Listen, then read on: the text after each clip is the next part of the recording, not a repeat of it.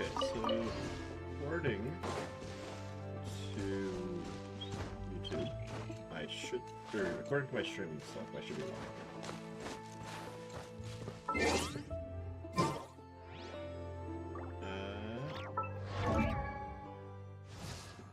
Let's see.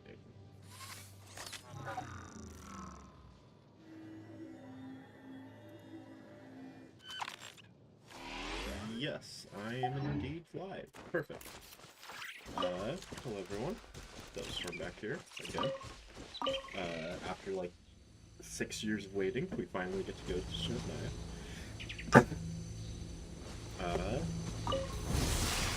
Yeah, so I have yet to step foot.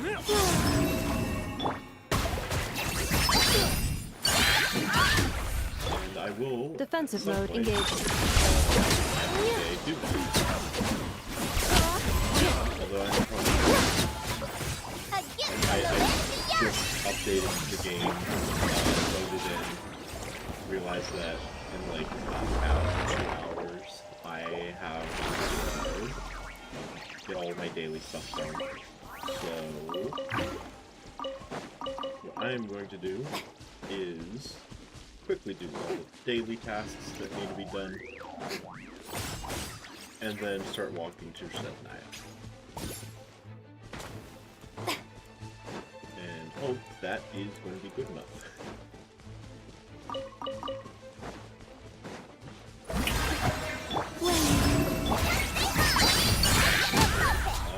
The stream will likely focus on just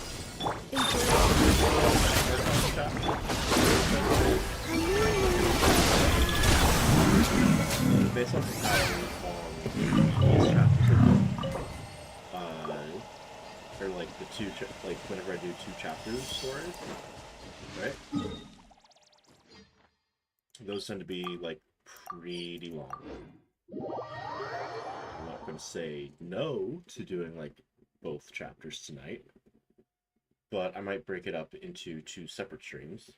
One focusing on the first Archon chapter, the second one focusing on the second Archon chapter, which will likely be streamed at some point during the day. Alright.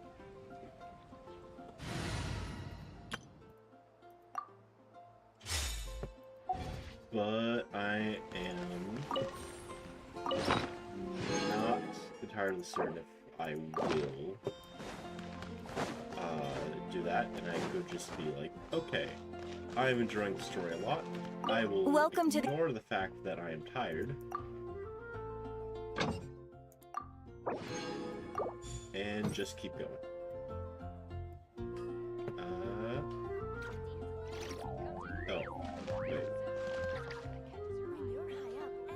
Guess we're walking to Shinznaya now. Let's see.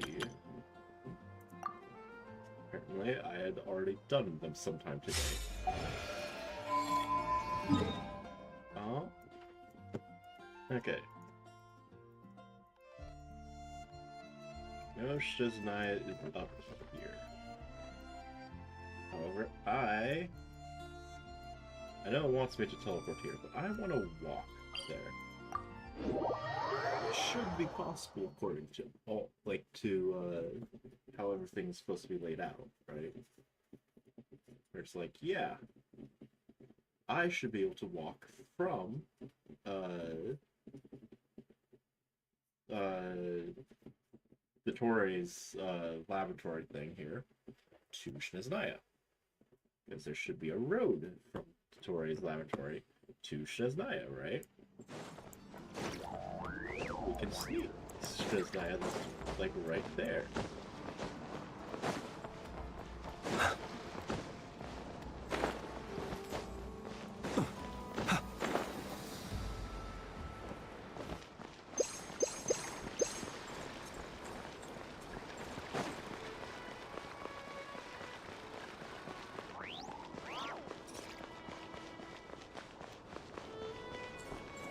Silences.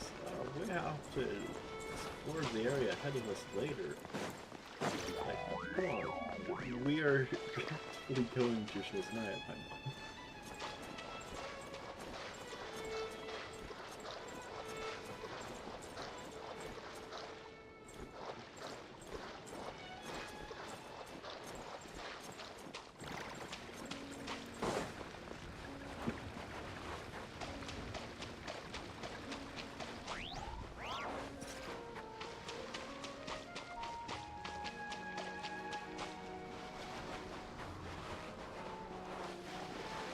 Yeah,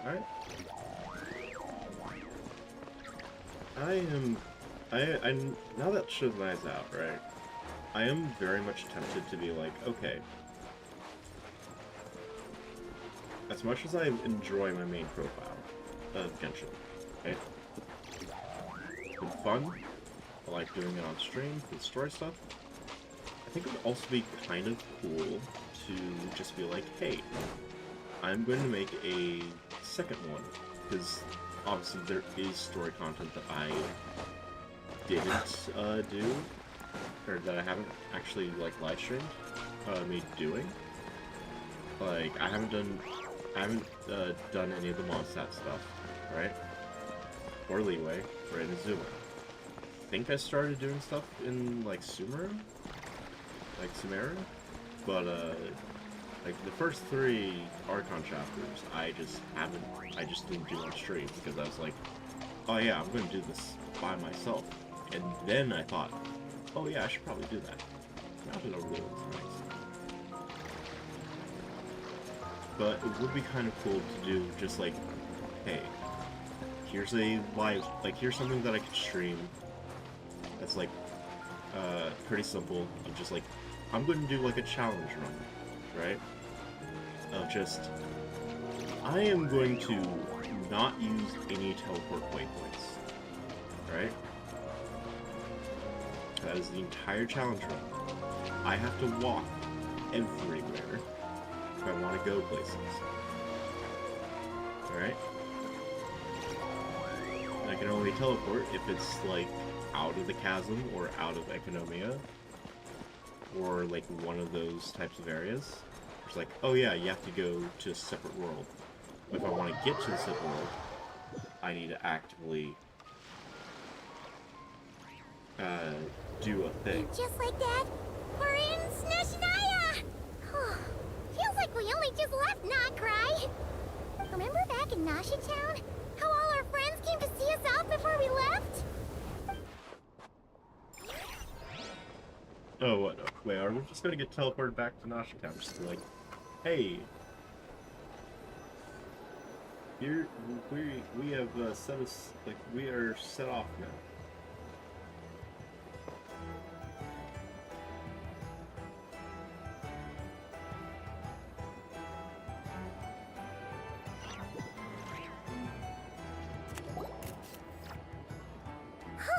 The day's finally come! We're off to meet the Tsaritsa of Snezhnaya! What is she planning? And why does she need the gnosies? Soon, we'll have our answers! Guess this'll be the end of your journey that your sister mentioned. What is she expecting you to find there? Before we continue, this is not the end of the journey, right? This is merely another step in the journey's road. Because, although yes, Shazai is like a destination that we've been trying to travel to, it's never been the final destination, right?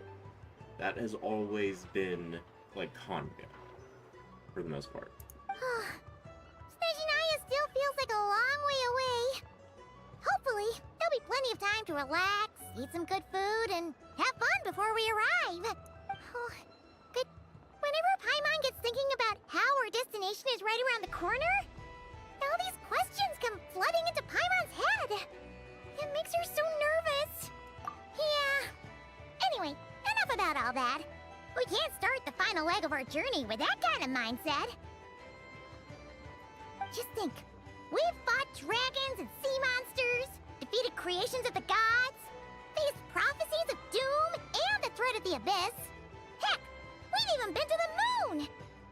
Well, let's see. So we fought a dragon. We fought a sea monster. We fought God. Fought creation, like a creation of a god.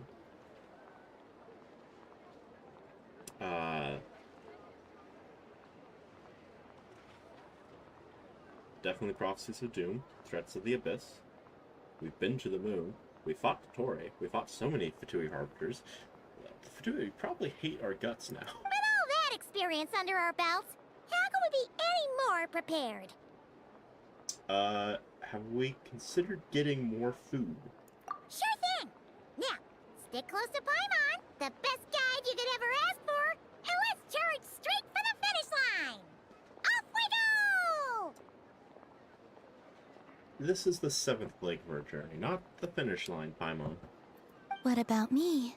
Do I get a call out? Yeah, Paimon. Whoa! Columbina? Whew, you kind of snuck up on us there.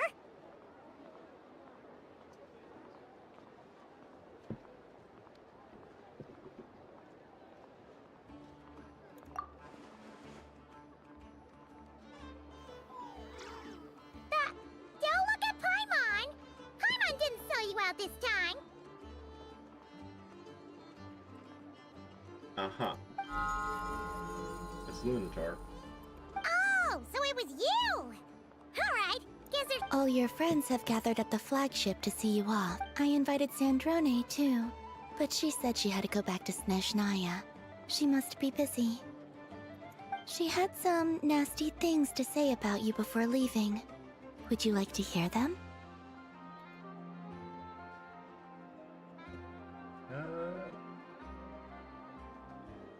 I'll hear them when I face her face.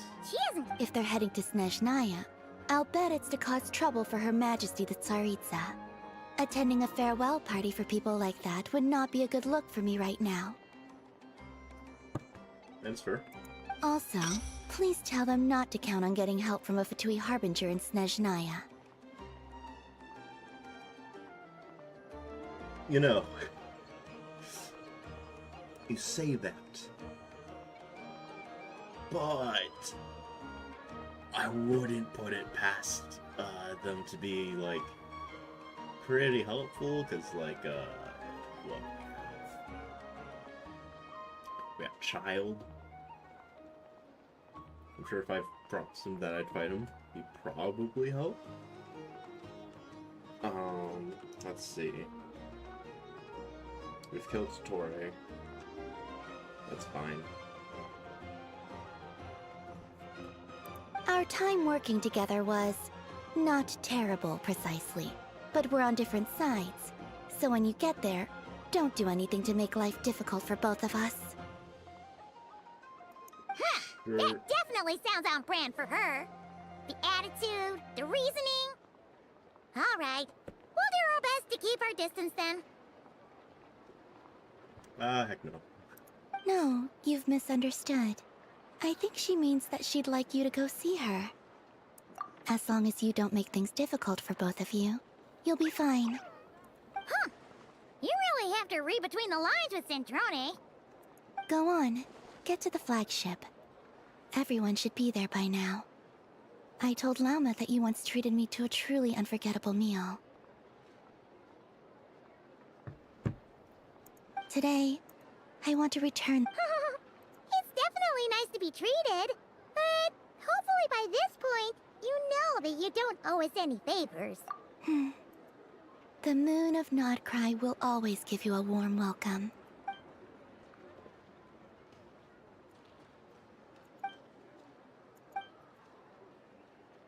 Neat.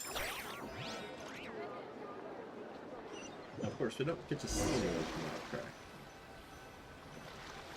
We just get to be like, yeah, we were there.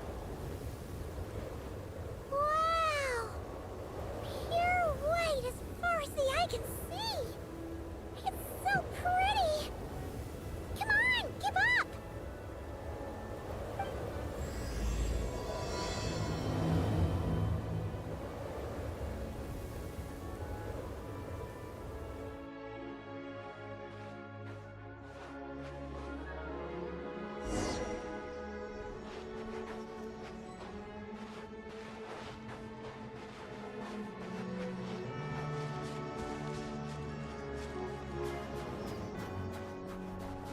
Look! They look similar to the ones in Nodcry! You know, just minus the effects of Kuvaki. That's a sure sign that we're officially in Snezhnaya now.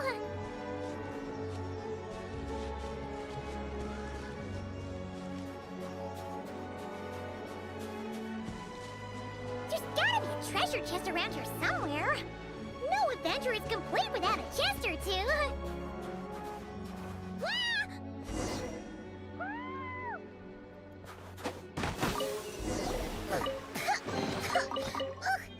Paimon got a mouthful of snow.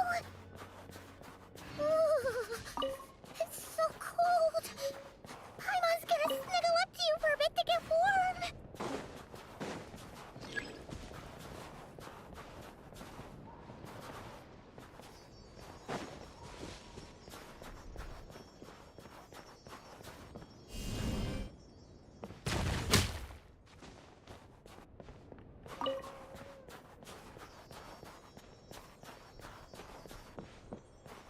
Hey, check it out! Those are bears, right? Oh, look how big and fluffy they are! So cute! Quick, take a picture before the moment passes. Right here. If we get any closer, we might scare them away.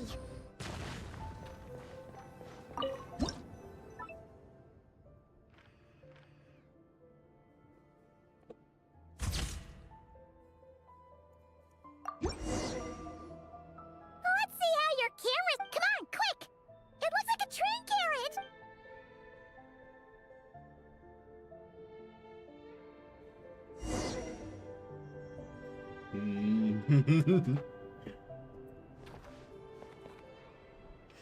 I know I only have the Traveler, right? We gotta fight a bear.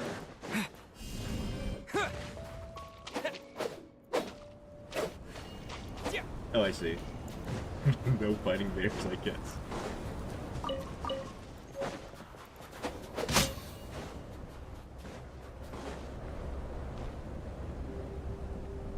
Paimon's heard that Snezhnaya has loads of railways and trains. This must be one. Ooh, it's still so cold. Ooh, I don't know.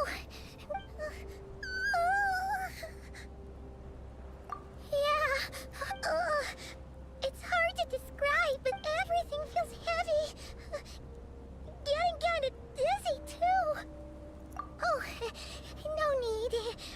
Paimon's just feeling a little low on energy. That's all.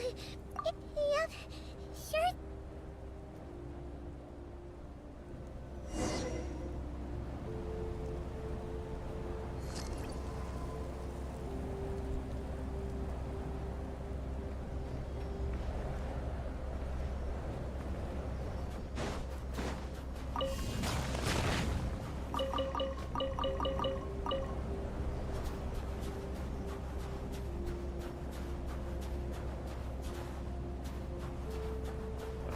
Get over here.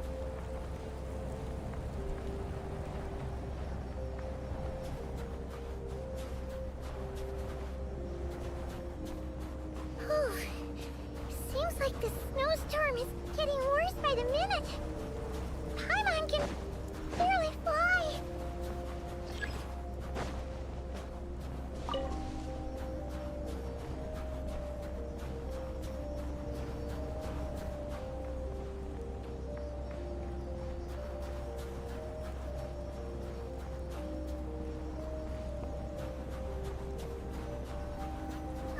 Oh, look! There's a cabin over there. Phew. Let's get out of this storm.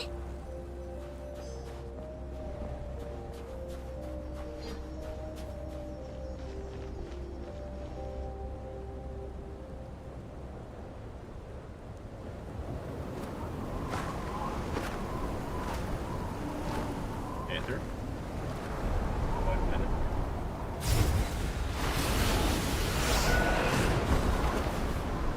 And we got new clothing, right?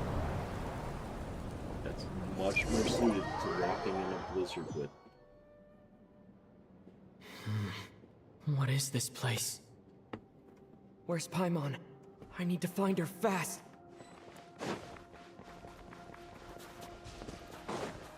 Paimon! Paimon!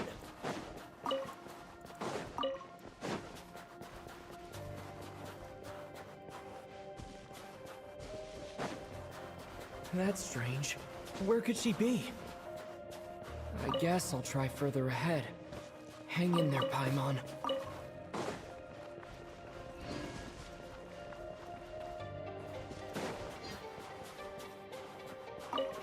Is that a train carriage? Maybe I can get up from the inside.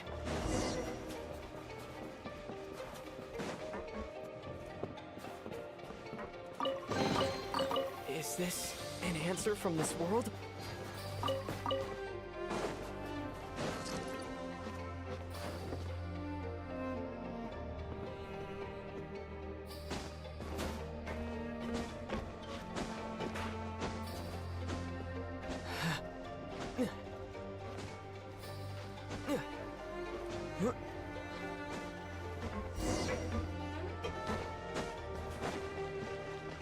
It says here, Kresnik's torch, civilian model. It's definitely getting a little warmer now it's turned on. I really hope Paimon's okay.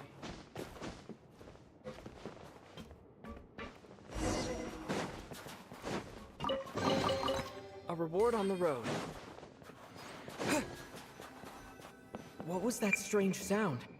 I can't tell if... Paimon? Paimon, is that you?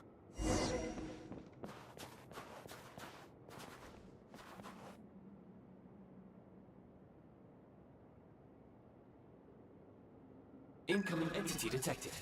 Authorization granted. Initiating original. Hello, Descender, who's reached the eve of tomorrow. Eye of Grey at your service. Time since last activation. Time measurement unavailable due to the influence of...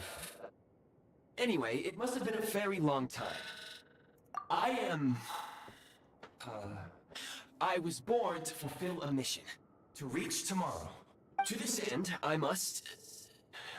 Huh? Why is my body like this? Apologies. After a long period of inactivity, it appears that a lot of data has been lost. Anyway, I was created so that humanity could reach tomorrow. But nevertheless, serving humanity remains my primary objective. I have detected a drop in your surface body temperature. In accordance with my preset programming, upon reactivation, I must ask, will you accept me, Transcender? I will assist you, protect you, and fulfill my mission until we reach tomorrow.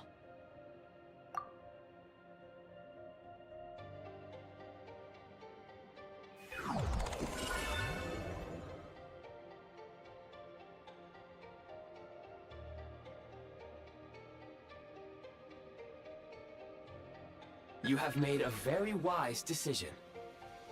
Neat. Now, I detected that you called out a name earlier. Presumably that of your missing companion? The name was Paimon. After helping you get out of here, I will search for a match in the nearby area, merely the tip of the iceberg.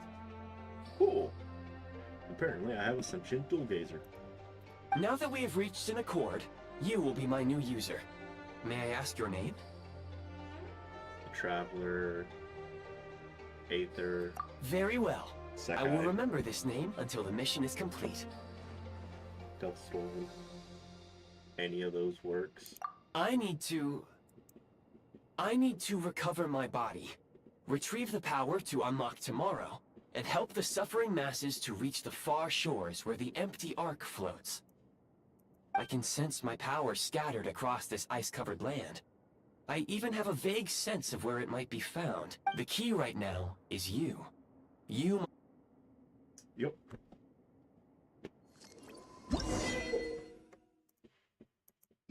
You may now execute the command, Demolish. Use it to remove the Prime Ice. Prime Ice unit count has been updated.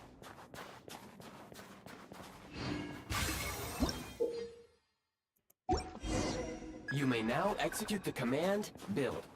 Use it to create a Prime Ice construct to prop up the door.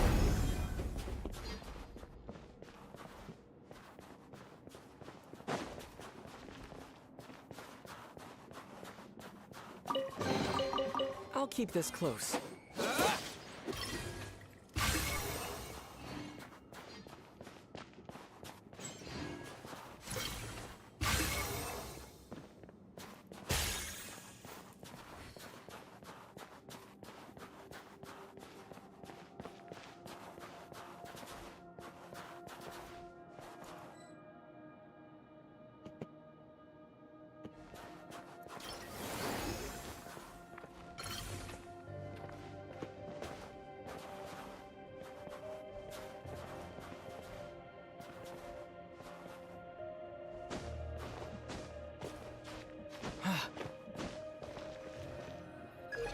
Scanning local environment. Exit has been... That would not be an efficient approach. One moment. You can use this to clear the solid ice ahead.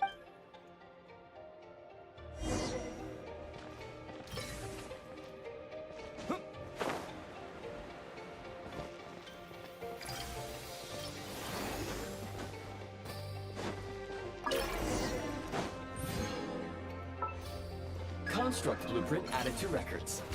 You may now execute the command, build heat source. Generate a temporary heat source to rapidly melt the solid ice. Keep this close.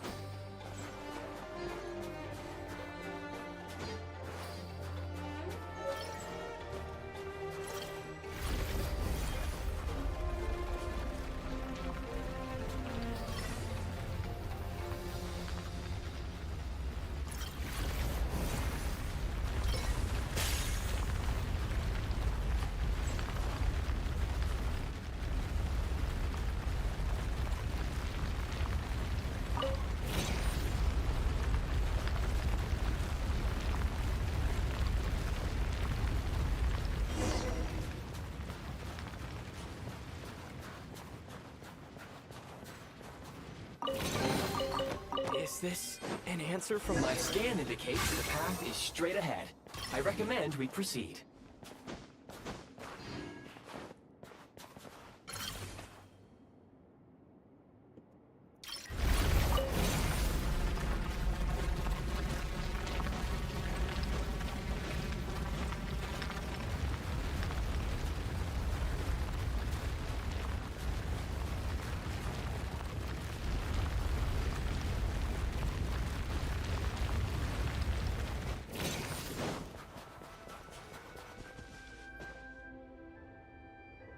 Kresnik Crystal located. Please. The recent construct you built provides highly efficient heating by utilizing the unique. Unfortunately, that said, I have already forgotten what warmth feels. Yes, perhaps then. But for now, all you need to remember is that.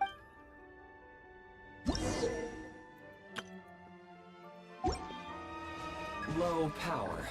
Please use Kresnik Crystal to replenish energy reserves. Signs of physiological activity detected in the distance. It is highly likely to be your travel companion, Paimon. Go. Go now. Be reunited and sing together. May all the people be united as one. May all of life rejoice in unison. Approaching the target location. Scanning for signs of life. Life forms detected. 2. Affirmative. However, that is not the reason for my confusion.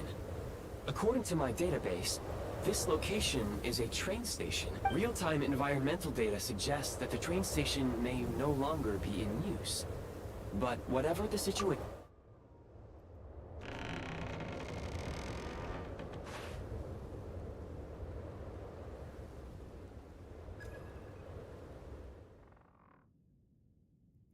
Paimon!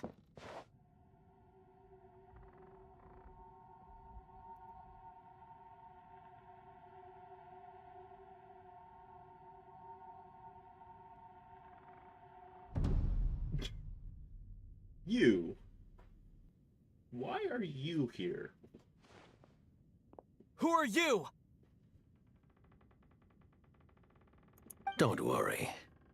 She's only sleeping. You must be the Traveler. She called your name repeatedly while attempting to battle her way through the blizzard. Newcomers to Snezhnaya struggle to adapt to the sheer cold at the best of times. Lately, even the locals are suffering, with a powerful monster having summoned a bitter snowstorm. You two must be very important to one another.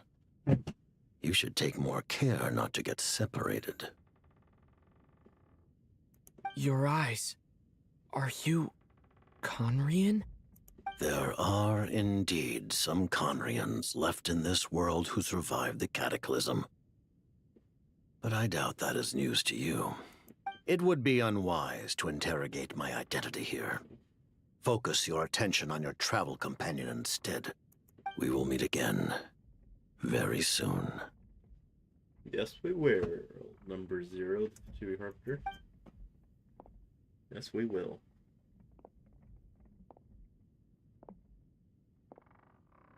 The unidentified subject has now left the area. He appears to be an individual of great significance, but my search has yielded no relevant data. Against the odds, your companion is safe and sound. The other person even left a blanket for her.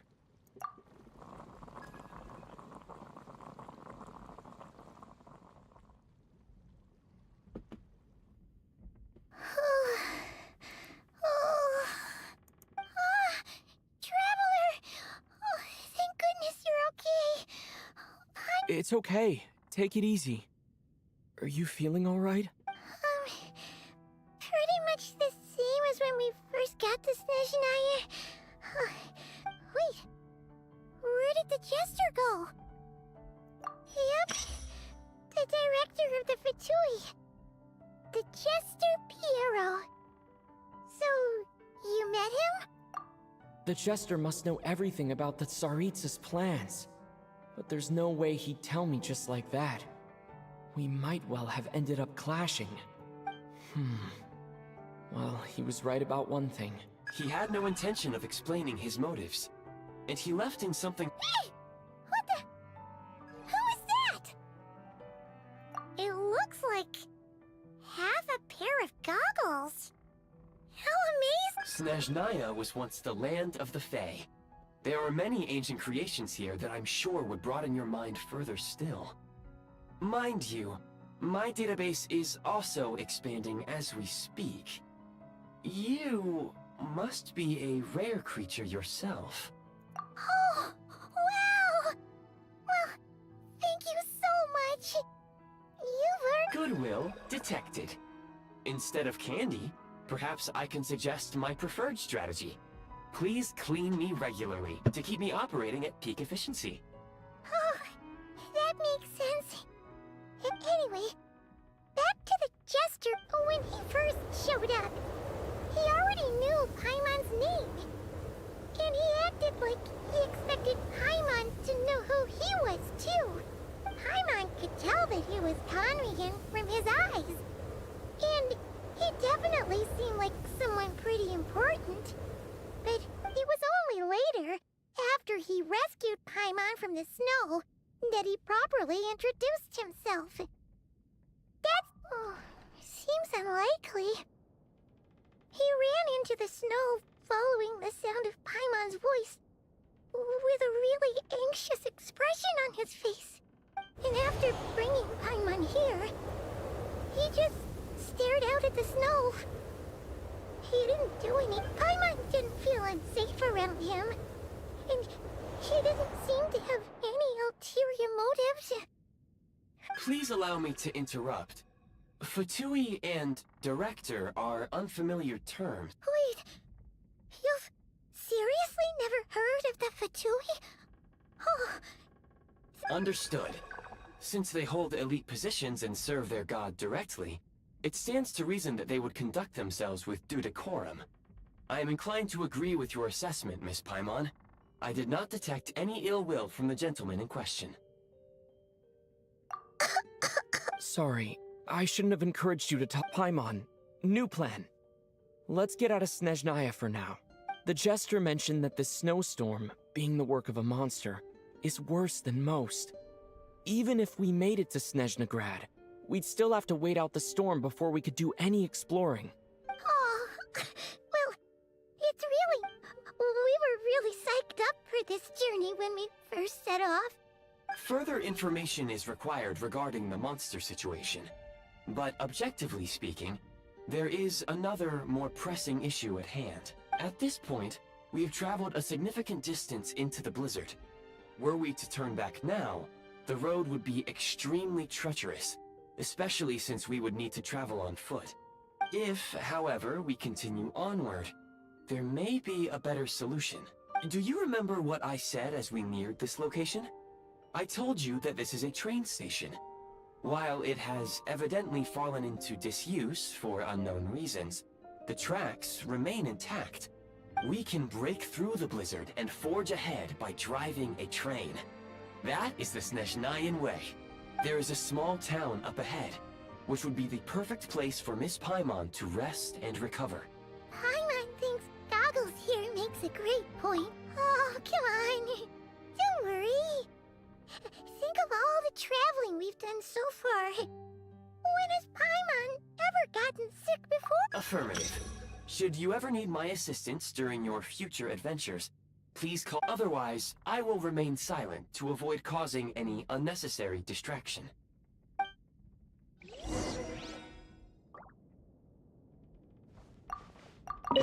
Is this an answer from this world?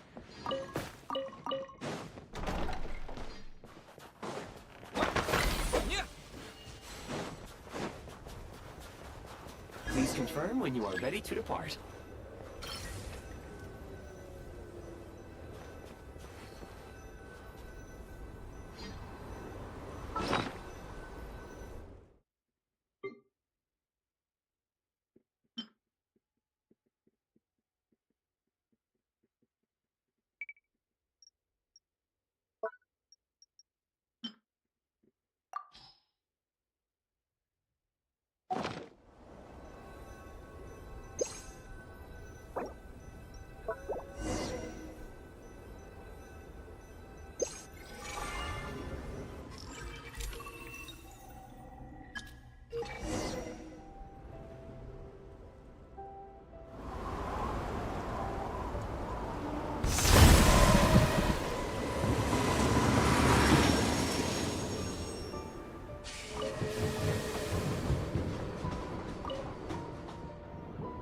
Heading north from here, we will soon arrive at...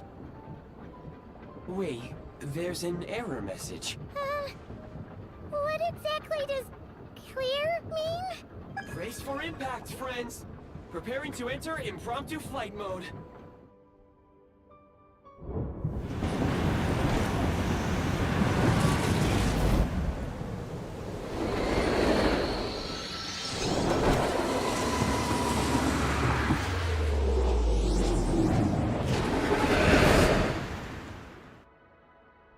And we have to fall off.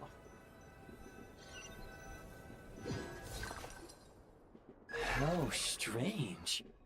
Not only was the station's status different from my records, but even the railroads and the terrain Yeah. My sincere apologies for putting you in danger.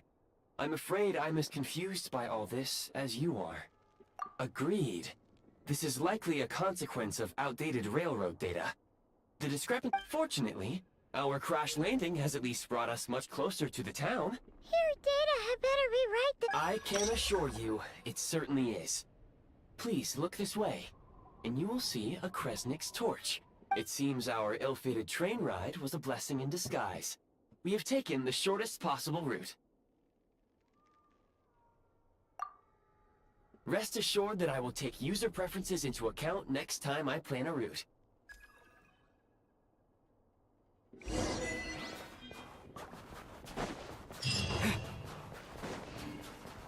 Alright.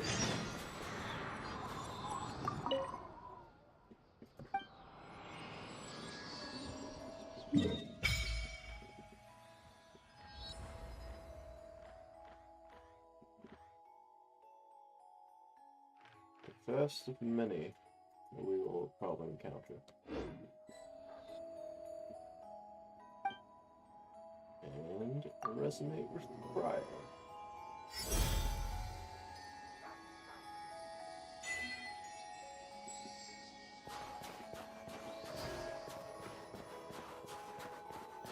Excuse me, is there an inn nearby? I'm sorry, but they've all closed.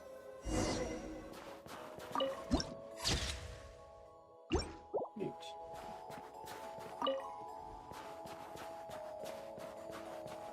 Sorry to interrupt. We're looking for a place to stay. I can't even afford to warm my own house, let alone run a business. Excuse us.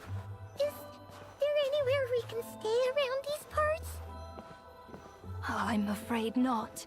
You'll have to try your luck somewhere else. All we can do is wait for the next shipment of Kresnik Crystal to get here.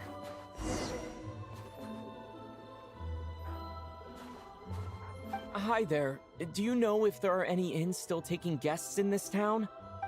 Doubt it. They're probably all closed. No one has enough Kresnik Crystal to heat their own homes, let alone a business.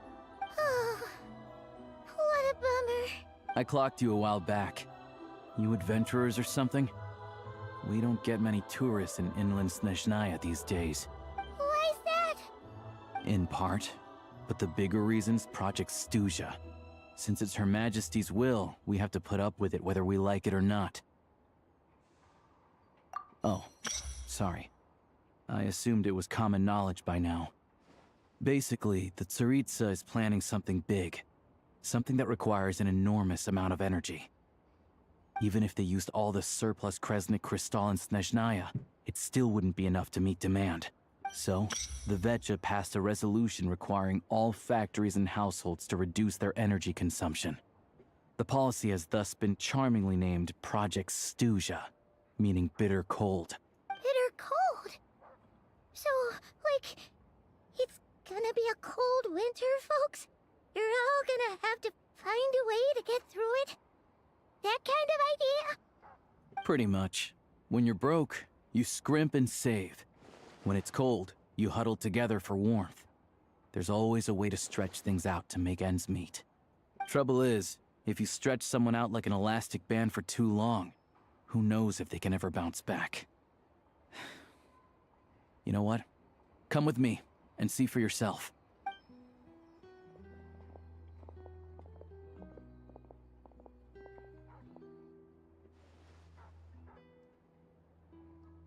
Can you please explain to me why the price of Kresnik Crystal has gone up by 1/3 again? Even as our purchase quota has gone down. You only come here twice a month. This won't even last us a week. The supply and pricing of Kresnik Crystal are based on current production volumes and price data. We Fatui are only responsible for delivery and security. I'm not in a position to explain to you how the figures are calculated, but I assure you, they are as fair and reasonable as possible. Oh, so our lives mean nothing to you? How can you expect anyone to survive a single night in this weather without heating? Since you insist on making me repeat myself every single visit, I will remind you again. There is no monopoly on the trade of Kresnik Crystal. You are free to purchase the shortfall from elsewhere on the market.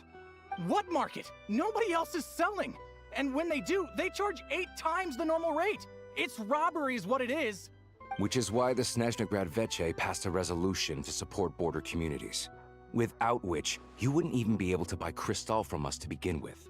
So if you're here just to argue, move aside and let the next person in line come forward. All right, everyone, let's calm down for a second. A few words, if I may. We're all subjects of Her Majesty the Tsaritsa, and I'm sure every one of us is dedicated to her great cause. We all know how cold it is. And the more it snows, the harder life gets. Everyone's struggling already. Let's not make things even more difficult for each other. But Liaison Shishkin, there's clearly something wrong with this quota. I have a family in Marepasak who tell me they can buy at least double our crystal allotment. Oh, believe you me, I had the same reaction when I first saw the numbers. Couldn't believe what I was reading. I even wrote a letter to confirm the true figures, but still, you must understand that calculating these energy quotas is a complicated balancing act. They have to factor in population, town size, industrial application. Our top priority must be to keep the largest Kresnik's torch burning continuously. Only then can we sell the remaining crystal for household use, and in doing so, we must make sure that everyone is treated fairly. As our Fatui comrades said, they are only responsible for delivering the goods. They need to keep accurate records, and they do not have any authority to modify the rates or quotas. That's right. Our duty is to do things by the book. Tell you what, listen. I know how anxious and upset everyone is. What we can do is open the lower combustion chamber of the Kresnik's torch to the public. You can come to me directly to register, and I will allocate time slots accordingly. I can't guarantee there'll be ample energy for household use. We can at least make sure you'll be able to boil water and cook food each day. Let's hang in there and make this work together, all right? Fine. I don't see any alternative. Have you considered fire? So, this is Project Stuja in action, huh? Oh, no wonder nothing's open for business. You were looking for an inn, right? For your, Oh, Paimon's not a fae.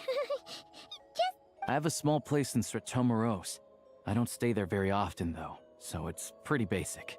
But if you're not picky, you're welcome to rest there for now. It's not much, but I've got blankets and a warm fire. Are you sure? Oh. All right, then. This way.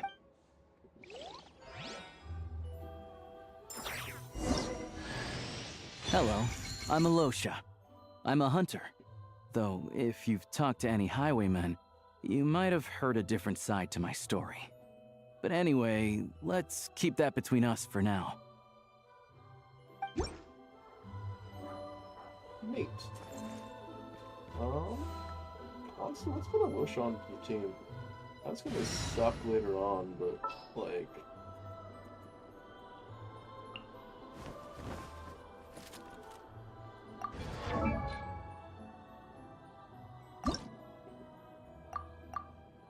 This is pretty funny.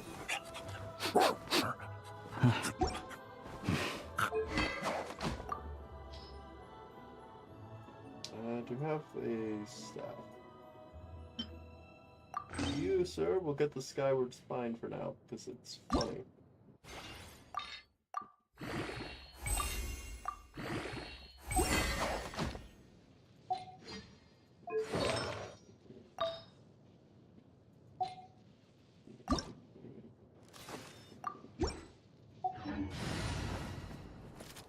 All geared up.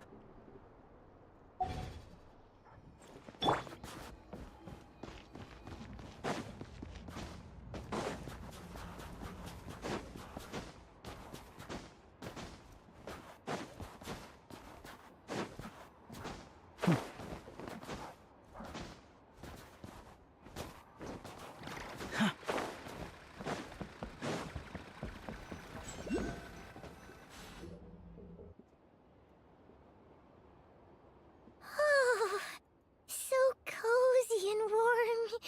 Oh, wait. Paimon only introduced... Good to meet you. I'm Alosha. Most travelers find the Snezhnayan climate to be a shock to the system at first. But as long as you keep yourself warm, you should be fine. Still, you should keep an eye on your condition. When people are too quick to dismiss a cold, it can easily end up turning into something more serious. Don't say that. Paimon's too young for chronic health issues. They aren't in town right now, and they won't be back anytime soon. The train station has been closed ever since these power shortages began. I do a lot of hunting, so I spend most of my time exposed to the elements. But even the animals wouldn't survive long in a storm like this, let alone a hunter. Nothing to do but sit tight in town until the weather improves. I get that you're in a hurry, but even if the station were open, that doesn't mean there'd be any trains. We could end up stuck here for a long time, I'm afraid. What? Your own train? Wait, hold on. That train? The one that suddenly fell out of the sky and crash-landed on the ice? Oh, we got lucky and found it in a cave. Oh, is it... Pretty crazy for a random find in the mountains. Well, as long as your train's good to roll, you might get to Snezhnagrad after all. I've been doing some digging recently. Turns out, the real reason for the current energy crisis in Stratomero, but to expose what's going on, I need to catch them in the act. So, I'm heading off to catch a rabbit. Huh? It's a figure of speech. Real rabbits couldn't pull this off. They'd prefer carrots to shishkin. Mr. Positive Attitude, let's all get along now, shall we? Him? Really? Huh? You're coming with? Huh. Oh, okay then. Just of Paimoness. Alright. Guess there's no point Oh yeah, there's one more introduction to do. Tagarin, get in here. Oh, a doggy. Oh, angry doggy. Oh, Tugarin doesn't like being petted then. He likes to think he's above that kind of thing. He's my hunting partner, so he'll be joining us when we head out. Carrots aside, we'll need to stay completely undetected. We can't risk spooking our rabbit, or there's no First, we need to find a way into the train station and see if we can find any real freight data. Shishkin's figures can't be trusted. Then, we get Tugarin to catch a scent and find out which way the crystal went. What are you eating? Oh, check it out. When you're all out of carrots, try turkey. Good doggy. Good doggy. A fellow dog lover, huh? Yep. And rabbit lover. Carrots are great too, you know. Good to know. Eat up, Tugarin. We got a lot of work to do.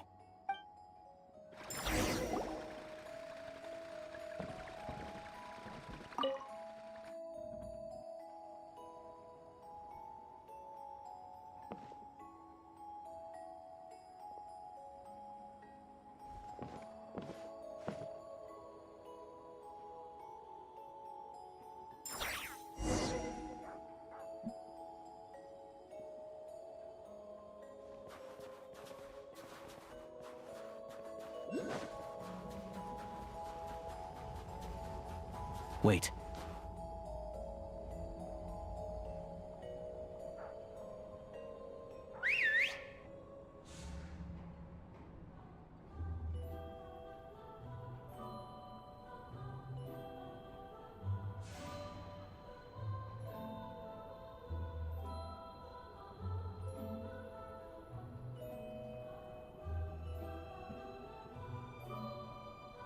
Nice work, Tugarin. Come on, we'll go around.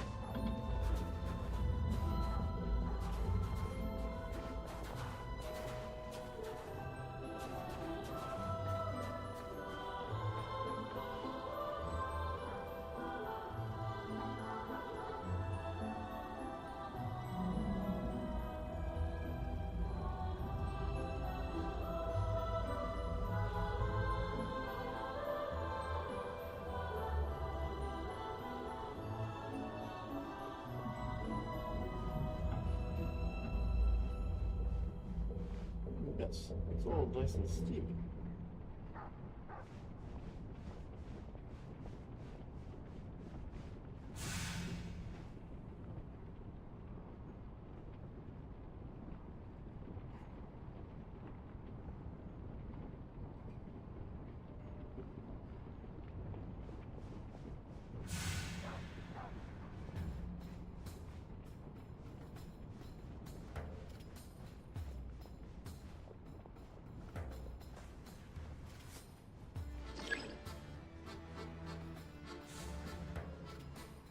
This way. We'll enter from the upper floor.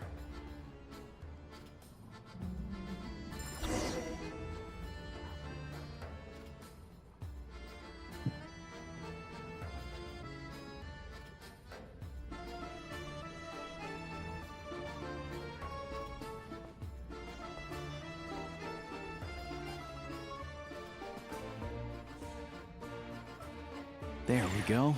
A freight list. Straight from the Fatui. So Shishkin won't have had the chance to doctor the figures. Looks as new as the day it was printed. I guess no one bothers reading these unless they have ulterior motives.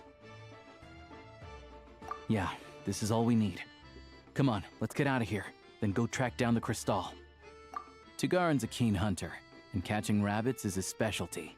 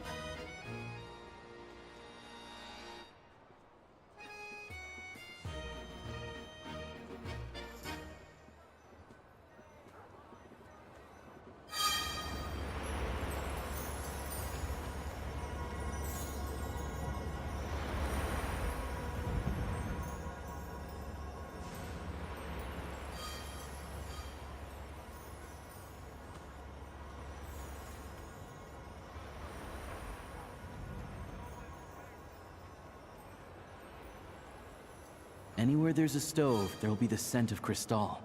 That's normal.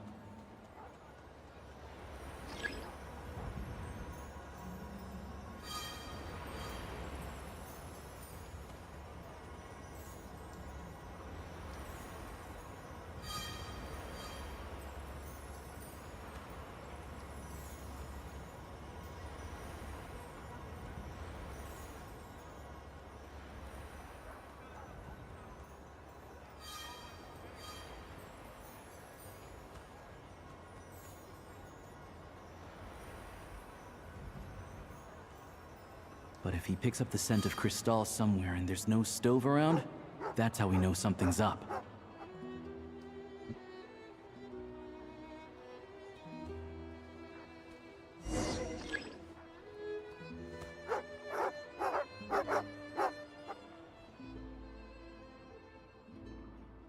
This must be the rabbit's warren.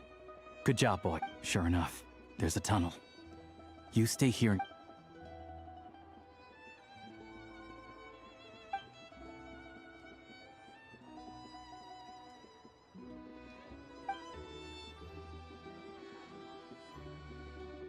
Thanks for looking out for us. No need to thank me. It's my pleasure. Let's grit our teeth until the blizzard passes. Maybe for everyone else, Liaison Shishkin. But for you, the hard times have only just begun.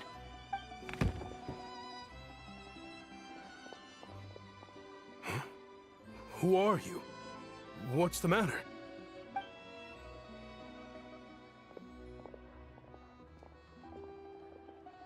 I just had a question for you. Why, when times are as tough as this, would someone hoard more Kresnik Crystal than they could ever use? All the crates here are from the most recent shipment, but they weren't brought here for sale. Instead, they were secretly stashed away. Would you be able to shed any light on the situation, Mr. Shishkin? Me? Why, I have no idea. But this godsend was found in a cellar adjacent to your residence following a tip from Mr. Alosha. And this is only a fraction of what we found down there. We're still taking a full inventory. The official figures will be finalized shortly. I've always been grateful for your efforts to mediate between us and the townspeople of Sretomaros. But now, Mr. Shishkin, it appears you were the source of the conflict all along. How could you do this to us? We trusted you to have our backs. You've been lying to us this whole time? Hey,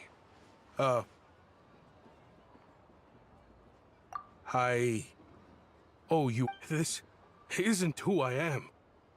We all know how difficult life is. I grew up in Alatir, a small village with no train station. Deliveries of Kresnik Crystal have ceased there entirely. You know as well as I do how downright impossible it is to buy crystal. I watched as energy grew scarcer by the week, all the while knowing that their lives were at risk. Then one day, I looked. Looks like I'm just not cut out to be.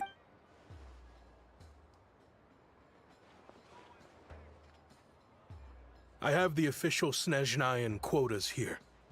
Anyone who has already purchased energy, please make your way. I'll make a batch purchase of Crystal worth 3 months' salary for you all to use free of charge. As for You don't have to go that far. Yeah, owning up to your mistake is enough for me. You've done plenty of— Drop the act. You claim this was a one-time mistake, but the real reason there's only one ship— Reporting in, sir. We've conducted a full search of the mayor's house. As expected, we found many crates full of Crystal, half of which were still in their original shipping containers. This wasn't your first time at all. You've been colluding with the mayor of Sretomaros for— The train station's currently out of service, but it does open for a short window every time there's an energy delivery. And every time a train pulls in, you're there on site to take inventory and oversee the workers unloading the cargo. The mayor handpicks said workers. Per his instructions, they transport the Crystal by tunnel at night to the mayor's house, and he sells it out of town. But since he can't get the goods out of town by train, he had to arrange an alternative method of transportation. This meant slower sale. Wait, the mayor's involved in this too? Preposterous. What proof do you have of any? Basic math. I've spent a lot of time lately counting carriages as the snowstorm rages. Counting carriages? The energy consumed by a train depends on its total weight. And since energy is a limited resource right now, it's fair to assume that every carriage is packed full. So, if we take the energy required for the Kresnik's torch, add the sales figures you provided, then compare that figure to the train's theoretical cargo capacity, guess what? The numbers never match. It's always off by 1 or 2 carriages worth. This time, you set a new record. 3 carriages missing. You mean to tell me that you... I'm a hunter. I have 2 options. Hunt or starve. Well, I've heard enough. The evidence speaks for itself. Take Shishkin...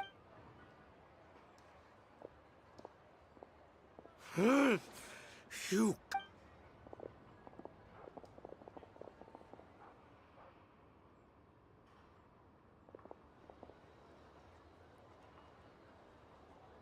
Yeah, something felt off. So I just followed my gut. Math isn't my strong suit, though.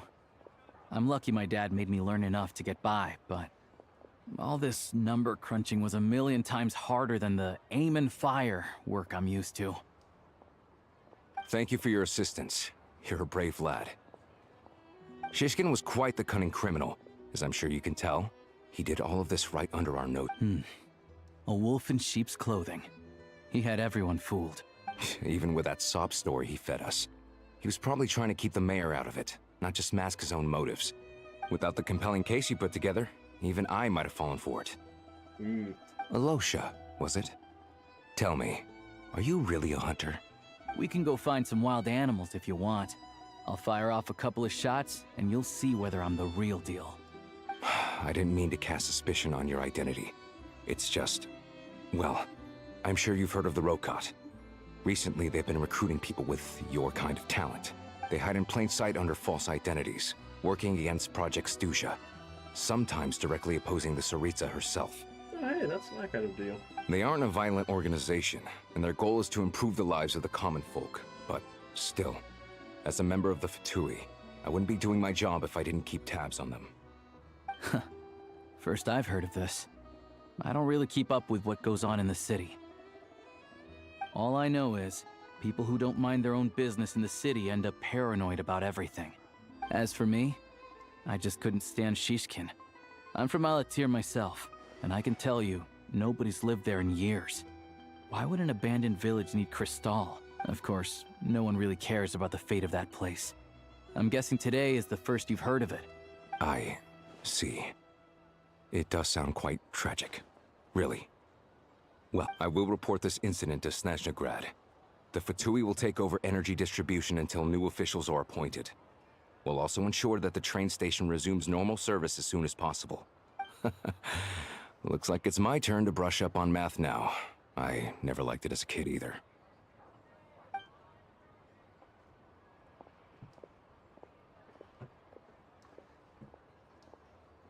Don't mention it. Isn't the soldier overseeing the delivery supposed to verify the quantity of the goods? Excuse me. I'll take a share of Kresnik Crystal, too. Thanks. I need to take a detour before we head back. There's someone I have to deliver this crystal to.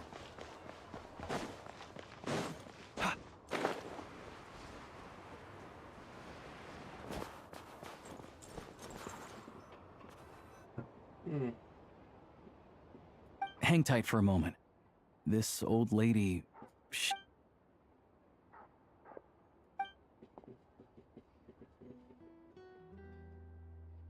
Oh, grandson. Ma'am, it's me, Alosha. Alosha? You know me. I came by earlier today. Cleaned the ashes out of your stove. Gave you some warmer... I'm sorry. Now, how often do I get to see my grandson? It's okay. You just rest. I'm fine. Oh, you. It's nice to come and visit your old granny once in a while, isn't it?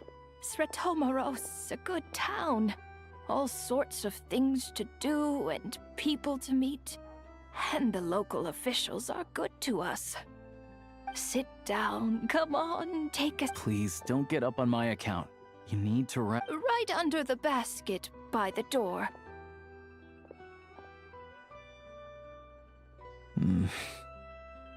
Well, grandson dear.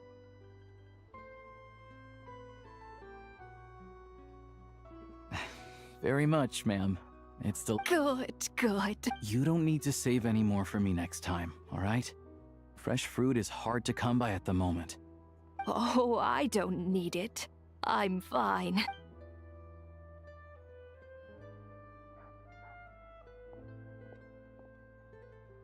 Some kind soul must have given these to her. But she always saves the nicer things for special occasions. I met her at the market back before her health began declining. She was a lovely old lady. We're from the same hometown. Not many people have heard of Alatir. And if they have, it's usually for all the wrong reasons. There's a gang of highwaymen that came from there. Now that it's an abandoned village, it's rare to find anyone who shares fond memories of our hometown. So after we got talking and realized, I first learned of Stratomoros's energy supply problems from a passing comment in one of her letters. Then, after her health went, the town's been in decline for a while now. But because of her memory problems, she thinks of it. That said, I kinda appreciate her optimism. There's not much of it going around in this world. It's fine. Everyone grows old. In Snezhnaya, some people believe that in your final moments, you'll sense a familiar presence by your side. You turn to look at them, but their face is blurry. So you focus hard, trying to make out who it is. And when you finally see their face, the Grim Reaper reaches out and takes your life. She still calls me grandson, though. So at least I'm not a blurry face in her world just yet. Come on, let's get back and see how Paimon's doing.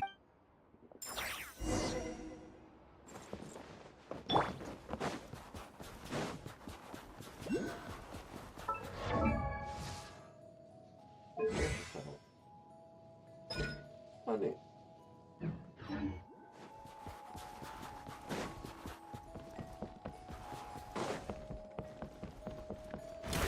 Gotcha.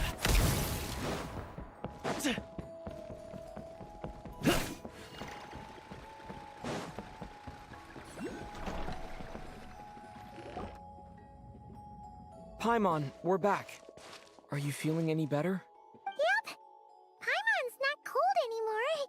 But she's still a little dizzy. Flying probably isn't a good idea right now.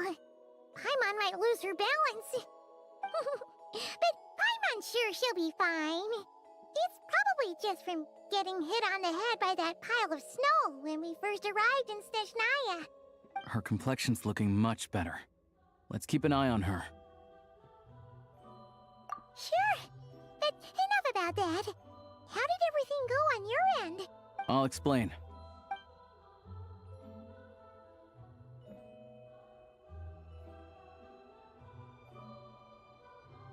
Jeez. You guys got pretty busy. Sounds like the liaison officer and the mayor were running quite an operation. So, you said the train station will open again soon? Yeah. Well, enough to survive at least. Project Stuja isn't going away anytime soon. People don't know.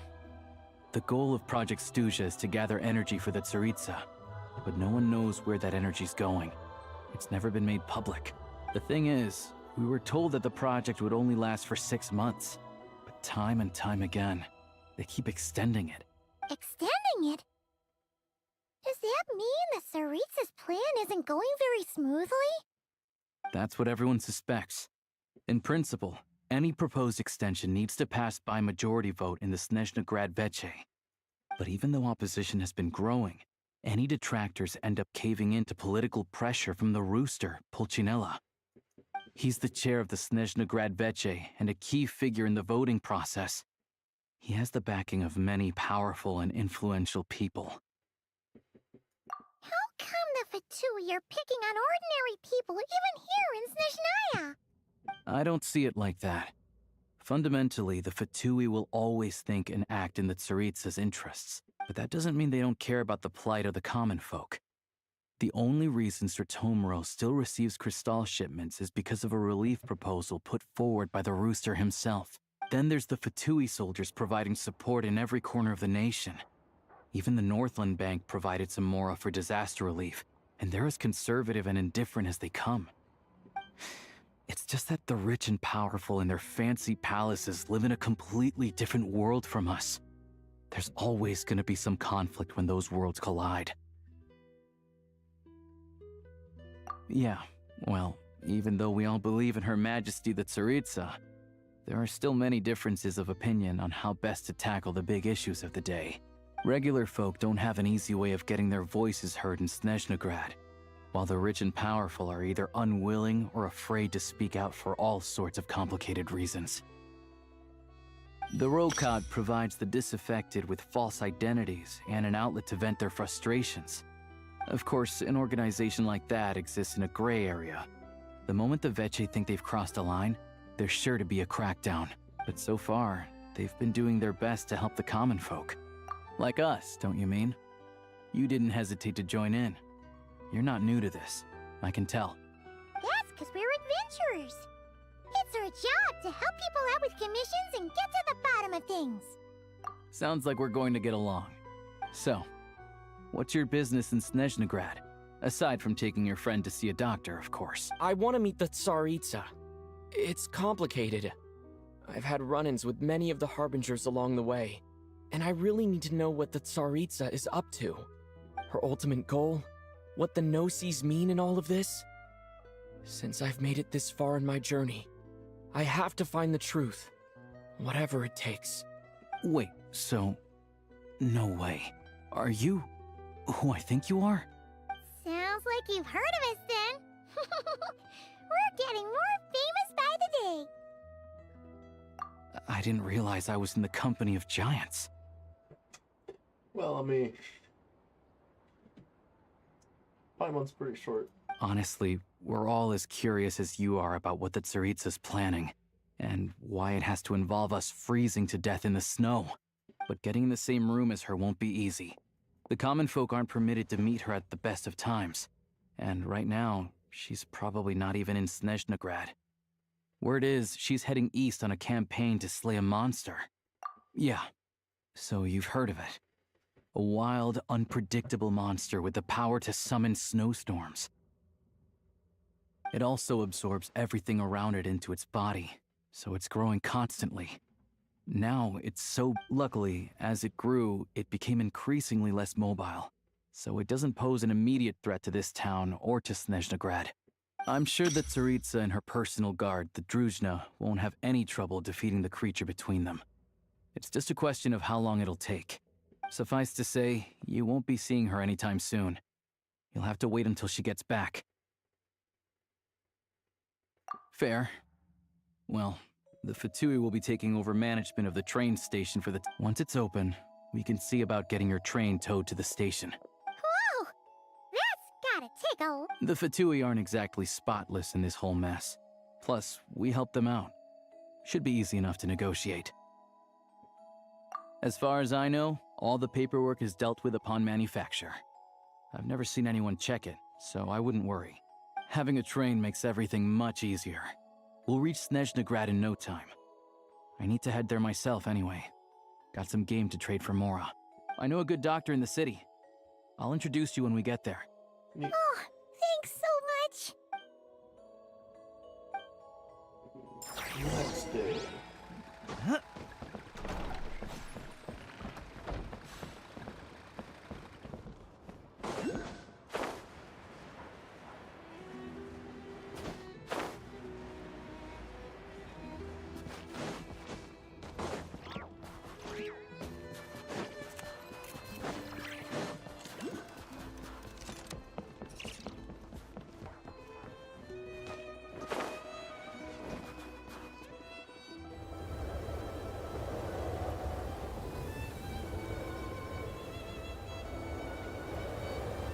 Drive carefully, all right? It also... I don't think I've seen a train like this before. Is it a new model or something? Not a fan of small talk, are you? Anyway, take this. It's an up-to-date map of the Snezhnayan rail network. All the track switching is automated. So, as long as the train's moving, you don't need to worry about collisions or anything. We'll leave you to examine the train's conditions yourselves. Fingers crossed nothing's broken. I doubt Sratomaros has any engine. Shouldn't be a problem. All right then. Have a safe journey. And make sure...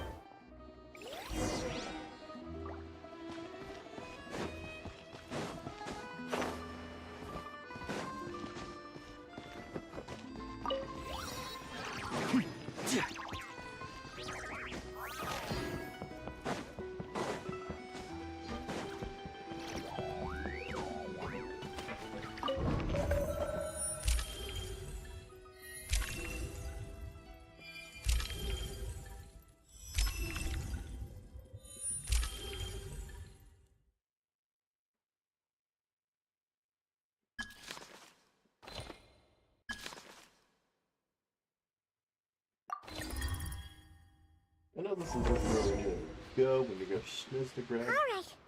Looks like our destination settings have been applied. Let's give this thing a final once-over and then... Affirmative. Running vehicle diagnostics. What's this? Engine, green. Wheels, green. Frame, minor damage, but no impact on function. Diagnostics complete. Neat! Huh. Paimon still can't get over the fact that... I've lived in Snezhnaya my whole life, and I've never heard of an interactive, talking train autopilot. Hey. Seems to get Strictly weird. speaking, I wasn't designed purely to drive trains, though I doubt you have any interest in navigating the practically unreadable operator's manual yourself. All configurations are complete. Should you require... Away we go! Oh, nope. Paimon's gonna find a warmer seat.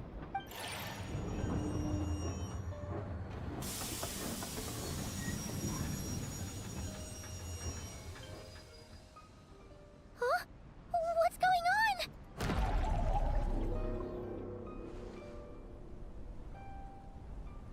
Oh no.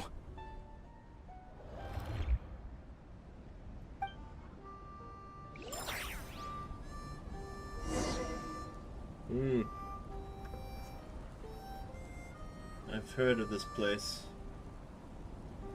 Long ago.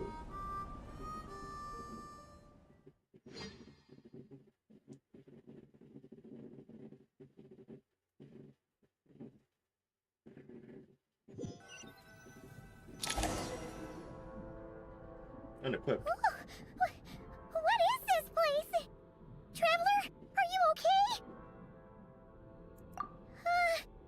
Paimon's still airborne. But it... Just our luck. Of all the things that could have gone wrong.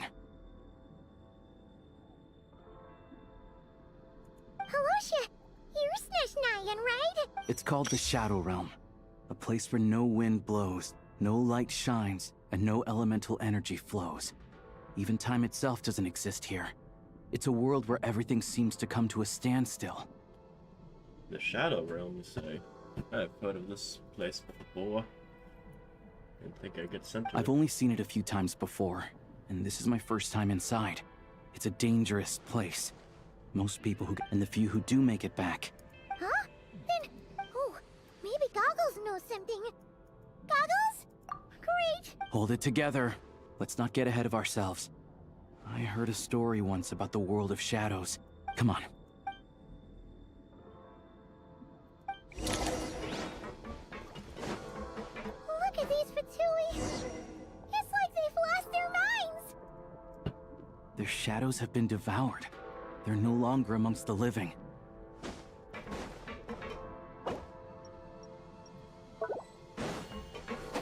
I can't channel elemental energy here, but I have a few gadgets that still work. Wait,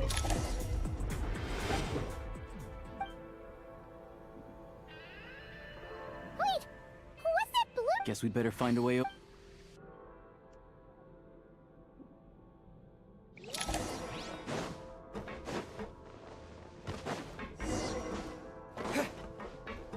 Let's hammer this out.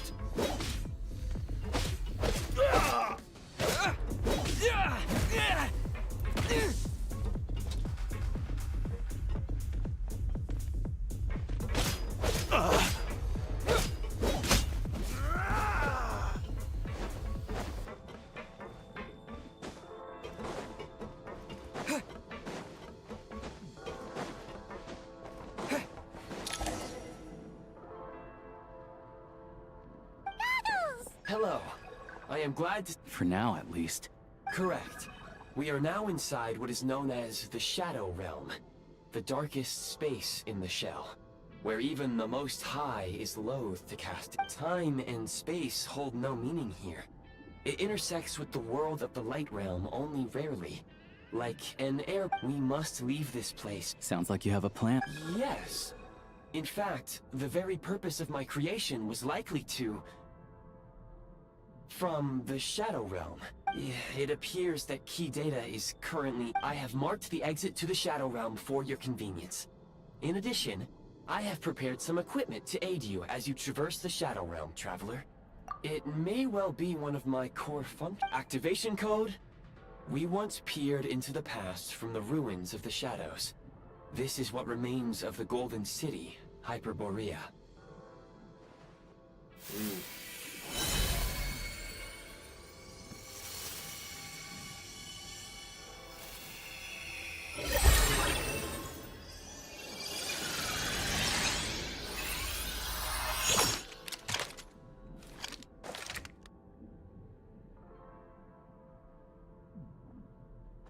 Neat. Traveler now. How's it going?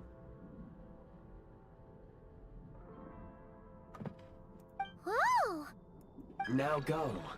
Arm yourselves with... Is this a gun? In the Shadow Realm, where humans cannot channel the elements, there once was one who, after much research and many attempts... Let's go.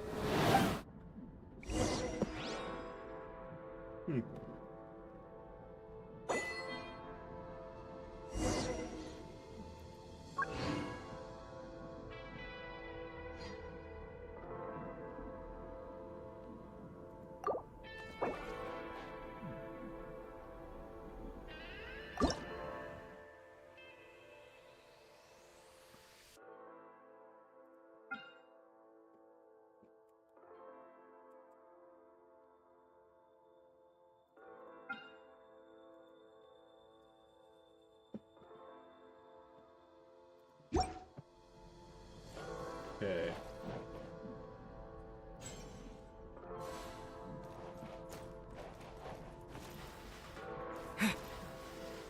When you encounter small obstacles, you can simply clamber over them. You can slide to navigate through low, narrow tunnels. Obstruction ahead. You may be able to use... Since elemental energy...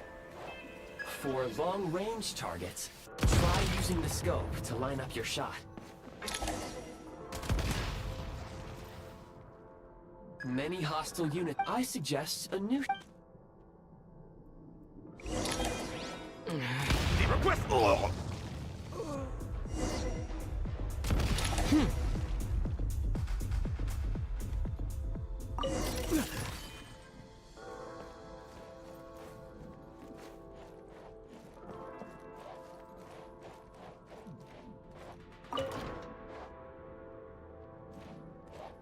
More enemies detected. Try attacking with the newly unlocked Assault function. Switch mode! Mind the rhythm! This has been breached! Where's the...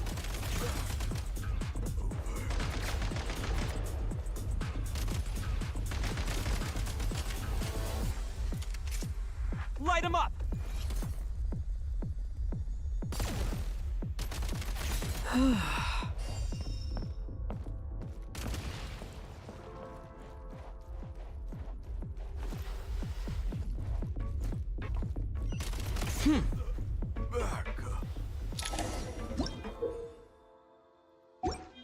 Aim at the freeze mark and pull the trigger to move using the rope.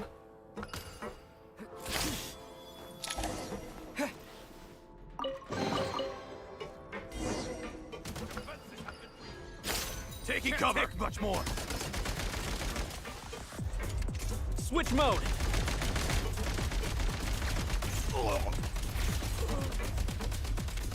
Need a refill! Fall back. Over.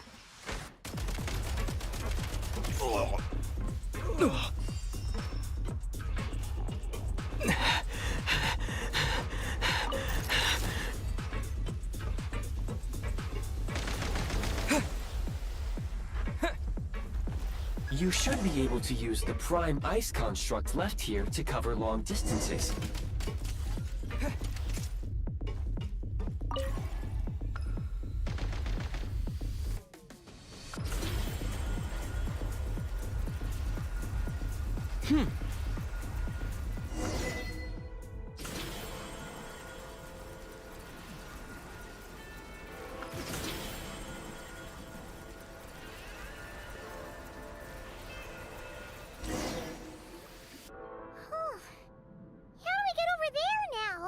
I recommend using this grappling gun.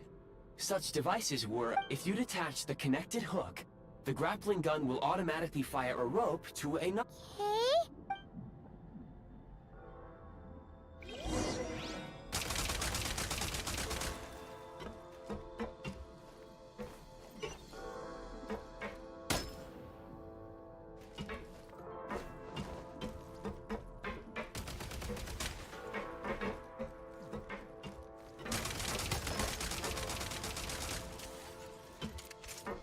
Mind the rhythm.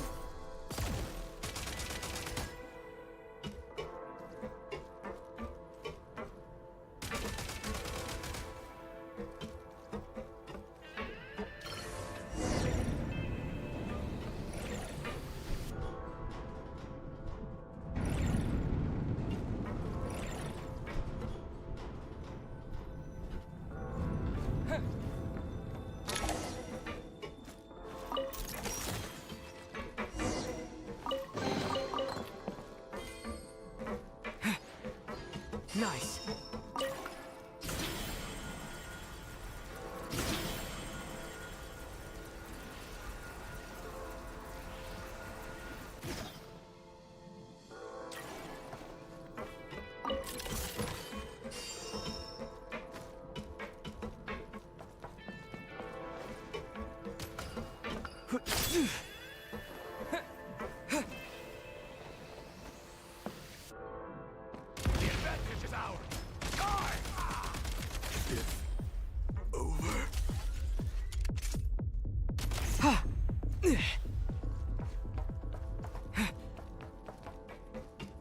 Sprint at the prime ice launcher to reach high places with ease.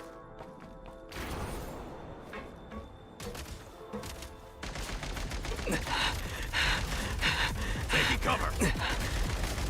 Where's the... Gotta recharge!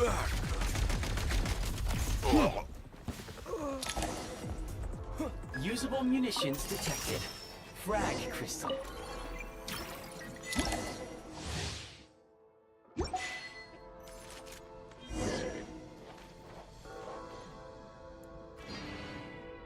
Defenses have been breached. Can't take much more. Fall back. Light him up!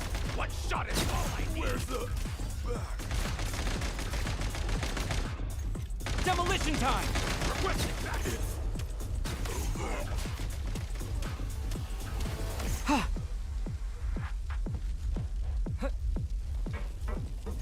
Fall back. Demolition time! Around. Over.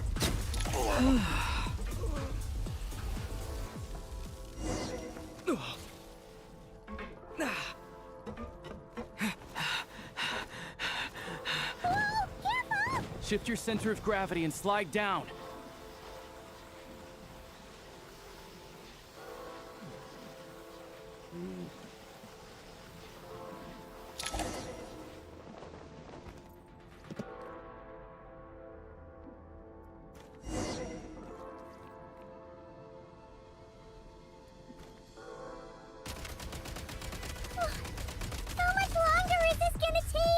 The exit is right ahead. We are very close now. However... It's like they're trying to keep us trapped here. That platform and the carriages are swarming with undead Fatui. Guess we gotta storm through.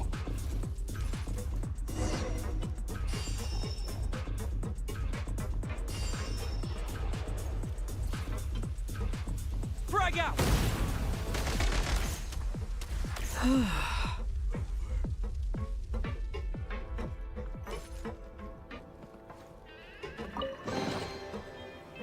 Nice.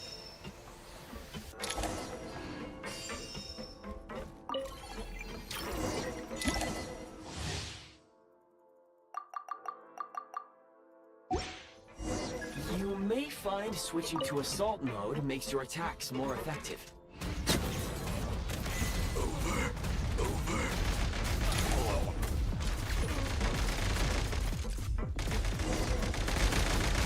Where's the...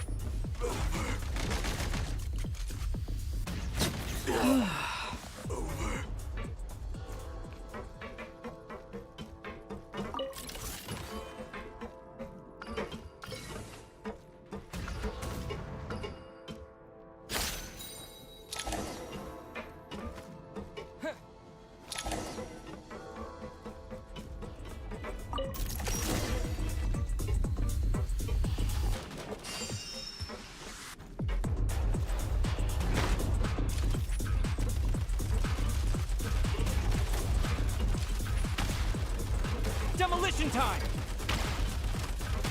Frag out! Come on! We're almost there!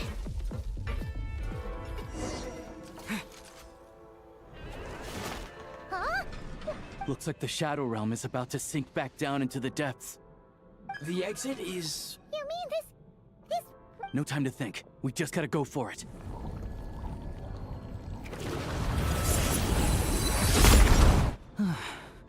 Look.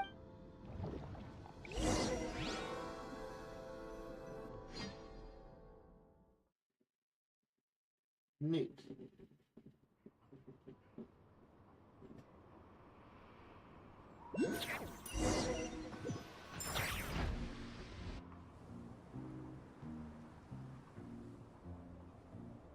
I can't believe the Shadow Realm manifested right on the railroad tracks. It's lucky we made it out. All thanks to you and that awesome gun. Ah, so you have heard of... Yeah, it came up a whole bunch in Nakarai. You're a pretty neat surprise in that sense, aren't you, Goggles? We had no idea they left cool gadgets like... Make no mistake, it was a team effort. For a first-time fight, as Alosha said, it is highly unusual for the Shadow Realm to manifest in a... The Shadow Realm can appear anywhere, not just on the... Now, if you wish to further calibrate and upgrade, please take a moment to catch your breath while I repair the body of the train. Oh, thanks, Goggles. You're a trusty Trink. Yes, of course. And just like the Eye of Grey, I am sure it will be a great asset to you in your future adventures. If not the trustiest, then it will... Let's get some fresh air while the Eye of Grey fixes the train. Yeah, sure.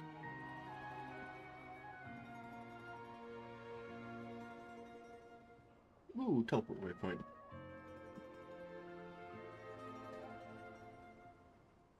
It's so quiet here for a train station.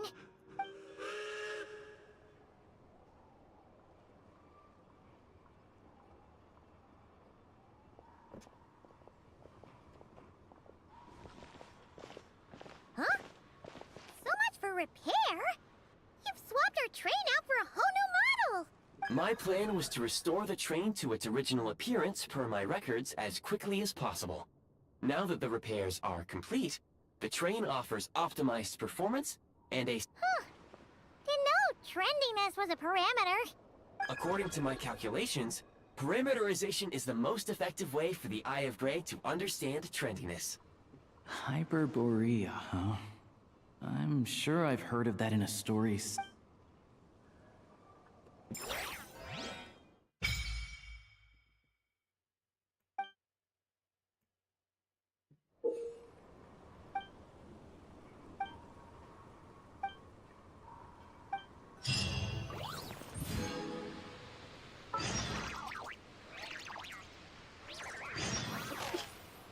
Ah, thanks, Aether.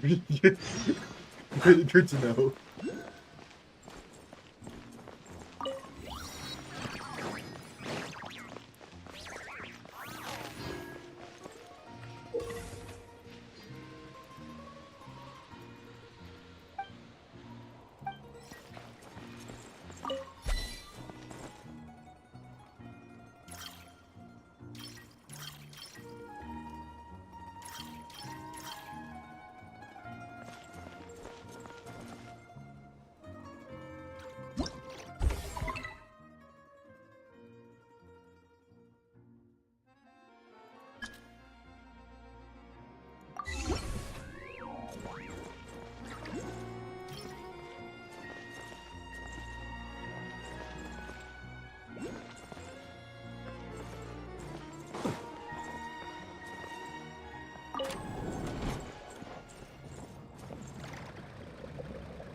That's a shooting range. Around. Neat. All the stuff we can craft. Now on the train.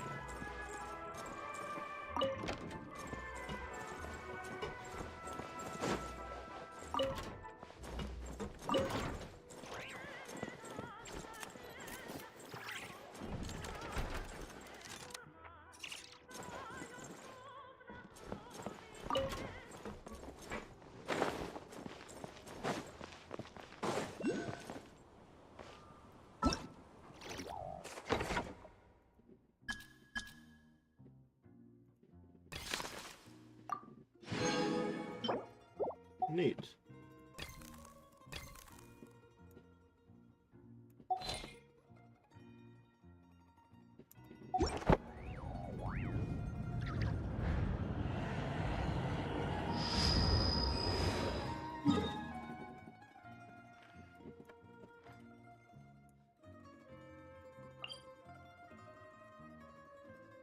That's probably one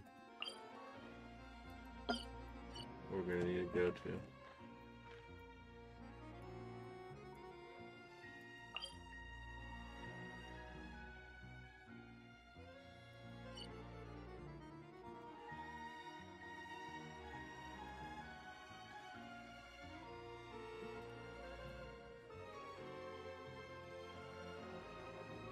I wonder what the gesture though is doing, like right here.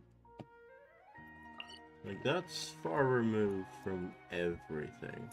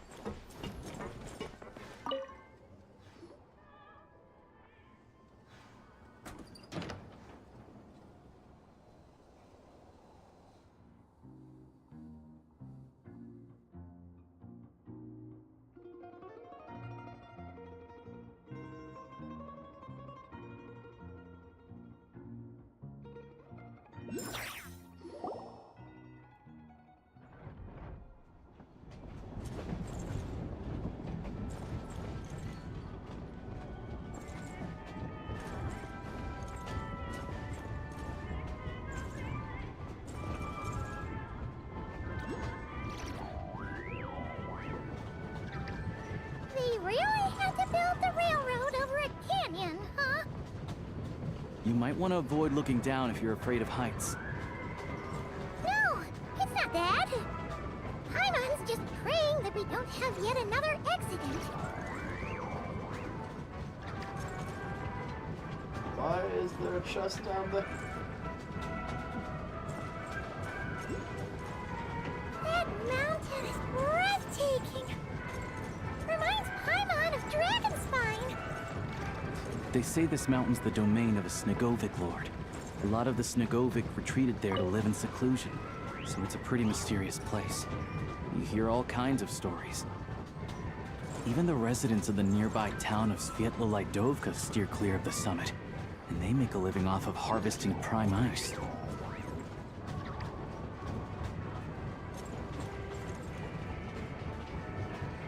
Look, Snezhnograd's just up ahead.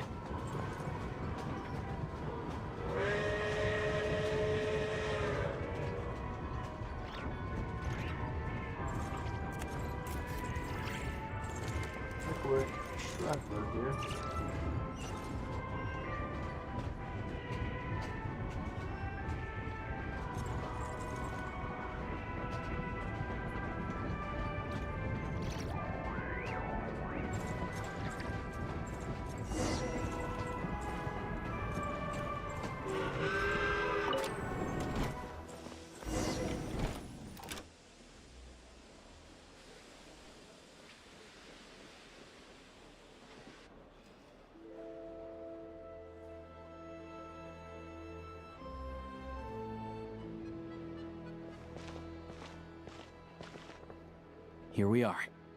Welcome to Snezhnograd train station, the biggest transport hub in the nation. Wow! It's so majestic! Just flying from one side to the other would probably leave Paimon out of breath! It's built for maximum efficiency. But yes, transferring trains here can be a little tiring. In the future, you can use this train station to travel anywhere you want in Snezhnaya. For now, though, come with me. This way. There's a lift.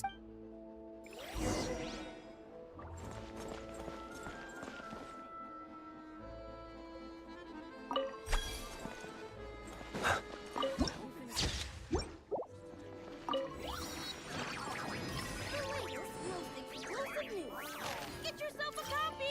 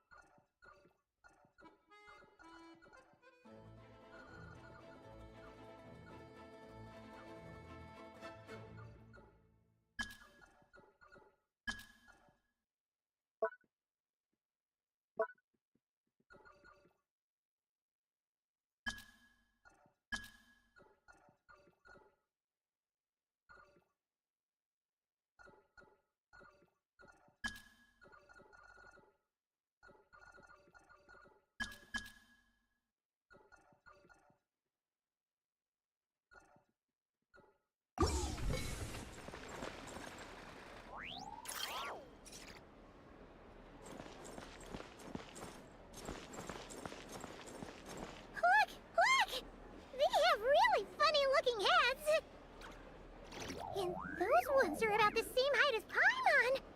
But it looks like they can't fly. Those would be Volkudlak and Domovoy. You'll also see the winged Vila and the snowborn Snegovic amongst others. No wonder. We'd heard that Snezhnaya used to be the realm of the Fae. Paimon can really see it now.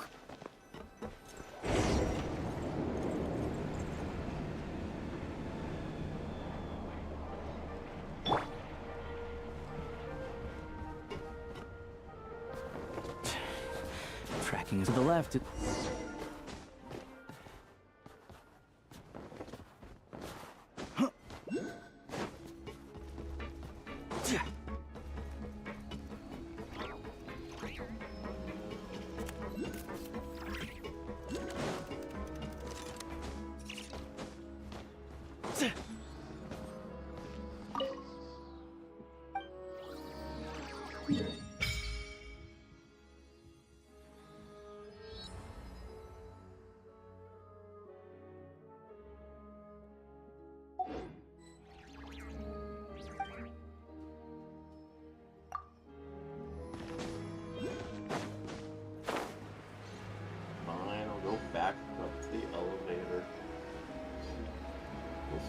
say the Oculus for Shazmas is pretty interesting.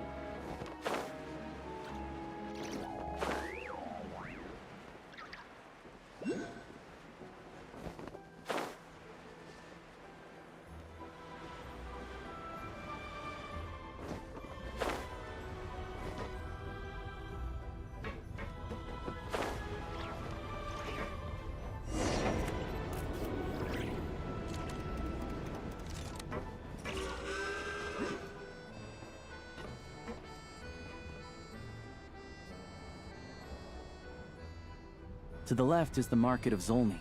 They sell everything there. You can often find some nifty little trinkets. To the right, you'll see the Korolyevsky Theater in the distance. Look at that! Incredible!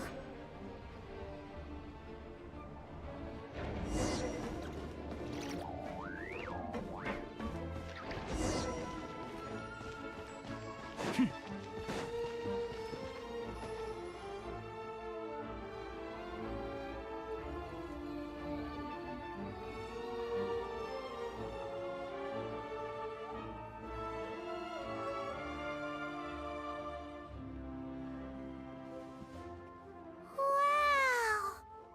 Snezhnegrad is stunning! Seeing it with our own eyes makes all the trouble we went through to get here worth it! I found it pretty stunning when I first came here too. But I soon found out that stunningly beautiful means stunningly expensive. The prices here are crazy. I'm just a small-time hunter, so Zolny is where I spend most of my time. This way will take us to Podvorier Restaurant. They offer food and lodging there, so you can get settled in while I fetch the doctor. Is that gonna be stunningly expensive too? Yeah, I mean, there are places to stay in Zolny, but I highly doubt they'd meet your standards. Trust me, we'll sleep anywhere.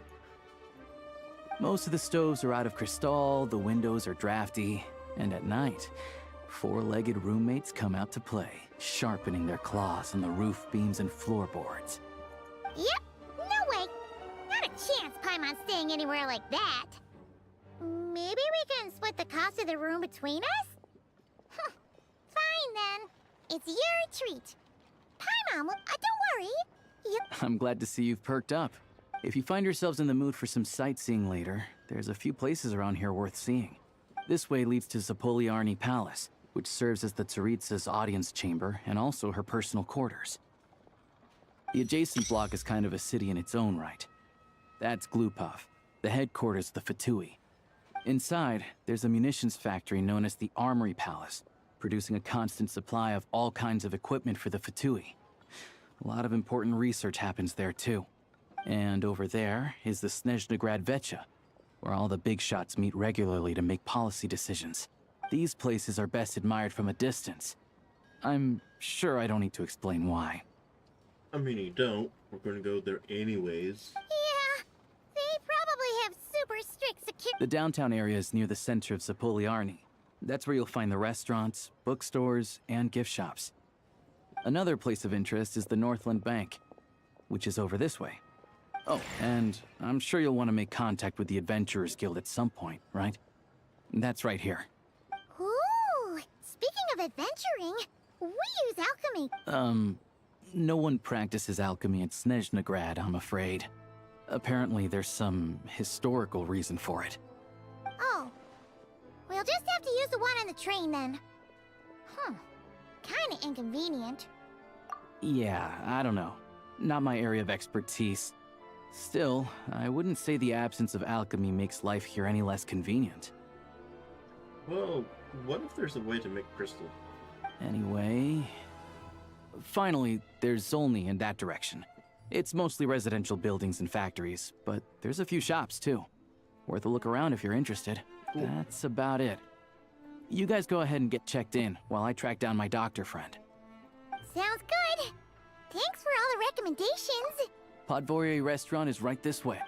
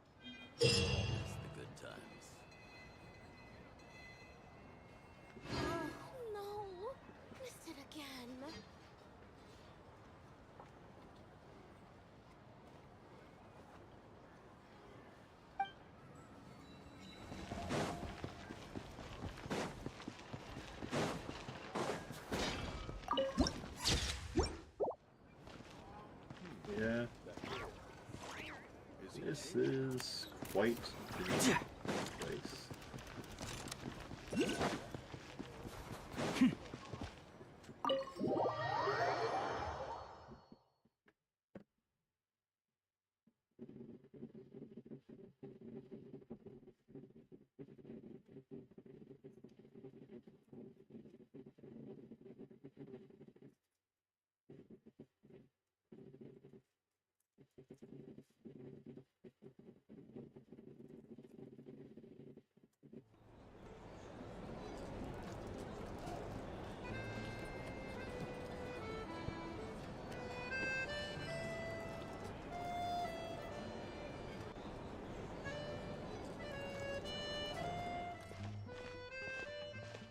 Looks like you get what you pay for, huh?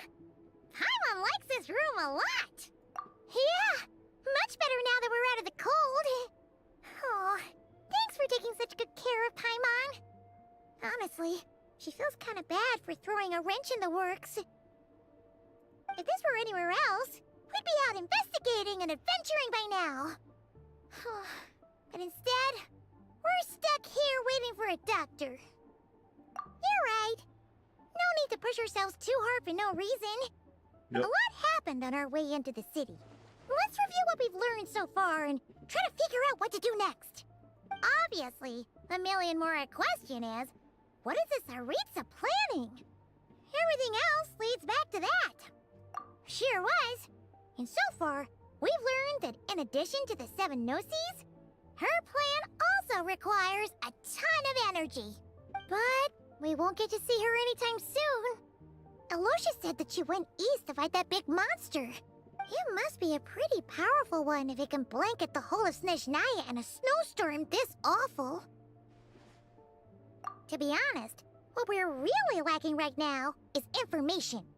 The kind of information that only the higher-ups in the government would know. Not word-on-the-street type of info. Paimon can think of a few people who might be able to help us. But... right! And when we left Nogcry, Sandrone specifically left a message reminding us which side we're on.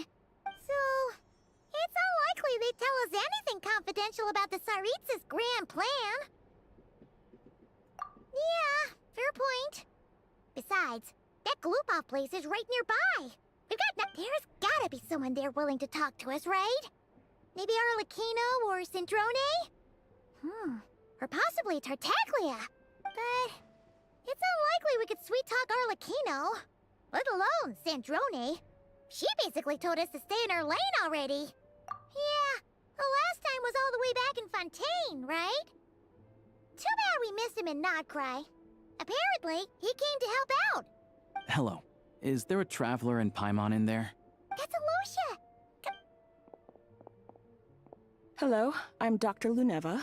Aloysia mentioned that one of you is feeling a little under the weather. I see. So you're my patient today, yes? And you're, Faye, I presume? Close enough. Good question. Paimon's not too sure either, but she's definitely... Not exactly. It's just, I'm used to treating human patients. Fae tend to be far more resilient than even the healthiest and most long-lived of humans. But don't worry, I do have some experience treating Fae. I've even diagnosed plenty of cats and dogs in my... It'll be fine. Paimon's basically the same as a human. Right? We're no different when it comes down to it, are we? More like you don't eat enough. The more talking you do, the more you need to eat. Now, please take a seat.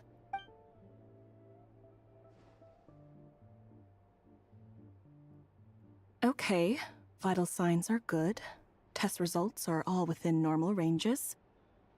I can give you some medicine to tide you over. But as long as you rest properly for the next couple of days, you should feel better. Make sure to keep an eye on your temperature, though. If you find yourself with a persistent low-grade fever, or if your symptoms don't improve, just contact me again. Sounds like there's no cause for alarm. Thank you, Doctor. You're very welcome. Just doing my job. I'll leave you in peace now. Take care. You heard the doctor. Best you rest up here for a couple days. No sightseeing for the time being. All right, then. Guess we've got no choice. Let's just treat it as a short vacation. I have to get back to it. Hey, no big deal. You saved my life in the Shadow Realm. This is the least I could do. See you around.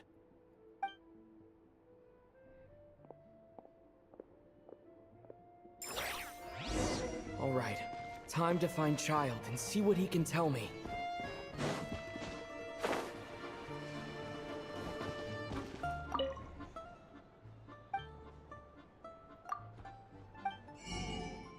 Ooh.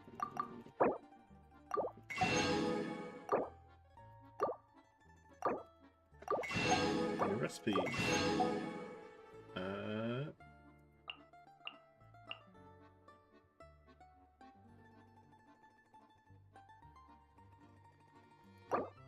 It's actually probably good to keep some of this on here. I know I think I have some from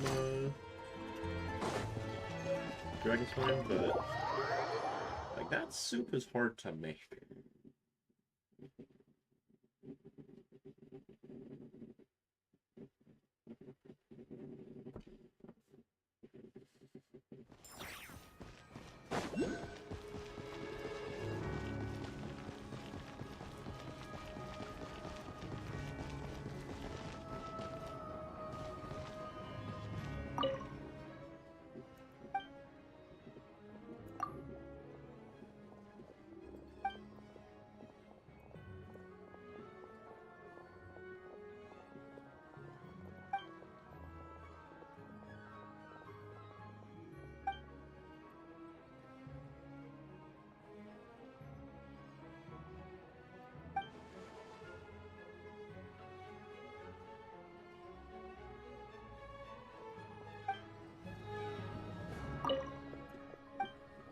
What'd you say?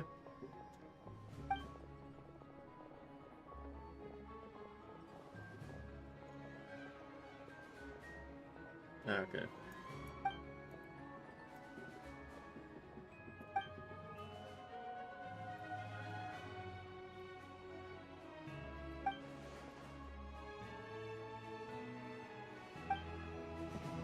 Hey, good to see you around. I hope we don't stay there for all of eternity. That would kind of suck.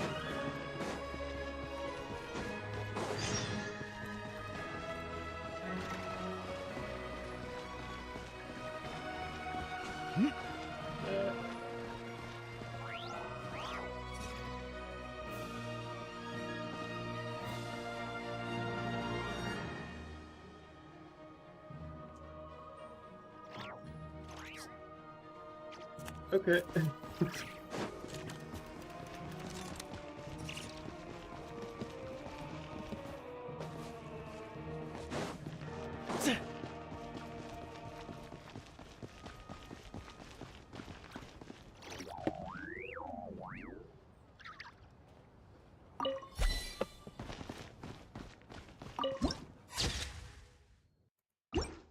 Well, let me just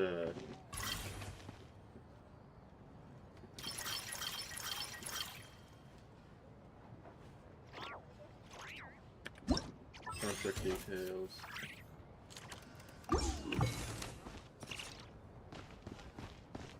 Confirm build.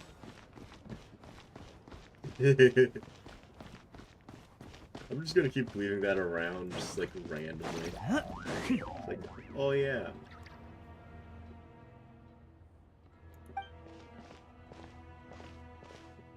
Hold on. Please display your invitation letter or permit. Glupov does not accept meeting requests without a prior appointment. You'll have to apply per the advertised booking process and wait until your invitation letter is issued. Might I ask who you're hoping to visit? Another one who thinks the rules don't apply to them. I don't understand why people think they can just talk their way in here. You don't just show up and land a meeting with the Harbinger. But I have to go through the motions for protocol's sake. Honestly, it's such a waste of time asking when I already know what the answer's gonna be. Yeah. Wait a moment. I'll pass on your message. If Child is unavailable, you'll have to go through the proper procedure. Yeah, sure. Lord Child is a busy man. He's probably not in Glupov at the present. If I were you, even if you two are old friends as you claim, please understand that the Fatui Harbingers are often busy with their official duties. They tend not to stay in Glupov for extended periods. Next time, stick to the rules. You'll make life easier for both of us, Greetings, Lady Marionette. I'll take care of our guest here. It's his first time in Snezhnaya, so it's no surprise that he doesn't know the rules yet. I trust no choice words have been exchanged. No misunderstandings I should be aware of. No, Lady Marionette. No incidents to report. Whew, that was a close call. Good thing I played it cool. Is that right? Good to know. Wait, where's Paimon? Under the weather? That's hard to imagine. She's always buzzing with energy. You got hit with snow. I take it she's still adapting to the climate. Happens to a lot of people. It's even colder here than in Nodcry. Has she seen a doctor? I can get you one if you need. All right then. Well, let me know if you run into any other problems. Why else?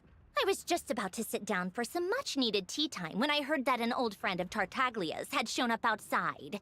No appointment, nothing. And, as obnoxious as it may be to show up uninvited at Glupov, I couldn't help but take pity on the poor soul who was waiting outside in vain. So I had no choice but to abandon my freshly brewed piping hot tea and come to see this mystery guest for myself. Well, I felt our time working together in Nodcry warranted some courtesy. I couldn't exactly let you freeze to death out here in the wind. Unfortunately, I can't invite you inside either. The rules of Glupov wouldn't allow it, and as a harbinger, I have to lead by example. On the plus side, Snezhnograd actually has some class, unlike Nasha Town. Torchlight Books has a very nice selection of teas and cakes, so we can catch up there. Your treat, of course. Because I already wasted one perfectly good cup of tea today. That's why. Yeah, fair enough.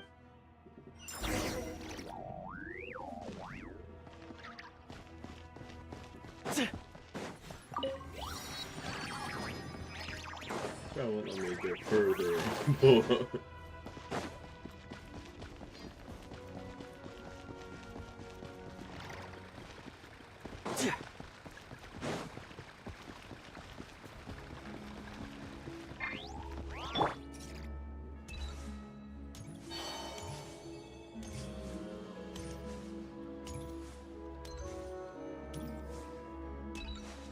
I see you.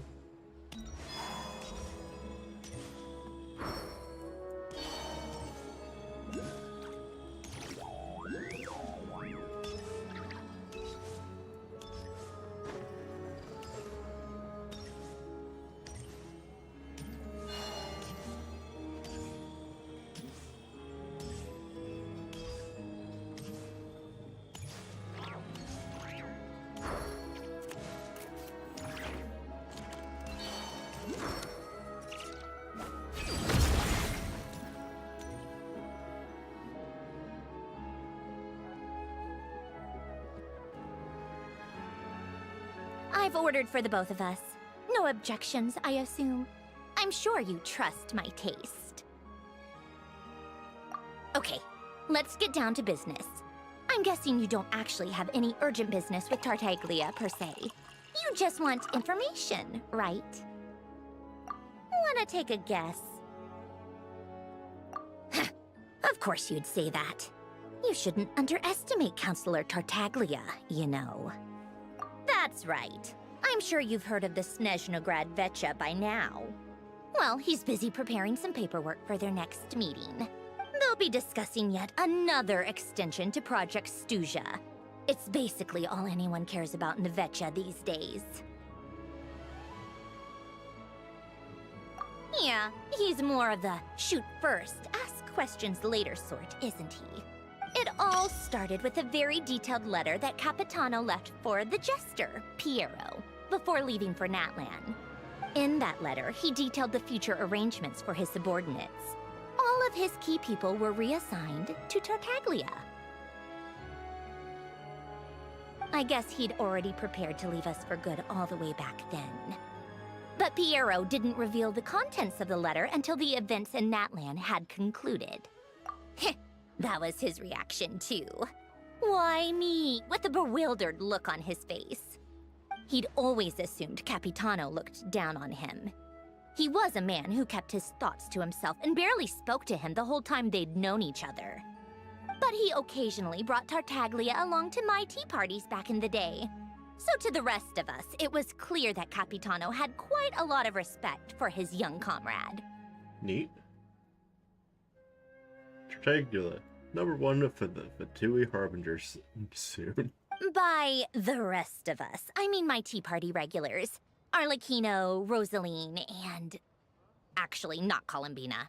She was probably oblivious to it. Anyway, then the Liu's situation happened. Normally, it took a lot to get under Capitano's skin, but that time he was furious. It's not really my place to talk about it, though. You can ask Tartaglia about it sometime.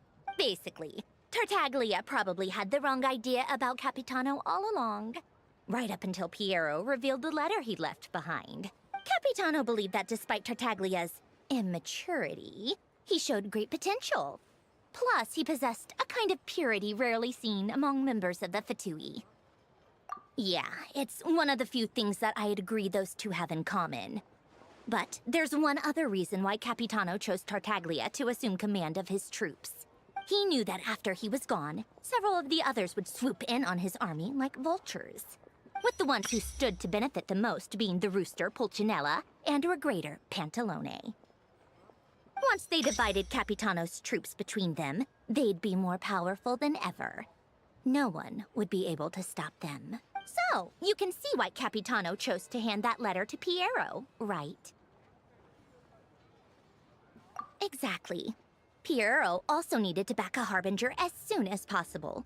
And, all things considered, Tartaglia was the best choice. Even though Tartaglia has had the support of Northland Bank for a long time, he and Pantalone are ultimately not cut from the same cloth. True. I'd say Capitano made a good judgment call. Anyone else caught in this situation would probably feel like they'd been hung out to dry. His best course of action will be to distance himself from any shady business, while still maintaining friendly relations with Pantalone, but seeking Pulcinella's support at the same time. What's the point in having a tea party if you don't spill a little tea? Besides, none of this is confidential anyway. Ask any journalist out there. They'll give you all the lurid details. You'll see it firsthand if you ever sit in on a session of the Snezhnograd Vecha. All the factional strife, whether open or unspoken, it plays out for all to see in that one little room. Having a voice in the Vecha is the only way to steer policies in your favor. So, every person in that room represents a particular interest group. Pantalone, for instance, represents the financial sector, and Tartaglia represents the Fatui soldiers. Personally, I have no interest in political jousting, but since I have a number of engineers and researchers under my command, I have to make their voices heard. Then there's Pulcinella, the linchpin of the Vecha. He represents politics itself. Everything involves him, so nothing can bypass him. Any issue that comes up, he knows how to mediate. That's what the Tsaritsa values most about him. I'm starting to see why everyone is so frustrated with the way things are, but also powerless to change it. A complex web of interests connects all parties involved, and the Tsaritsa sitting at the top adds another layer of complexity. It must be nearly impossible to come up with a perfect solution. All right, I'm done carrying this conversation. Time for you to answer a question of mine. You must have known that you can get the info you needed from me. So why was Tartaglia the first person you asked to see and not me? I just don't understand. Wait. Oh, I think I know what. I only meant you should be mindful of which side you're on. Is that actually why you didn't ask for me? Because you took that to heart? Fair enough. It's not your fault. I blame all these politicians I've been hanging around with lately. Always beating about the bush when they talk. I guess it must have rubbed off on me. Anyway, just ask for my help next time, okay? Little things like this are no problem. Lady Marionette. What now? Can't you see I'm on my break? Whatever it is, just leave it on my desk. I'll look at it later. Sorry to disturb you during your break, ma'am, but I'm afraid it's an emergency. Isn't it always? I've told you before, fixing the tracks and transporting ice blocks does not constitute an emergency. The equipment in Svietlo-Lidovka is in urgent need of maintenance. With how the weather's been recently, we suspect that the cause is a buildup of snow, exceeding the maximum weight limit. The supports on one of the machines broke and fell, awakening a dormant beast and leaving many of the ice miners trapped in a nearby ice cave. Luckily, Odette's team was nearby and launched a rescue operation, but we're still facing a severe manpower shortage for both the rescue and engineering teams. I guess that's it then. Our tea party will have to end here. I'm the only engineer you'll need. Do you actually want to come with, or are you just saying that? Nice of you to return the favor. I'll have a couple of people look after Paimon. They can let her know that you had to step out for a while. Given how urgent this is, I'm sure she'll understand. And honestly, I'd rather have your help than anyone else's. Between your skills and experience, you'd be reliable help. Then let's go. You, take 2 people to Pavorier restaurant. Find his room and watch it like a hawk until we get back. If anything happens to Paimon, you'll be answering to me. Yes, Lady Marionette. Yep.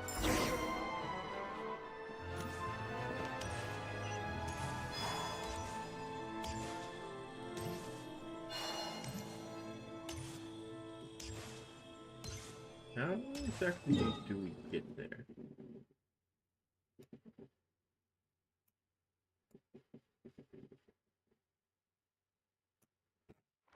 Got it, train station.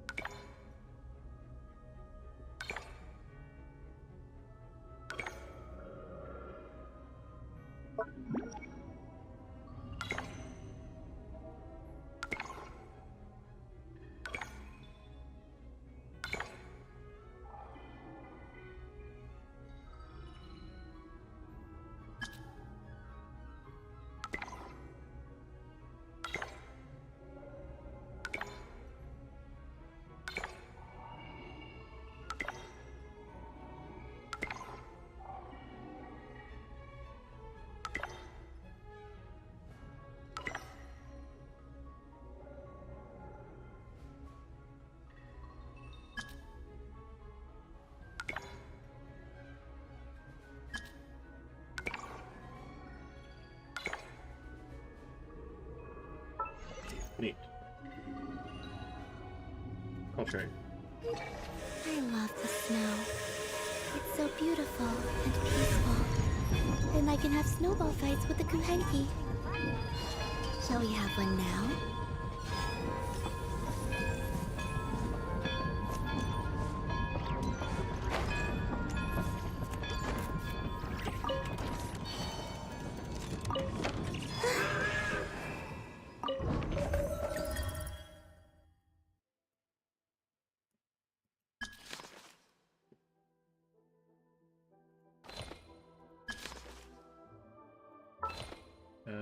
Where did I go again? Here.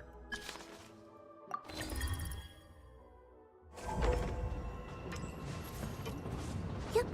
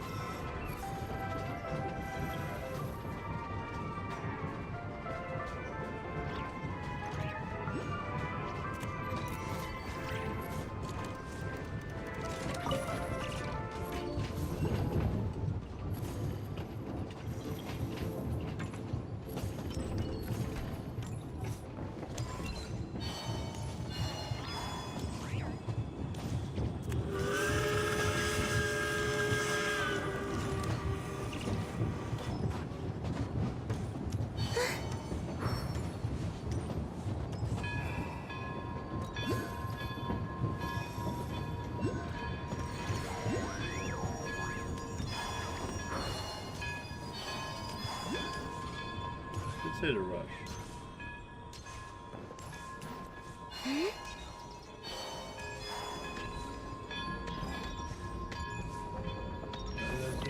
actually need beer here.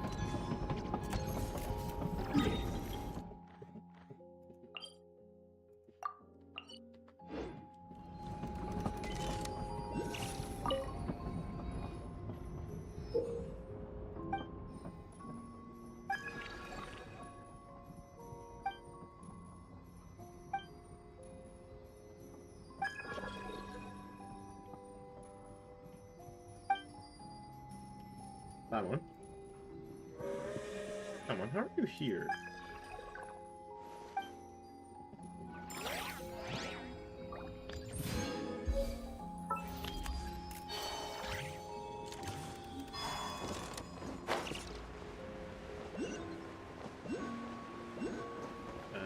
Yeah, that's a good idea to do.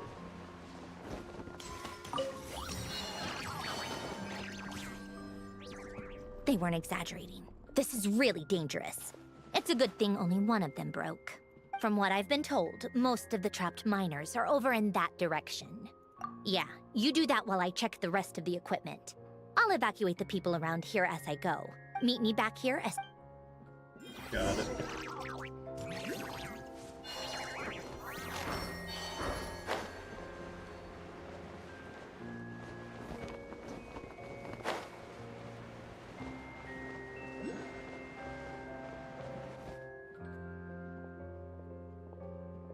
I have to be getting close. Don't go any further.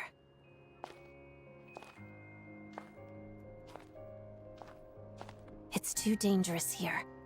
There's a highly aggressive monster on the prowl. You need to... Ah, I see. You're the backup from Snezhnegrad. Well, I'm Odette. Good to meet you. Ah, so this is Odette. She was the first member of the Fatui on the scene. There are 5 people trapped in the cave. Monster type is unknown, and so is its location. Let's go. Every second... Let me guess. Odette has joined the party.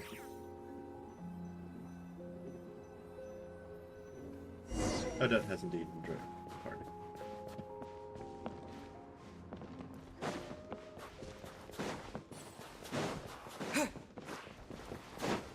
Careful. Something's moving.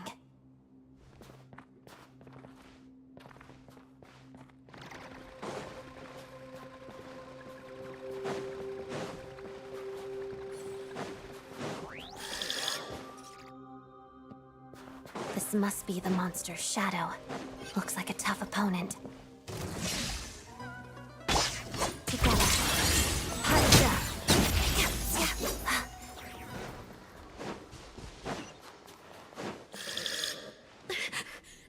Stay back!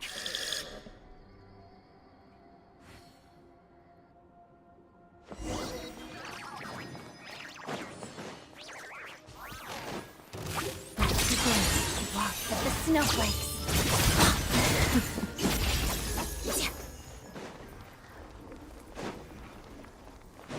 Real.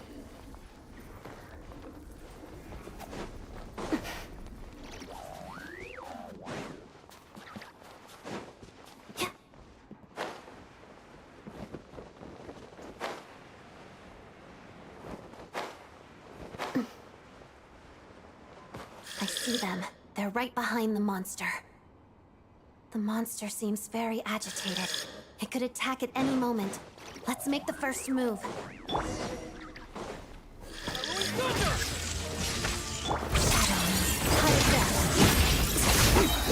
Witness the snow swan's grace.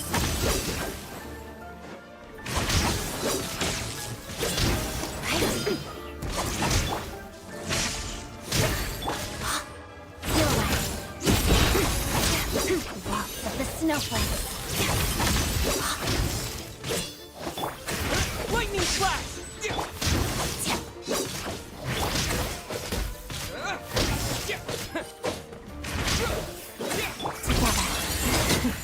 Close your eyes.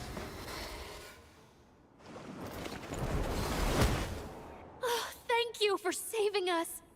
Thank you. You're welcome. You should be safe now. Follow this route out. Thank you.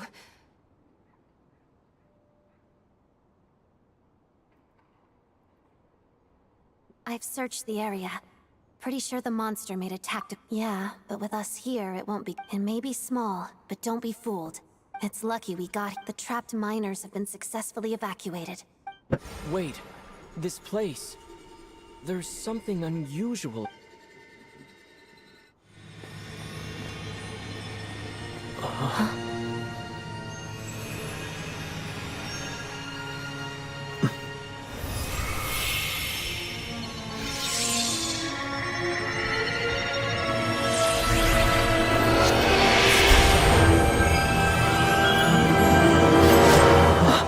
What is that? I don't know.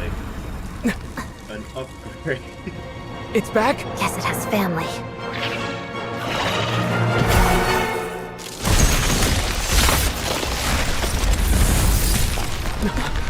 This way. Run!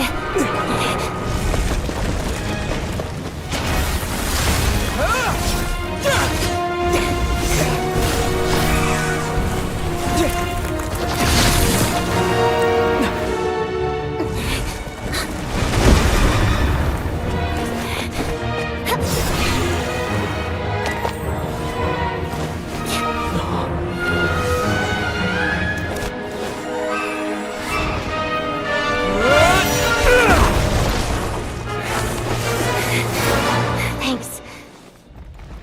Let's get out of here.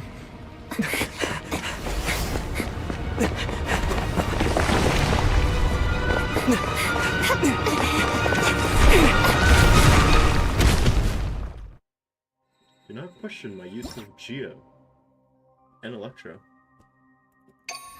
Oh, that fun stuff. It's not worth it.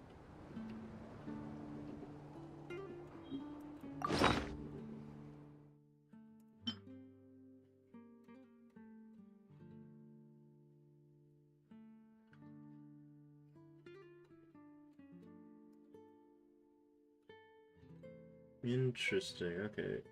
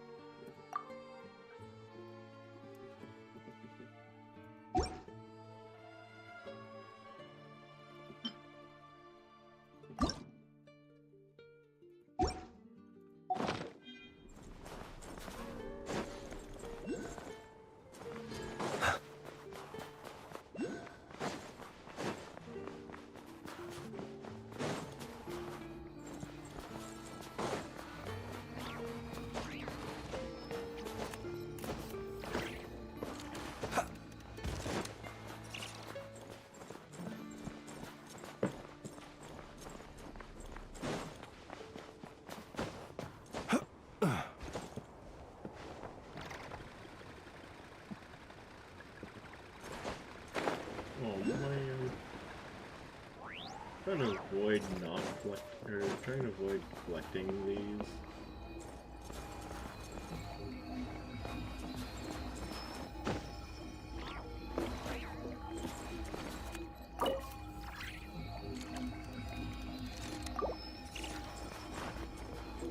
Oh, this is the third one. Okay.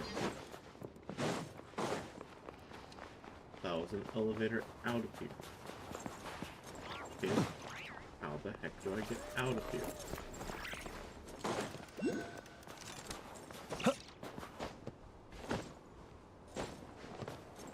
They just, like, forget to make a way out?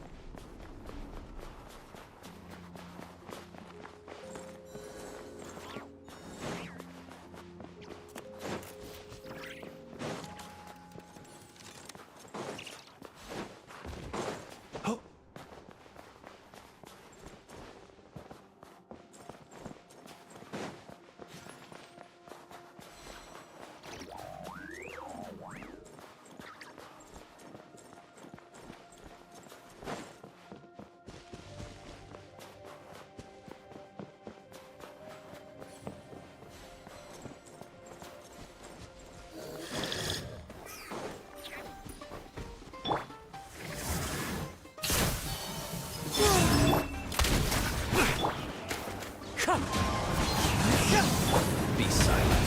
Close your eyes. Fear the dark. A moonlit night for all. Wind strike. Tick.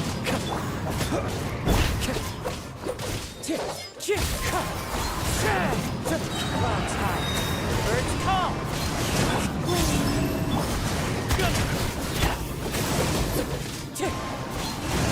Observe. Close your eyes. Fear the dark.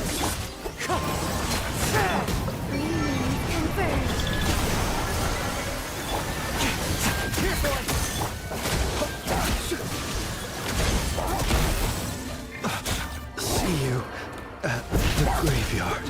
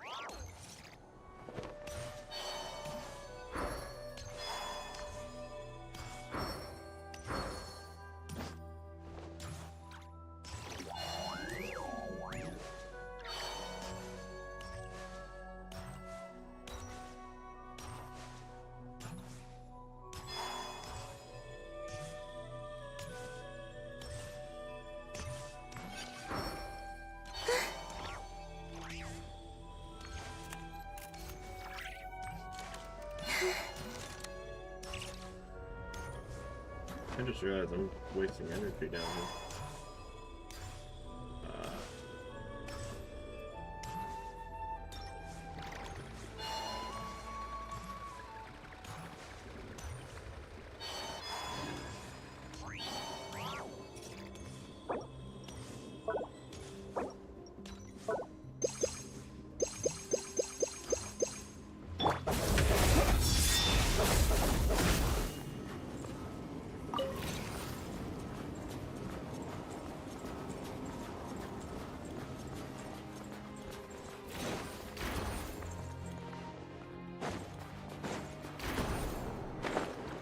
doesn't get me that far.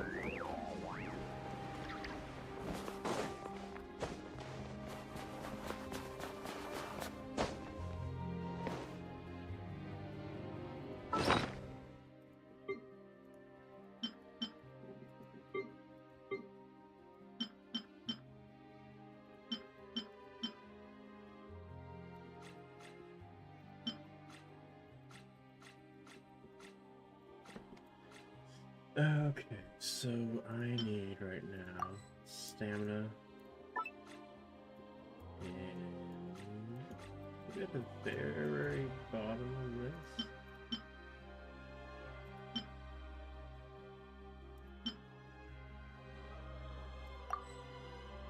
Use that.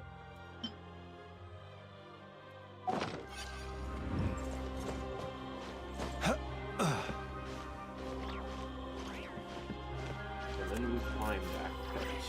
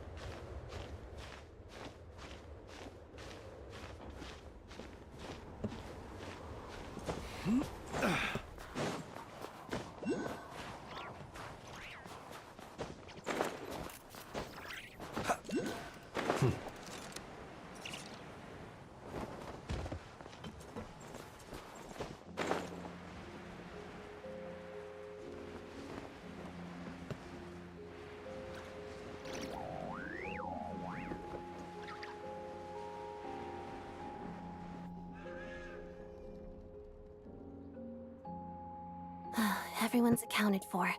We managed to rescue them all. You really held your own today. I still don't think I've seen you before. I'll remember the name. Alright then.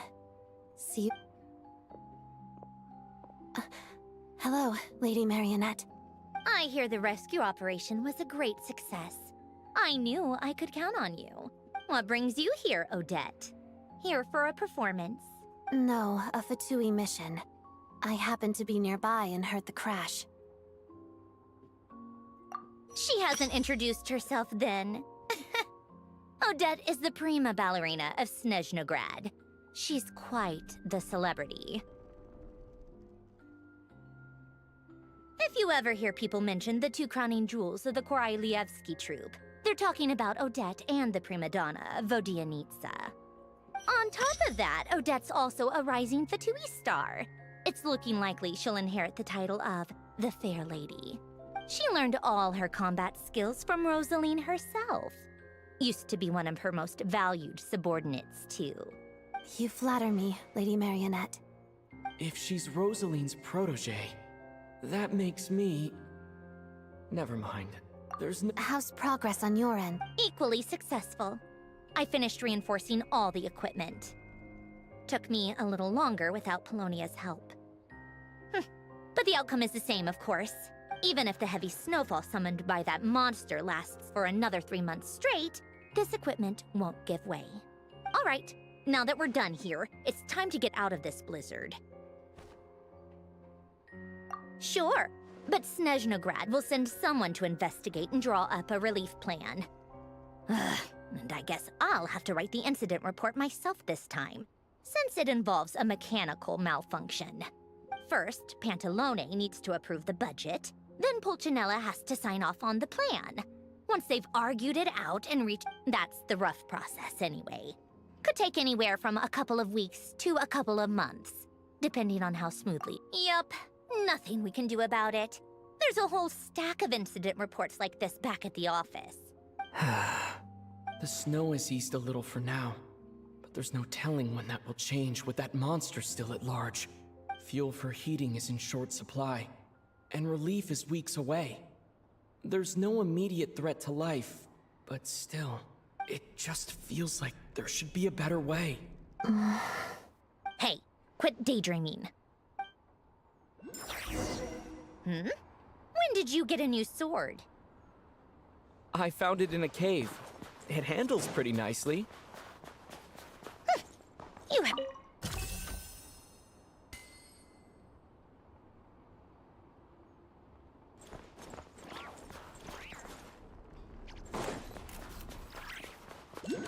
I hope that wasn't something important.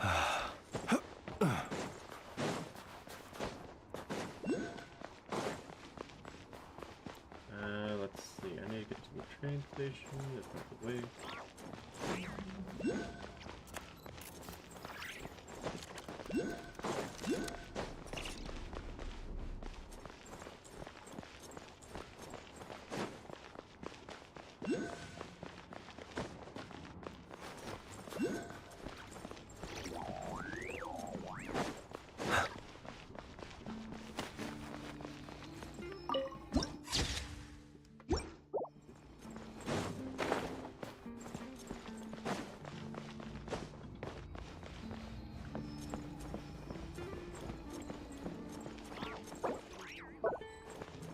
Train's still here.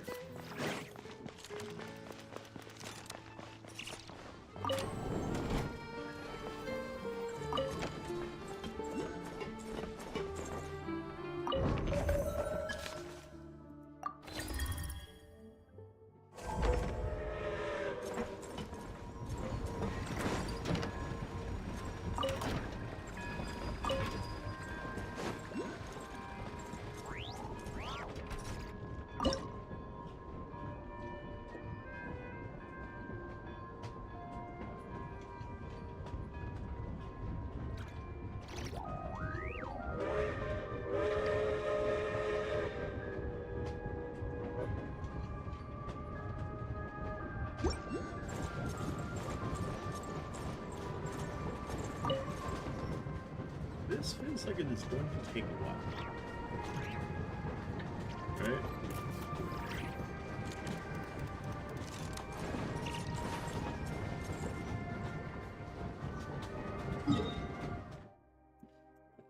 By the sounds of it, we essentially need to go all the way through here, back through here, back through here, to get back here.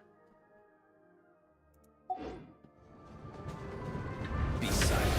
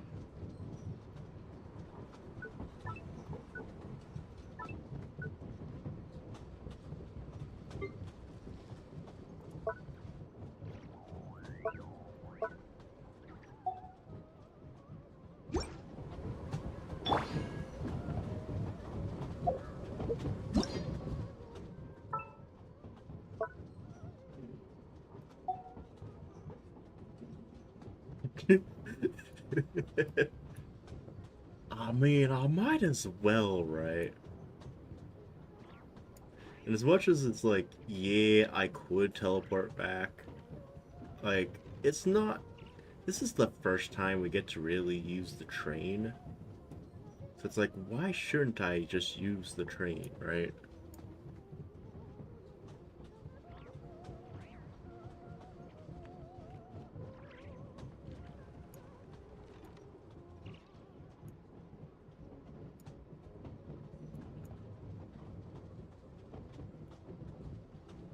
Yeah, all this does feel like it is going to be fun to mess around with.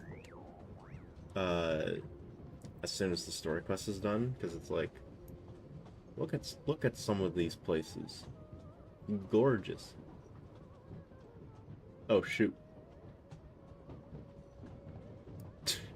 What?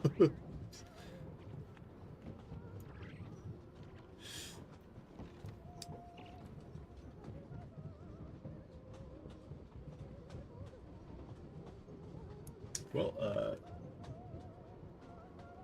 luckily we're still good.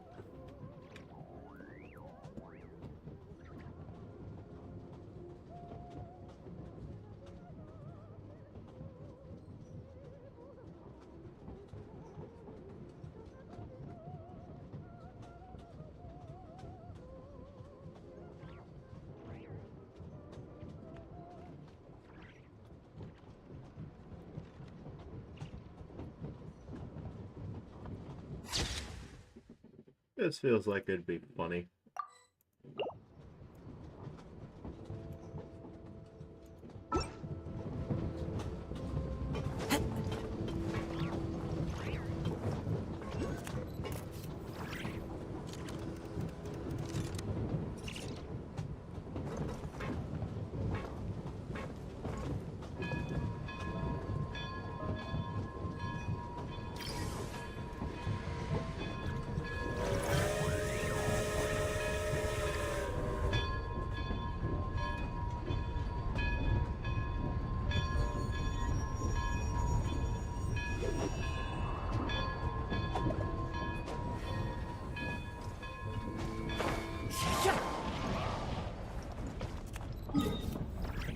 Okay, now we teleport to Snap. Well, once we've gone all the way around, right? And now that we made it to our place, now we teleport. Just save a wee bit of extra time.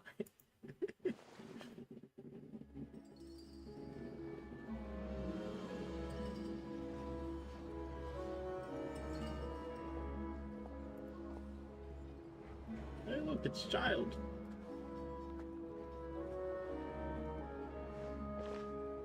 Huh. Well, if it isn't Counselor Tartaglia, Mr. Big Shot himself. Go easy on me, all right? I'm still recovering from the interrogation the real Big Shots put me through. Hey, comrade, it's been too long. I heard you came looking for me earlier. Nicest surprise I've had in a while. Good to see you too, Odette. I'm guessing you guys just got back from Sviatlo Lajdovka. How'd it go?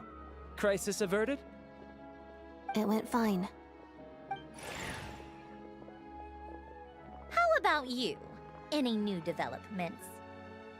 Not really. Same as ever. Growing opposition to Project Stuja, and the usual rebuttals are starting to ring hollow. The results of the mock vote were pretty dire. Pulcinella was fuming. I've never seen the old man so angry. That's not good news. It takes a lot to rattle him. Yeah, obviously if push comes to shove, there are ways to crack down on dissent. But... Sorry, I have to ask something. This is going to sound blunt, but may I? Huh? Of course, fire away. It sounds to me like everyone's tearing their hair out trying to figure out how to deal with opposition to Project Stuja. But what exactly is this project's purpose? And how can it be so important that even people like you two refuse to stand up for the ordinary people of Snezhnaya? Interesting. I gotta hand it to you, comrade. You sure don't mince your words. Excuse him? What does he mean, refuse to stand up for ordinary people? Oh my gosh. How does he dare speak to the Harbingers like that? I'd just like to point out, I can beat... Are you interrogating us now? It's okay, Sandrone. Let me explain. I think I understand where he's coming from. If I could, I'd take your side right now. In fact, my position's very similar to yours. I've only held back on casting a dissenting vote in the Vetcha because the Tsaritsa would never let me get away with it. Still, I have a responsibility to the Fatui armed forces, so I do what I can to make their voices heard. Most of them are just regular folks from small towns far from the capital. I'm sure you've seen how much those kinds of places are struggling right now. Oh, and for what it's worth, I'm from Arepasak myself. Things aren't going so swell there either. The Tsaritsa wants to create a better, safer future for the people of Snezhnaya, but she's thinking long-term. I don't doubt that from where you're standing, Project Stuzha seems to be creating all sorts of issues for everyone. But considering the Tsaritsa's vision for the future, these are sacrifices worth making. Sounds cold, I know. But I promise it's not as black and white as it seems. Maybe Sandrone and I can't oppose Project Stuzha outright, but we're constantly raising our concerns in Vetcha meetings. And even though we can't put an end to it, there are plenty of other ways to make a difference. We're trying everything we can think of, and so is Pulcinella. I respect Her Majesty, the Tsaritsa, and trust her decisions. But at the end of the day, I'm still just a normal guy who cares deeply about my homeland. And my family, who all live here. There's no way I would ever abandon them. As contentious as things can get within the Vetcha, there's no selfishness or malice behind it. Everyone wants to get through this period as smoothly as possible. The issue is that there's no way of pleasing everyone under the present circumstances. Most of the time, we're trying to decide on the lesser of two evils, which obviously isn't a great look. But that is not the same thing as being blindly loyal to the Tsaritsa. No one's got their head in the sand here. We're all well aware of the way things are. We're just doing our best to make it work. In fairness to Sandrone, she rushed to Svietlo Lidovka's aid the moment she heard that people were in danger. And even Tartaglia, who used to only care about the thrill of the fight, is clearly doing his best to rise to the demands of his new role as counselor. Hey, come on. There's only so much we can say, so don't press us too hard. Look, I know how untenable the Tsaritsa's position looks if you don't understand her motives. Maybe you've heard already, but she's currently leading her army on a campaign to the east to defeat the monster that's been causing these brutal blizzards. Striking that monster down will be a significant step in dealing with the present energy crisis. As laser-focused as she is on realizing her lifelong ambitions, she's still putting time and energy into taking down this powerful monster. To me, that says a lot. If she thought Snezhnaya and its people didn't matter in the grand scheme of things, why would she waste her time on something like this? Thanks. I meant every word I said, though. I wasn't just trying to placate you. I've already done more than enough diplomacy for one day. I still think this adventurer raises a very important point. Our two harbingers have made their positions very clear. But there are many others in the Vetcha who must feel trapped and forced to vote against their conscience. I think it's a very valuable quality to be willing to speak one's mind, despite the risk of offending powerful figures. You can say that again. I highly doubt we'd feel the need to explain ourselves so much if we didn't know you so well. Forgive me, adventurer, but might I be so bold as to ask about your background? How is it that you can converse so openly with two harbingers? Because I'm a traveler. A man who can beat both harbingers.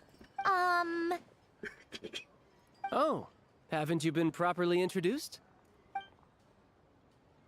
Easier said than done. I like to think I'm not the kind of person who goes around busting open people's old wounds. I've only learned his name so far, and no details of his experiences. Is something wrong? Yeah, he's the traveler. Uh-oh. Is there no avoiding the subject of Rosaline? No, it's just... all right. I guess there's no getting around it. This is the world-renowned traveler, who helped resolve the storm terror threat in Mondstadt, cleaned up after the mess I made in Liyue, and then went to Inazuma. There was a duel before the throne, in which the traveler defeated Rosaline. Oh. I'm sorry. I didn't think you two would be seeing much of each other, so I figured it wasn't worth bringing up. It's fine. It was a long time ago. It's, sorry. I just remembered that we have a rehearsal Then also dealt with the doctor, dealt with all of it. We have a huge record. I've mentioned this to you before, remember? She was Rosaline's most... Not that Rosaline was really the type of person to make friends, but... Don't let it weigh on you. Like she said, it was a long... Odette has a very different personality from Rosaline. Give her some time. I'm sure she... Oh, by the way... She hasn't been feeling well, so she's resting at Podvorier. Oh, right. Sorry to hear that. Poor thing. Reminds me of when Tonya was little. She really felt the cold back then. Used to get ill all the time. I felt so bad for her seeing her lying in bed, coughing. She was so much... I'm sure Paimon's a good kid too. You're a little short on manpower, right? Let me have a couple of my people take over for yours. I'll send my most capable and reliable. They'll make sure Paimon can recover in peace. Well, that would be great. Your people... Hey, don't mention it. I'm sure you have things to do. Hopefully this takes a load off your mind. So no more accusing me of not being on your side, all right? Already? That was quick. I'm afraid I can't help you there. Our director's recent movements are confidential. Even we're not in the loop. If you hadn't told me, I never would have known he'd gone south. I assumed he'd been in Glupov this whole time. Well, I guess I'd better go sort out Paimon's security situation. I have some other work to catch up on at Glupov anyway. Me too. I have an incident report to write up. Let's leave it there for now. I guess everyone's in a difficult position. But Tartaglia's right. To start with, I should ask Alosha if he knows any way to help Svietlo Lydovka.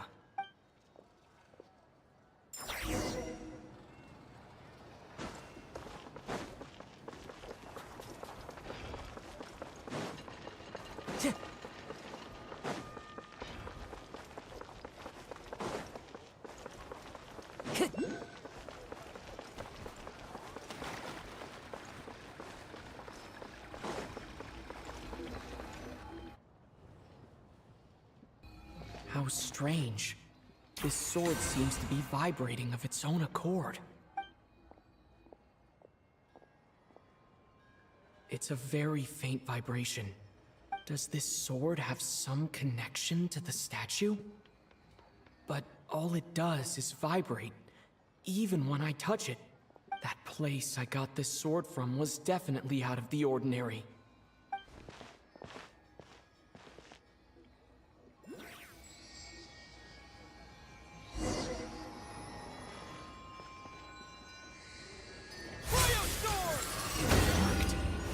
There really is something special about this sword.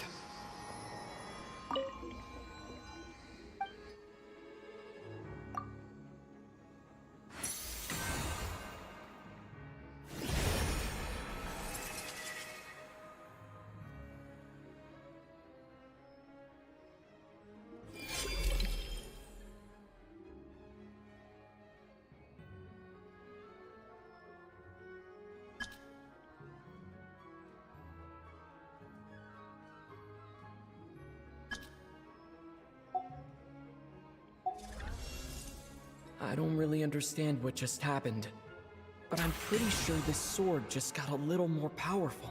I'll have to try the same thing again when I come across another statue of the...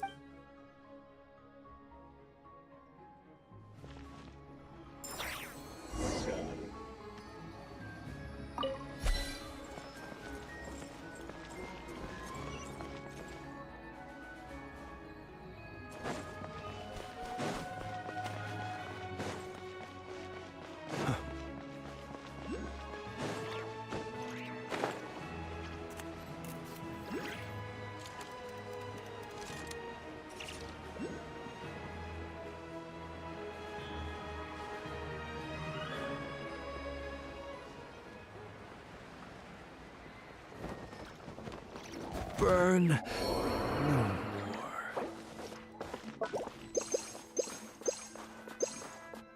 Time to... Hello there? How can I help? Ah, sure thing. Give me a sec.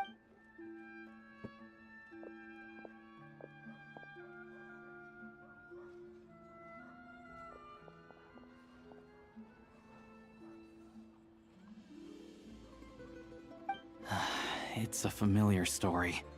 I've had similar experiences. Although Snezhnegrad doesn't deliberately delay or withhold relief, those first few days of waiting for help are always the hardest. It's a fundamental contradiction. If emergency relief can't be delivered in time, what's the point in even calling it emergency relief? Not necessarily. I think there's a good chance that Kresnik Krystal from Stratomaros will start flowing into the market. When we resolve Stratomaros' energy issue, it's like we open the floodgates. A huge backlog of Krystal is now available to the townspeople. There's no way they can use it up at once. A lot of them will probably stockpile it and slowly work their way through. Probably a good idea, since energy prices are only going to keep rising. But there will always be people who urgently need Mora. Exactly.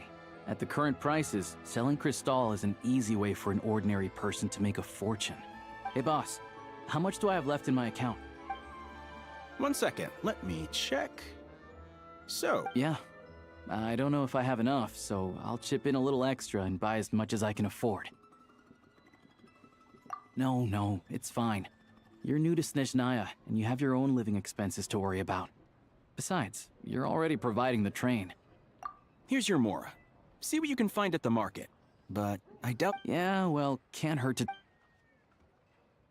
Let's see. Huh?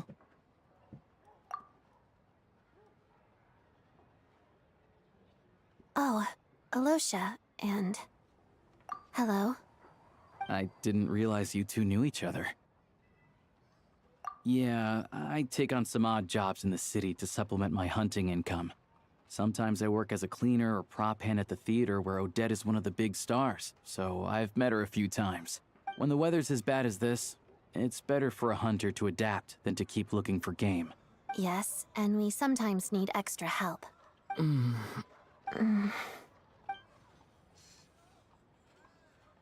Wait, why is the atmosphere so awkward? So, what brings you— No.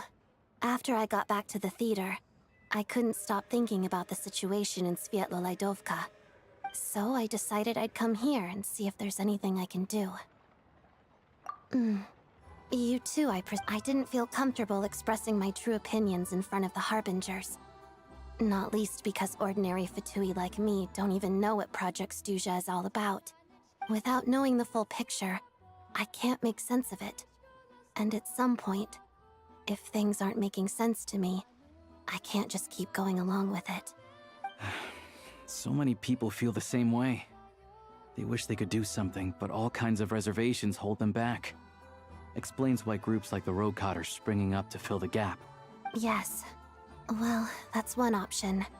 But there are risks to consider with organizations like that. The Fatui does not encourage their activities. Right, because things can get out of hand, and it's hard to hold the right people accountable when they do. I've heard about a few cases like that. Sandrone said Odette was on track to inherit the title of the Fair Lady. If so, she'll be able to find out what Project Stuja is really about. Still, it's probably a little soon to ask her about that. What's on your mind? I think we can both agree that no matter which side you're on, it can't stop you from doing the right thing. Where there's a will, there's a way. I know what Rosaline did while she was abroad. You made the right decision, so no hard feelings. So, what's your plan? Oh, we were gonna buy some Krystal. I heard there's some on the market right now. Funny. I had the same idea. In that case, let me pay. I can claim it back as mission expenses. The real issue here is that government relief is behind schedule. Surely it makes more sense for the state to cover these costs than for us to pay out of our own pockets. True. It's a huge expense after all.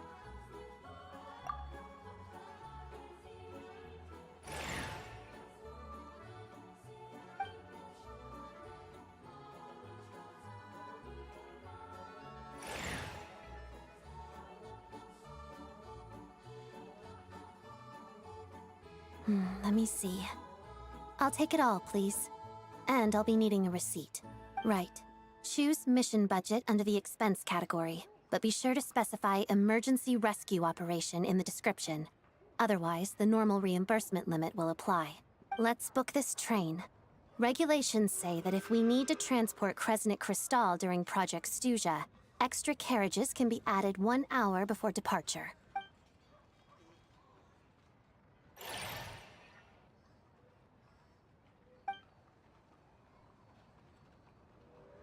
That should do it. The train will be escorted to its destination by Fatui guards. This is my first time seeing you handle Fatui affairs, Miss Odette. It seems you're as skilled an officer as you are a dancer. You flatter me. It's only because I've been doing both my whole life.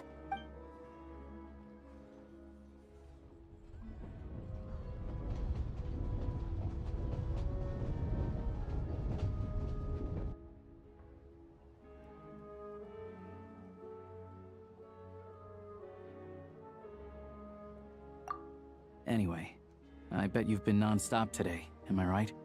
Any idea how Paimon's doing? What's wrong? Who's Paimon? His travel buddy. Hasn't been feeling well. She caught a cold right after they got to Snezhnaya. Sounds like she's important to you. I can't believe you've been dealing with this on top of everything you've been doing to help the people of Snezhnaya. I've got nothing going on right now, so I'll join you. May I come too? I have some candy that someone gave me back in Svietlo-Lidovka. Plus, I know a little bit about relieving cold symptoms. All right then.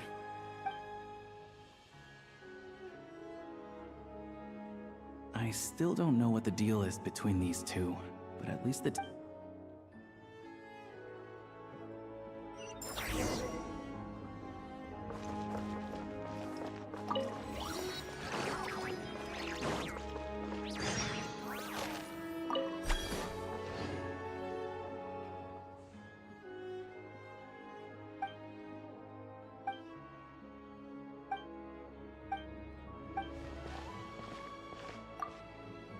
Mom, we're supposed to be in bed right now.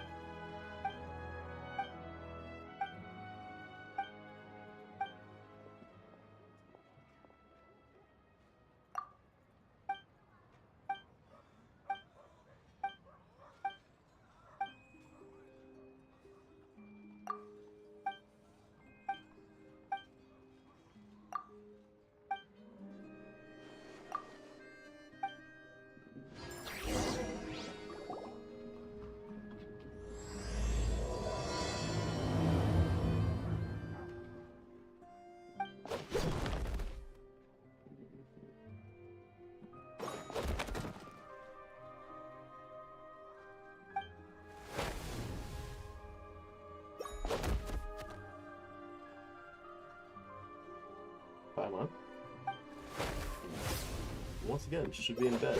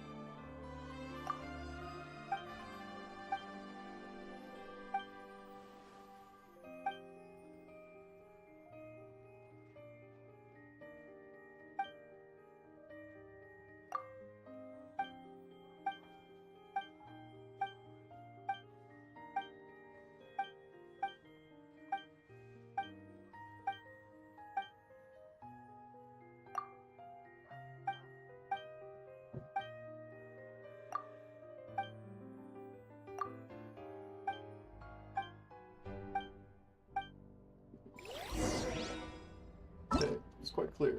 What we need to do. Forced experience mode.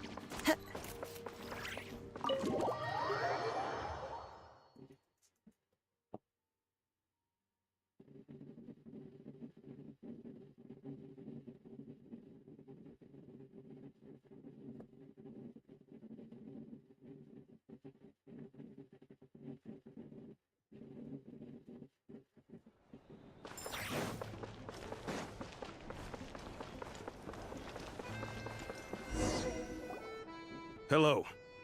Sorry. What happened? Oh. Please, excuse me. Are you the Traveler?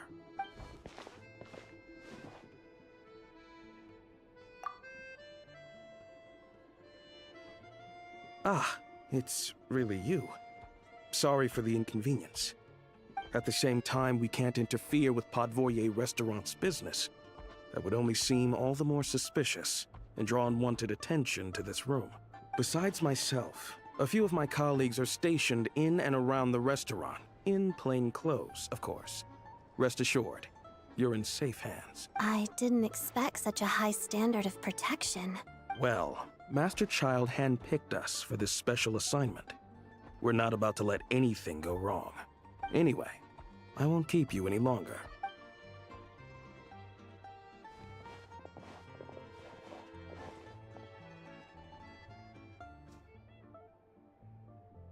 Traveler! Alosha, you're back! Oh, hey! Who's our new friend? Hi, I'm Odette. The Traveler and I crossed paths a few times. Another friend from the Fatui, huh? You're practically a member yourself by this point. Paimon's definitely on the mend. We should be back to our usual travels in a few days' time. Seems like that doctor was right. It's just... I have just the thing. Whoa! What's this? Is that... a flame inside an ice cube? Wait, is this real ice? How's it not melting? And how does the fire keep on burning? All keen observations. You're right. This is called Core Ignis. Whenever I've caught a cold in the past, I found I recover much more quickly if I place this by my bed. You're welcome to borrow it. Awesome! Oh, your name was Odette, right? How did you two meet again? Looks like she's in pretty good spirits. That's a relief. Any progress with your investigation yet? No surprises there, I'm sure. They're not likely to let anything slip. The Rokad, huh? Let me think. Members of the Rokad keep their true identities hidden, but leave it with me. Meet me at the Korolyevsky Troop tomorrow, and I'll tell you how it goes.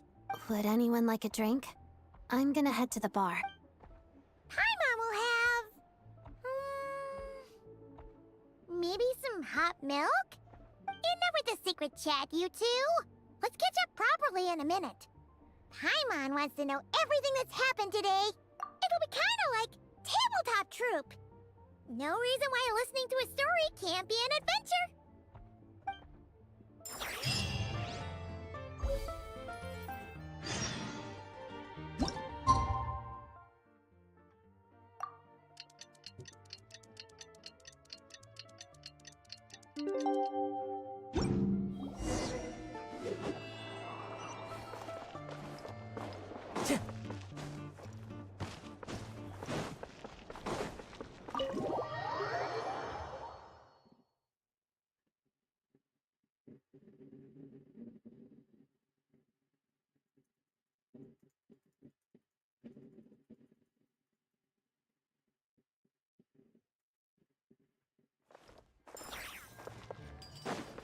Time to go.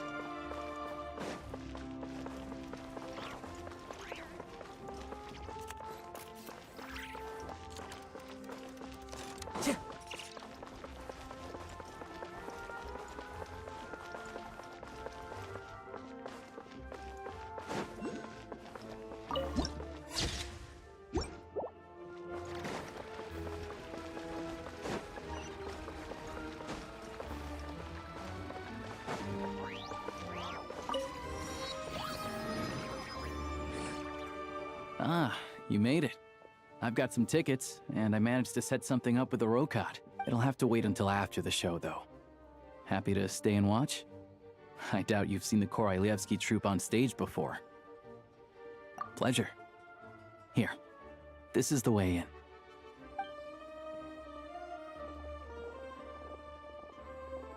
Please present yourself for a routine inspection in accordance with theater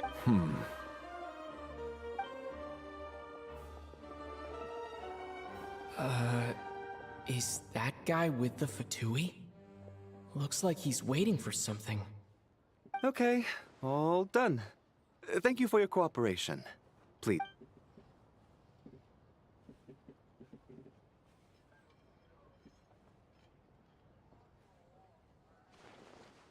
What's up? Everything okay? Snezhnaya's business and political leaders are always passing through here, so it makes sense that security's tight. Still, it's a little unusual to see the Fatui's Armory Palace guard here. You saw him, right? The guy right at the back. Strong, silent type. His name's Valeri.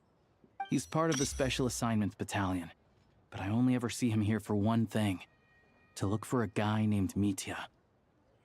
Supposedly a researcher, though he never seems to put much time in at the office. The theater is one of his favorite places to hang out when he's playing hooky from work, but that's not for us to worry about.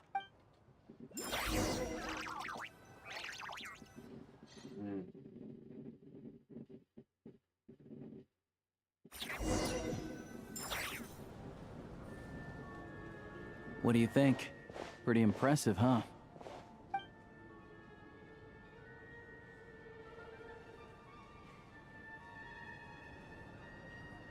Oh, the one in Fontaine?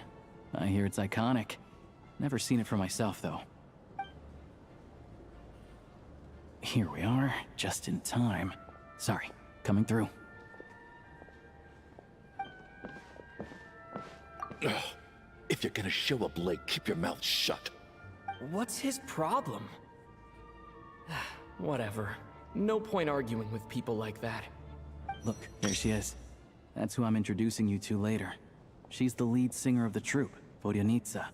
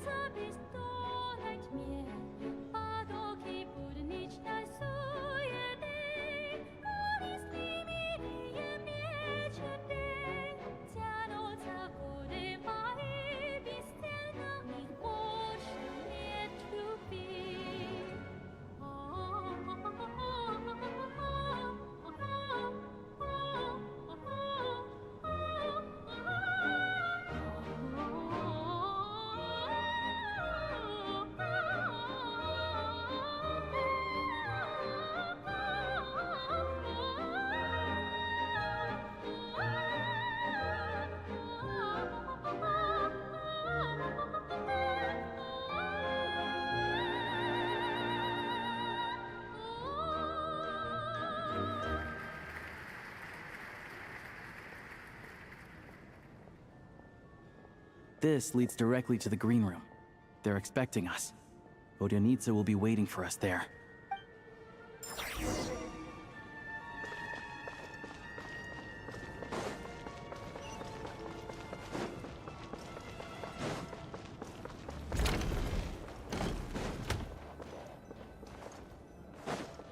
Time to go.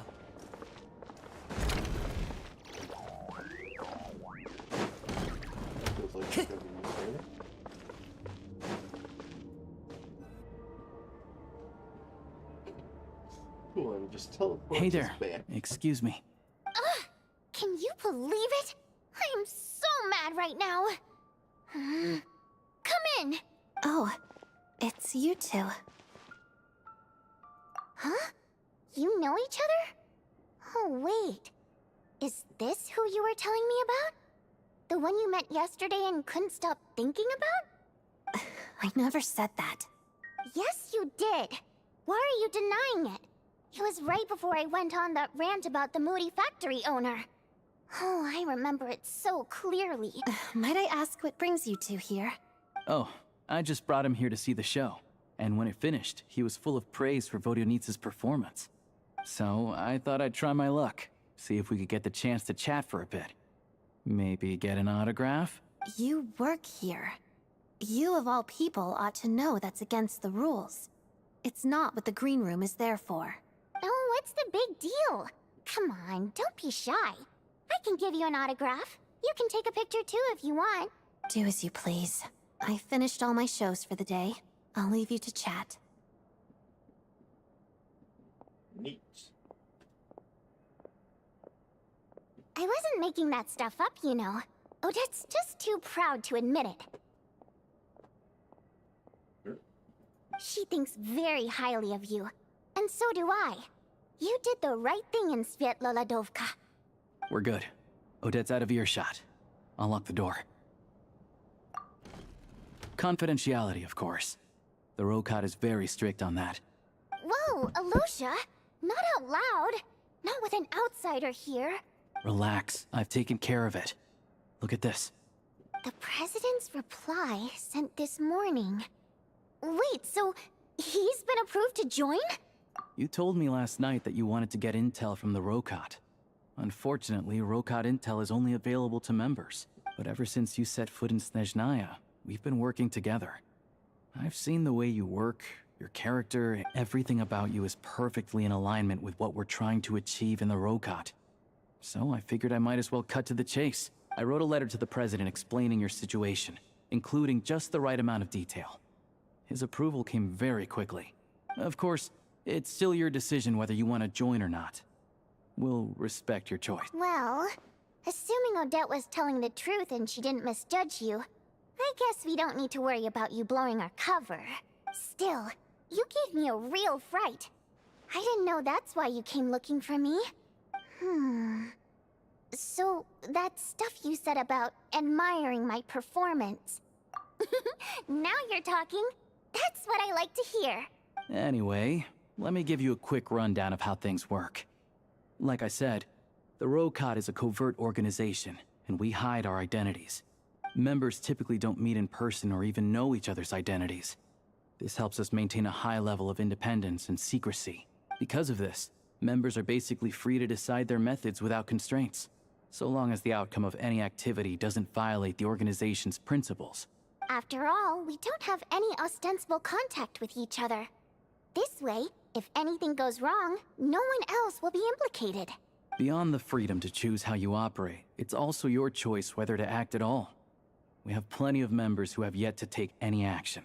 In short, joining the Rokat in and of itself won't place any restrictions on your activity in Snezhnaya. There's a code of conduct you can read if it interests you. But basically, as long as you don't plan on using your anonymity to go around doing evil, you'll be fine. I tried reading it 5 or 6 times. Never made it all the way through. Even the most lackluster script makes for more interesting reading. Great. Then I'll go grab an official application form.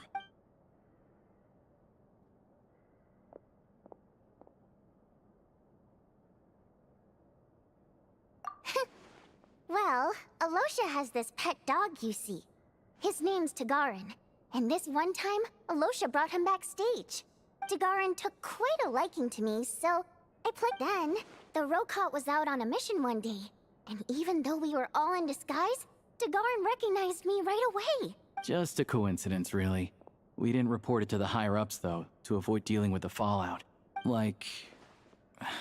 my job at the theater, for instance. I really needed to make ends meet. By the way, what were you complaining about just before we came in? Did everything go okay with Chuganov? Everything did not go okay. That's why I was so mad. I tried to make some small talk with him before I went on stage to fish for intel about the Iskra manufacturing plant. But he wouldn't take the bait. And then he started complaining.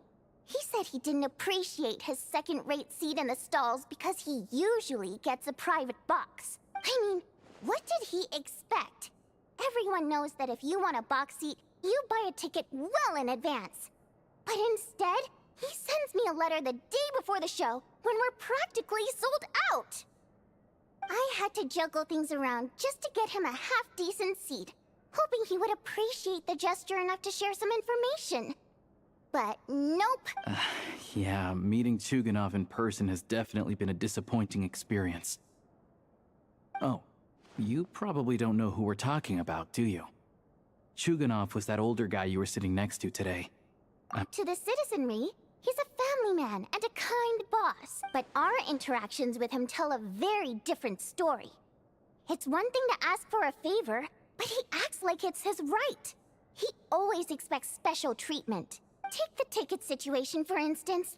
I've actually gotten him a private box in the past. But not only was he not even grateful, now he's acting like I've sold him short this time. Not to mention that he's never paid for a single one of his tickets. And another thing, if he's such a big family man, why doesn't he bring his wife and daughter to see the show once in a while? I've never seen them here, not even once. Calm down, Vodyanitsa. If you won't do it the easy way, we'll have to try the hard way. But first things first.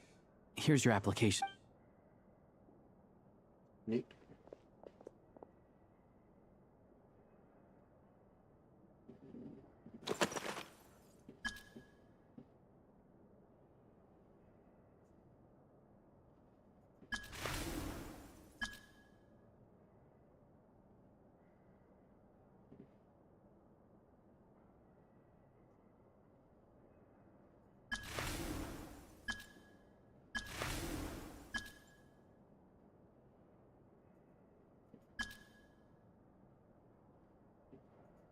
Trust me, my name is Monpai. It has nothing to do with Paimon.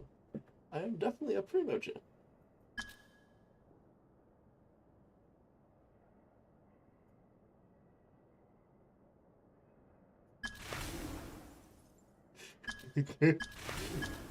Hold up, this is much more funny.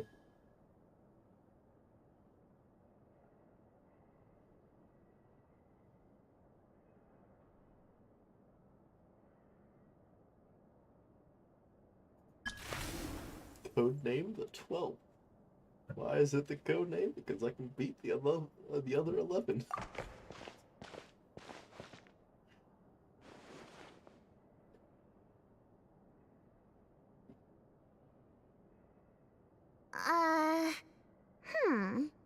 Looks like I'll need to make a few little tweaks here and there. But other than that, you're good to go. We'll hold on to this for you. What do you mean, you tweaks? That's All perfect. right. Now that we're officially Rokat comrades, I can tell you. Chuganov is the target of our current operation.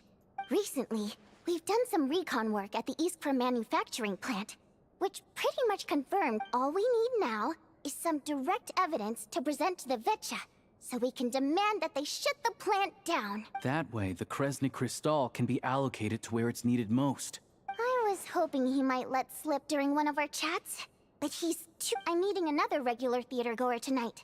Mitya.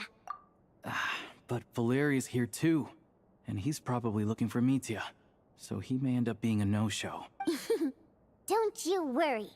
He must know how to dodge Valeri, or he wouldn't be showing up on time for every performance. Mitya is a renowned energy expert. Although we can't get any direct evidence of the excessive energy consumption at the plant, we can accidentally let the information slip to him. The authorities should take someone like him seriously.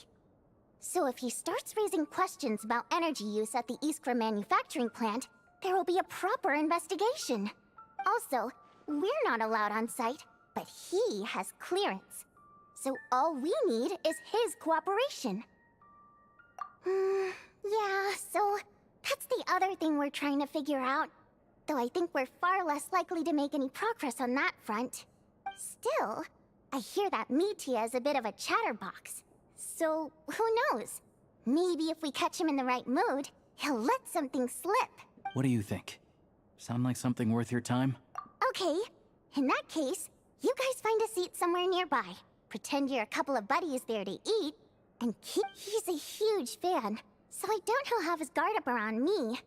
But you two need to be convinced. Sure. Don't worry. We'll make a believable pair of buddies. Perfect! Okay. everything.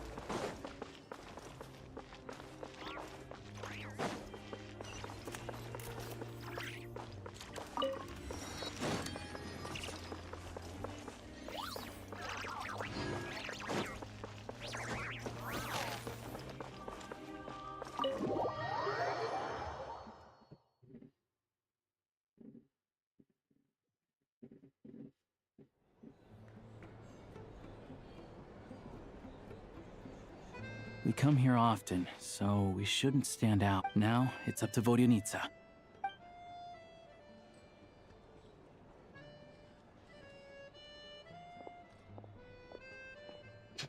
Oh, him.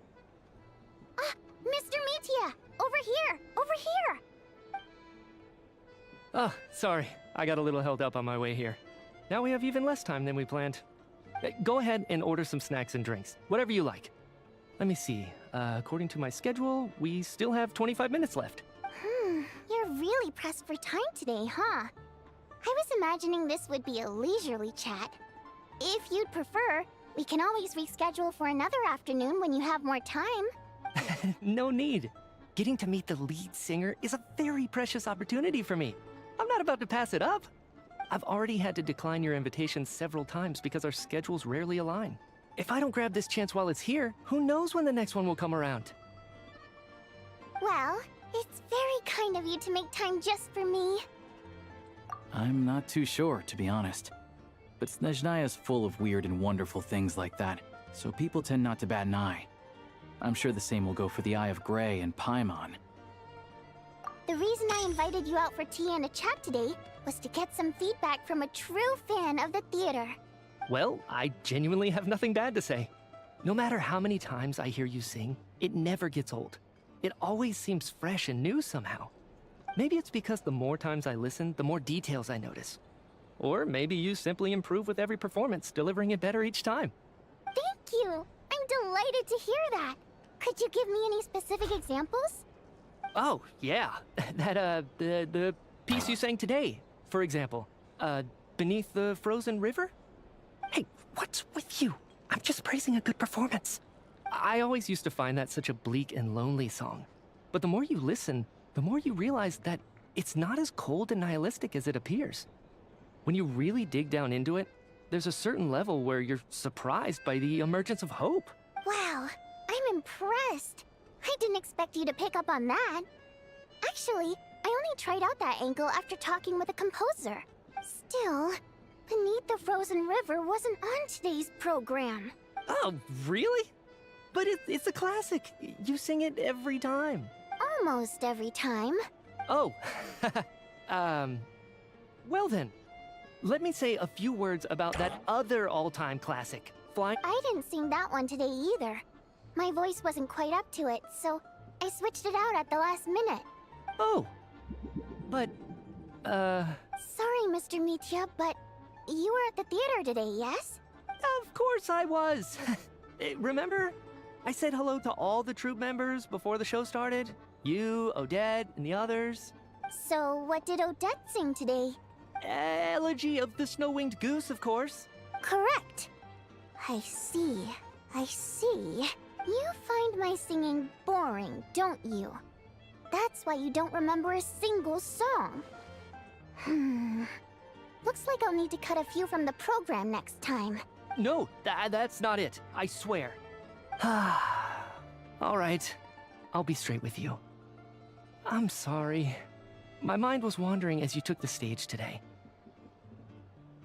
I enjoy watching your shows, because the exquisite performances stimulate the mind. It always sparks some inspiration for my research. So, whenever I get stuck at work, I come to the theater for a change of pace. Odette's dance during the elegy of the snow-winged goose today was simply incredible. It got me wondering what she's been going through recently. That look of sheer defiance in the face of utter tragedy? It was so inspiring. I started scribbling in my notebook right away. Not that I made a ton of progress in the grand scheme of things, but I still think it was productive. By the time I snapped out of it, the entire show had finished. So what you're saying is... Unfortunately not. I'm sorry, I don't know which is more disrespectful. The fact that I don't always come for the show itself, or the fact that I missed your performance. Seems like things are getting a little awkward. Mitya just stepped into a conversational minefield. If there's one thing Vodyanitsa doesn't like, it's people who show disrespect for her performance.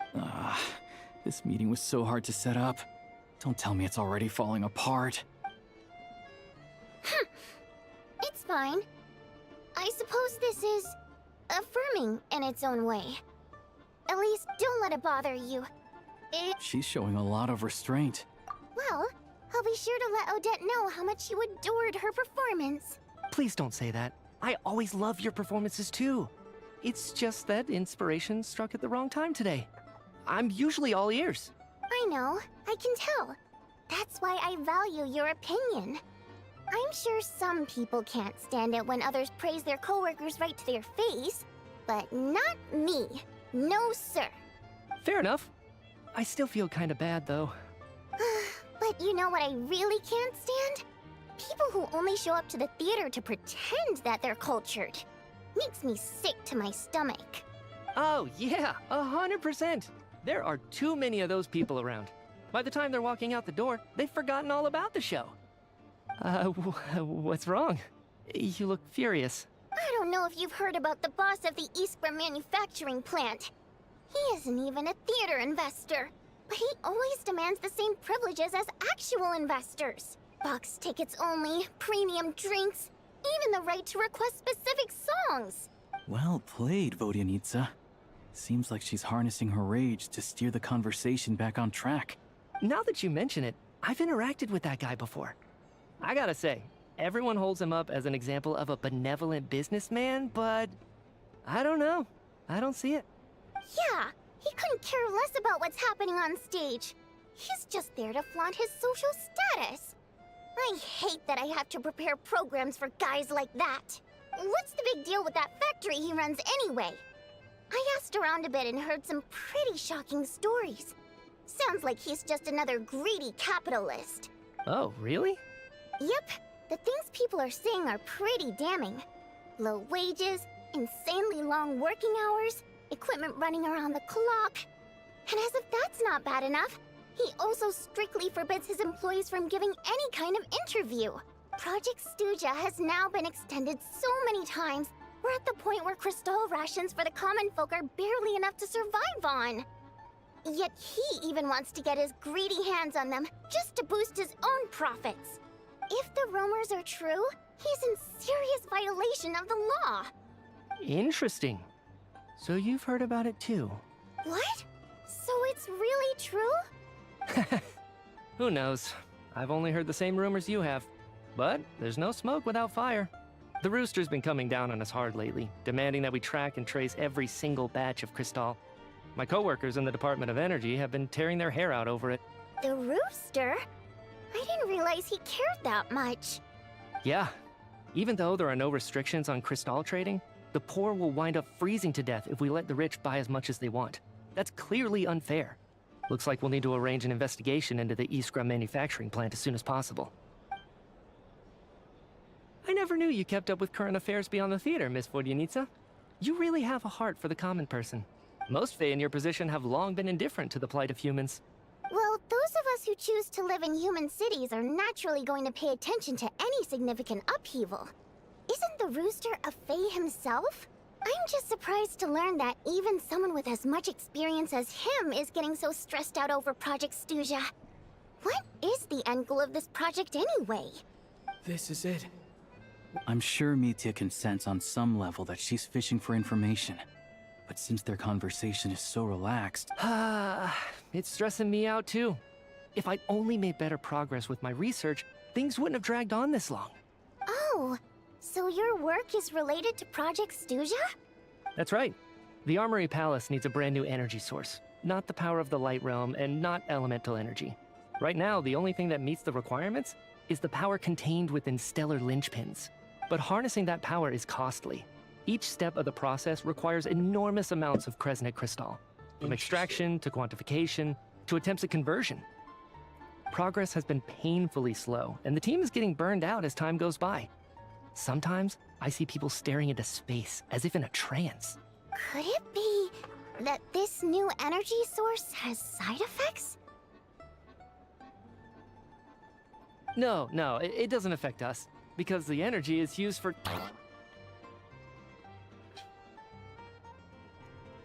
What's the scarf there? Okay, I got it. Stop choking me. I think we're all just exhausted. We've been working ourselves to the bone for so long with so little progress to show for it. It's no wonder people are struggling to stay motivated. Seems like I owe you an apology. Don't worry about it. I count myself lucky, to be honest. I don't envy the people who work closely with the Tsaritsa herself. I'd much rather be in my current position. At least I don't have to shoulder any major responsibilities.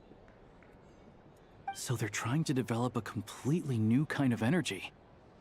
Yeah, censored by a scarf. Who would have thought? Oh, dear. It looks like my time... I'm so sorry. We ended up barely talking. That's okay. It was a pleasure chatting with you, really. Let's make up for it next time. Yeah, hopefully once the work pressure... We touched on some confidential issues today. I'd be... That could have gone worse. Nice job. Why was Mitya in such a... Sorry, routine inspection.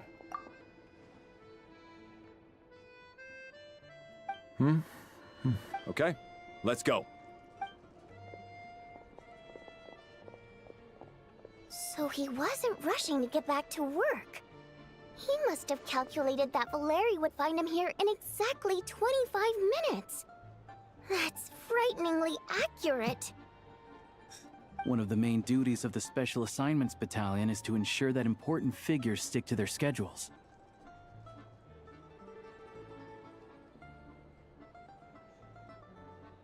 All right, time for us to get going. We'll settle our check too, then. Oh, hello there. Mr. Mitya paid the check before leaving. He also asked me to pass on a message. He said it was an honor to share his tea. Wait.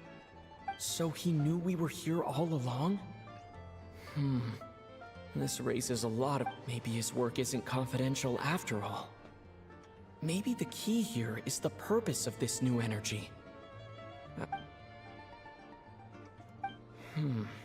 Vodyanitsa and Alosha have...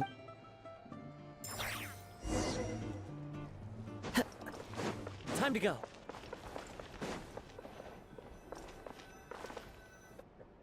You're back! You're pretty early today. Paimon was just gonna mention that.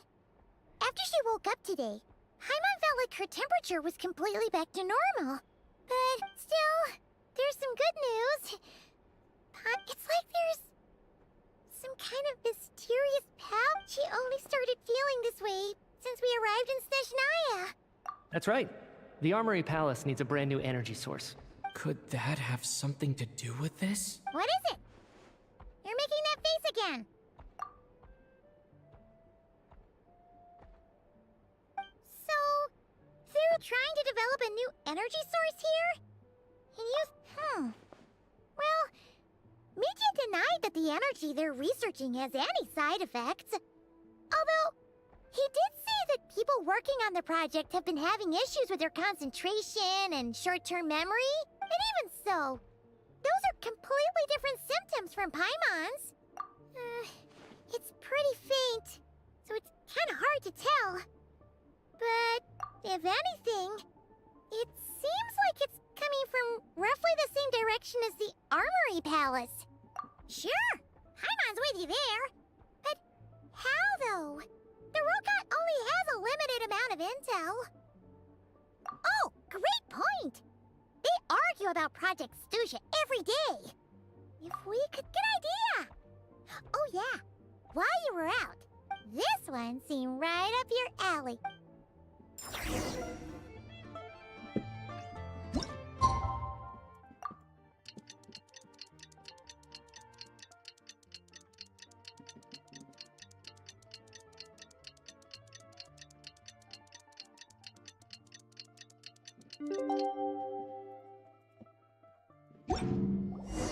Alosha replied. He says that we won't be able to speak at the Vetcha, but he can arrange for us to attend as visitors. Time to get ready. Then head to the Snezhnograd Vetcha.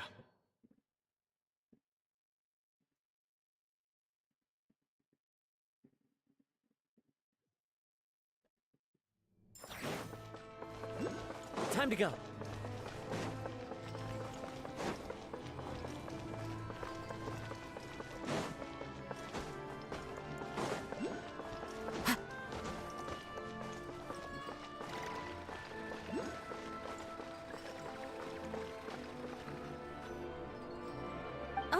Miss Vodyanitsa, prima donna of the Korolievsky troupe. What a surprise meeting you. Sorry, I'm not taking interviews today. Oh good, you're here. The session's a— Please wait, Miss Vodyanitsa.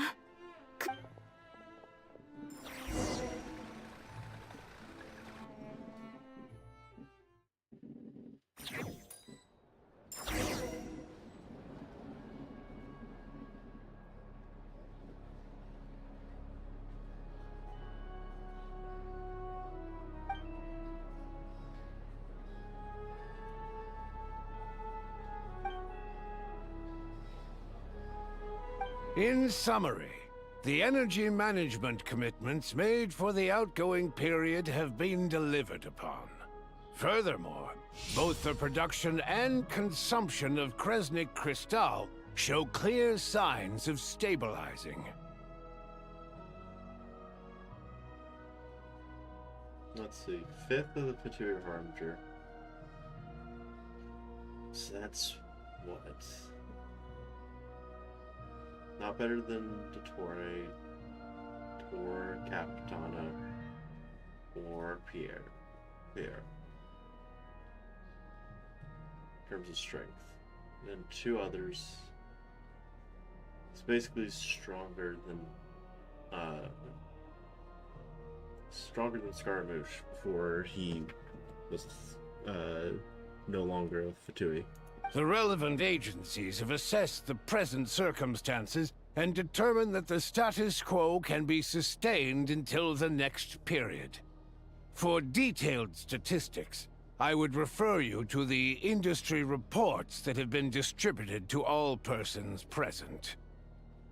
It should also be noted that while the recent blizzards have led to a significant increase in people's energy expenses, this is strictly a short-term phenomenon associated with a remotely located monster. Her Majesty the Tsaritsa is giving her full attention to this matter. We should have every confidence that it will be dealt with swiftly and conclusively. Oh, hang on, right there. The child marionette. No person missing here. Antelope. This is probably safe for Fatui Harbinger. Don't remember who. A financial report on disaster relief is also present in this report, courtesy of Pantalone. They cover the same old ground every single time. The rooster never seems to mind, but everyone else is getting tired of it. There's a general lack of trust. People aren't seeing any tangible benefits that affect them directly. Of course, none of that will be reflected in any of the reports on the table. Yeah, if it weren't for these hard copy documents, I could have at least made something up. Oh, don't mind me. I'm just out here trying to hit my interview quotas. Bring out the Kvass. Ever read it? Best-selling newspaper in town. If I remember correctly, You guys don't even have a sales permit. You have to sell from stalls on the street. Okay then, best-selling street stall newspaper in town. Still counts. Order! We will now open the floor to the representatives. If there are no further substantive issues to discuss, we will then proceed to a vote on this motion. Snezhnaya has a long tradition of treating members of the Fatui armed forces and their dependents favorably. But recent surveys shows that Fatui families in remote areas have access to 15% less crystal than the average civilian family in Snezhnograd. It's been said many times before, but it bears repeating now. There needs to be a clear and consistent rationale behind how crystal is allocated, or we will soon face immense public backlash. Perhaps you wouldn't need to keep repeating yourself if you would hear me out for once. I say again, true consistency exists only in principle. In the real world, fairness is relative. You appear to treat resource allocation as a simple function of production and population. So what about when the equipment used in production breaks down? Have you factored that into your equation? And do you even know how long it's been since Snezhnaya last conducted a census? If I knew the answers to questions like that, I'm sure I'd be a very wealthy man. And I doubt I'd be going by child. I'd like to bring the focus back to the specific issue I raised. Or do you wish to deny that favorable treatment for Fatui dependents is our long-standing policy? It's easy to be a critic when there's no accountability. That seems to be a running theme in the anti-Project Stuja cohort. Defeat the ringleader and all other problems will magically resolve themselves. That's what they seem to think. But in case you aren't aware, not one jot in my report would change whether Project Stuja continues or not. So you have no intention whatsoever of finding a solution to this problem? On the contrary, I'm the only one here who ever brings solutions. Child opened by speaking up for the armed forces. Regrader struck back with style and a war of words ensued. Our reporter was live on the scene to get the audience's reaction as it all unfolded. Who do you support? The people have spoken! Child received raucous applause from the crowd as he pushed Regrader onto his back foot. Now you see why they don't have a sales permit.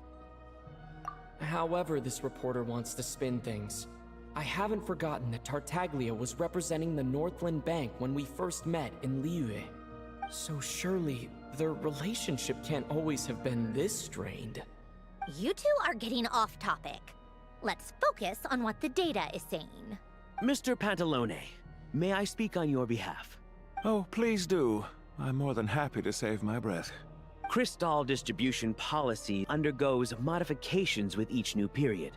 The ultimate goal being to find the most reasonable method of allocation, which I believe is what Mr. Tartaglia also seeks. But I fear many may have been misled on this topic by extremist activists. To clarify, Project Stuja is not the root cause of the problem. It is merely a framework for resource distribution. The most recent reports all point to Snezhnaya's resilience and adaptability during this period of fine-tuning, and give clear indications that a distribution framework is improving with each iteration. To make drastic adjustments without first considering the risks would likely do more harm than good. It would be a waste of the hard-won experience we've gained to date. Renowned scholar of finance, Arapov spoke up to clarify the fifth. With the notorious Lelex still active to this day, should the Rokot be held responsible? No, there is someone else to blame. She's just rephrasing what Mr. Pantalone said. The Rokot are the critics he accuses of taking no responsibility for their actions. As for Lilac, you won't have heard of him yet. He's currently the most famous member of the Rokot. Well, more like infamous. Ending Project Stuja has become an obsession for him. Unlike the more decent ones among us, he believes that votes in the Vetcha are all that matter. So whether it's threats, coercion, or bribery, he'll use whatever means necessary to get people to change their vote. And since we're already on the subject, what do you think of Lelec's methods? Are you for or against? Well, whatever the story is, his actions benefit us all. We stand with Lelik. At least someone here wants to take this discussion seriously. I've been considering that issue myself. What you really need is more precise regional data, right? I think it would be easiest to let the Fatui handle it, since they're already in charge of Crystal shipments anyway. We may as well get them to collect some data while they're at it. Whatever you need, you can ask the Fatui to look into it for you. In terms of supervision, I think the Druzhna would be a good fit. I had hoped to discuss this with Miss Vesna, but sadly, she's not present. I will be happy to take a note of your suggestions and present them to Commander Vesna for a decision upon her return. The Commander has always taken a keen interest in Project Stuja. However, given the Druzhna's demanding workload, I'm afraid it may prove difficult for them to provide any practical support. Let us refrain from jumping to conclusions until a concrete and actionable plan is in place. My apologies, Lord Rooster. There are numerous issues to address here, including manpower, time sensitivity, and reporting lines. Nevertheless, I support drafting a proposal. Follow the usual procedure, and it can be raised as a new motion for all parties to evaluate at the appropriate time.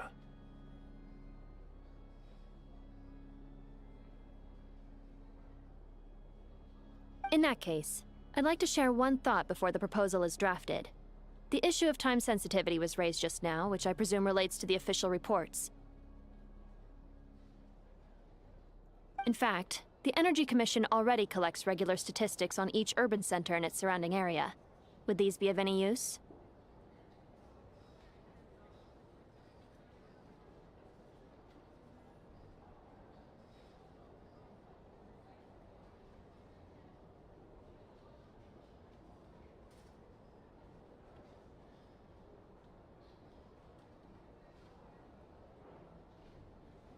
That's a good idea.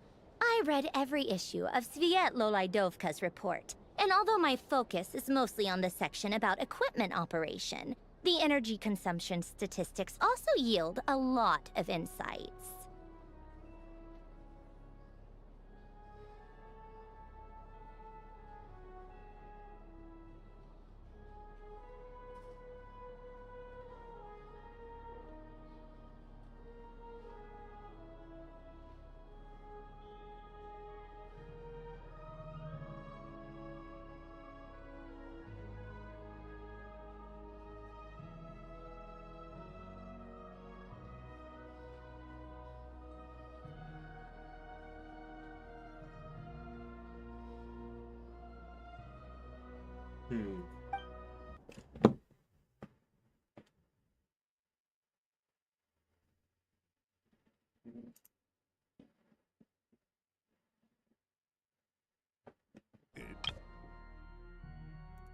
Wouldn't see an issue with using local data to determine Crystal quotas. In the long term, it seems like a very risky solution. Not if they are used purely for reference. So long as we have the report from the Northland Bank's headquarters to corroborate it, no one will be able to fool me. Very well, then. It appears that this arrangement is acceptable to all parties. Yeah, sounds good to me. The members reached a provisional consensus on the issue of improving treatment for Fatui soldiers.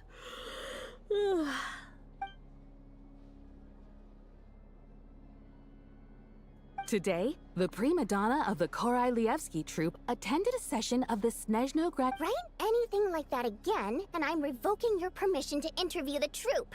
Got it?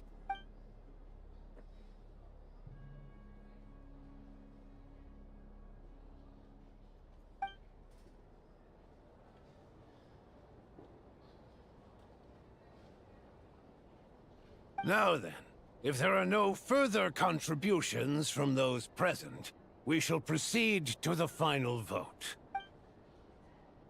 Hey, check it out!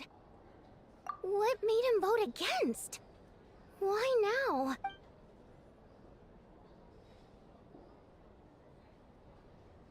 The votes have been tallied. Those in favor of continuing Project Stuja, Total 61%, securing a clear majority. That was too close. The margin has shrunk yet again. Chuganov was a huge loss. I'll bet Lelek is behind this. I wonder how Pulcinella will respond this time. Chuganov. I see. Lelek strikes again. Yes. Go, Lelek. Once Project Stuja is defeated, our unwavering support at Bring Out the Kvass will finally pay off when we make our comeback. I can taste our victory already! In accordance with the result of this vote, Project Stuja will remain in effect until the next Vecha period. Finally, may I remind us all, we debate only for the greater glory and solidarity of our nation. May the Aurora shine ever on, and the Tundra always stand firm. The session is concluded.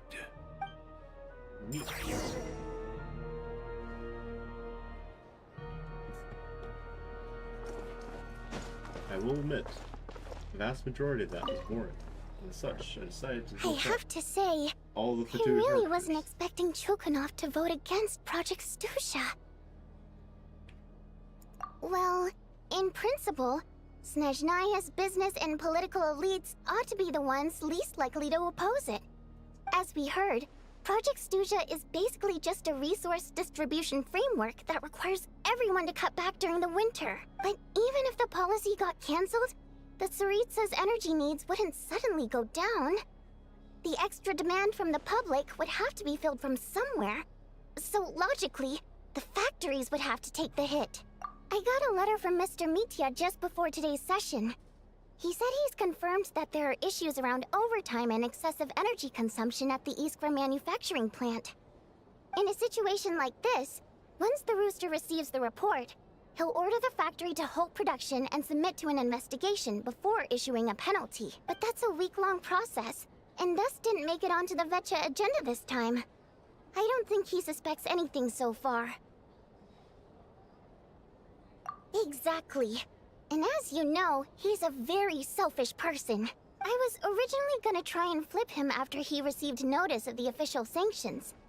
My plan was to convince him that the whole thing was completely unfair.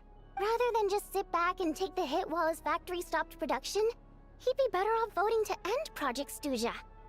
At least that way, no one else would be able to make any money either, because all the factories would suddenly have more limited energy to work with. But now, he's already voted against it, which means someone must have used more forceful means to change his vote. Yeah, no one knows why Lelek is so obsessed with ending Project Stuja, but by the looks of it, he's inching closer and closer to success. Lelek must have strong motivations, given how he'll stop at nothing to achieve his goal. Maybe he knows the full truth of Project Stuja. Maybe my next step should— Oh, right. What are your plans for the rest? Hey, comrade. I noticed you were here during the debate. I didn't take you for a political enthusiast. Greetings, Harbingers. I just happened to have some free time today, and my new friend here thought it might be fun to check out the Vecha. Ah, Odette must have introduced you. Looks like you two are getting along pretty well. I'll leave you to catch up. I should head back to the troop. Sure. Break a leg and all that.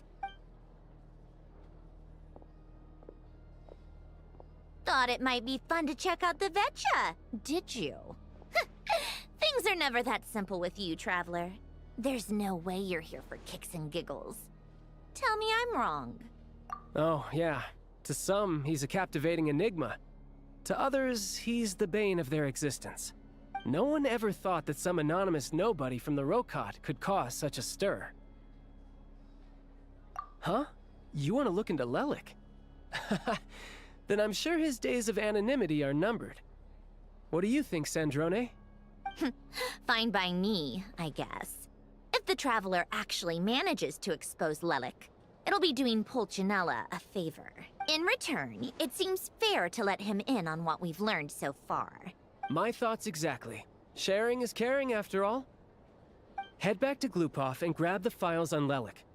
It's easier to just pull the records than go through the rigmarole of getting the Traveler a visitor's permit. As you command, child. In that case, since we're going to be waiting anyway, I'll have someone brew a pot of black tea.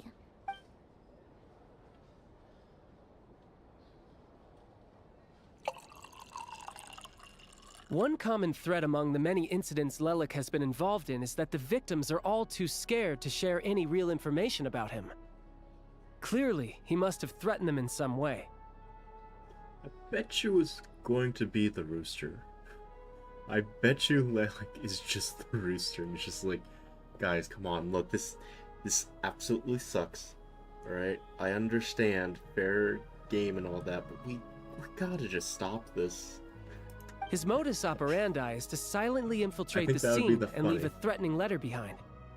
But neither the letters nor the crime scenes ever yield any clues to his identity. So all these files have to offer are short statements by the people affected. They don't give us a lot to go on. If nothing else, it shows we're dealing with a trained professional who's versed in counter surveillance. Yes, and to that point, he often strikes in highly secure locations. The victims are high-ranking and influential people who take their personal security very seriously. Somehow, Lelik slips right into their rooms without making a sound. There's never any eyewitnesses, nor the slightest trace of a break-in. If he can get in and out undetected, it means he can strike without warning. Not that that's ever happened so far, but the thought is enough to scare these people sleepless. It's hard to believe that a human being could pull this off flawlessly every time. So they switched the focus of the investigation to Faye. Unfortunately, no one's found anything yet. Careful, don't underestimate me. Although truth be told, I'd probably find it hard not to blow my cover. Direct confrontation is more my style. We haven't ruled out the possibility of Lelik being human. It's just, there can only be a handful of people in all of Teyvat who'd fit the profile. Faye, on the other hand, plenty would have the ability, but few would have the motive. No, not as strong as me. You'll never find the culprit with criteria like that. Let's go with a little weaker than me. There's no denying that Master is strong, but meticulous.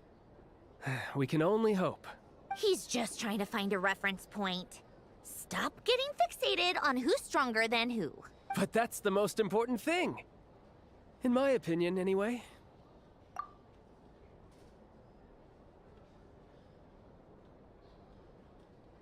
Odette? Yeah, that seems about right. Her skills are solid, and she's always calm under pressure. Except she's Fatui, so the likelihood of her working against us is pretty low.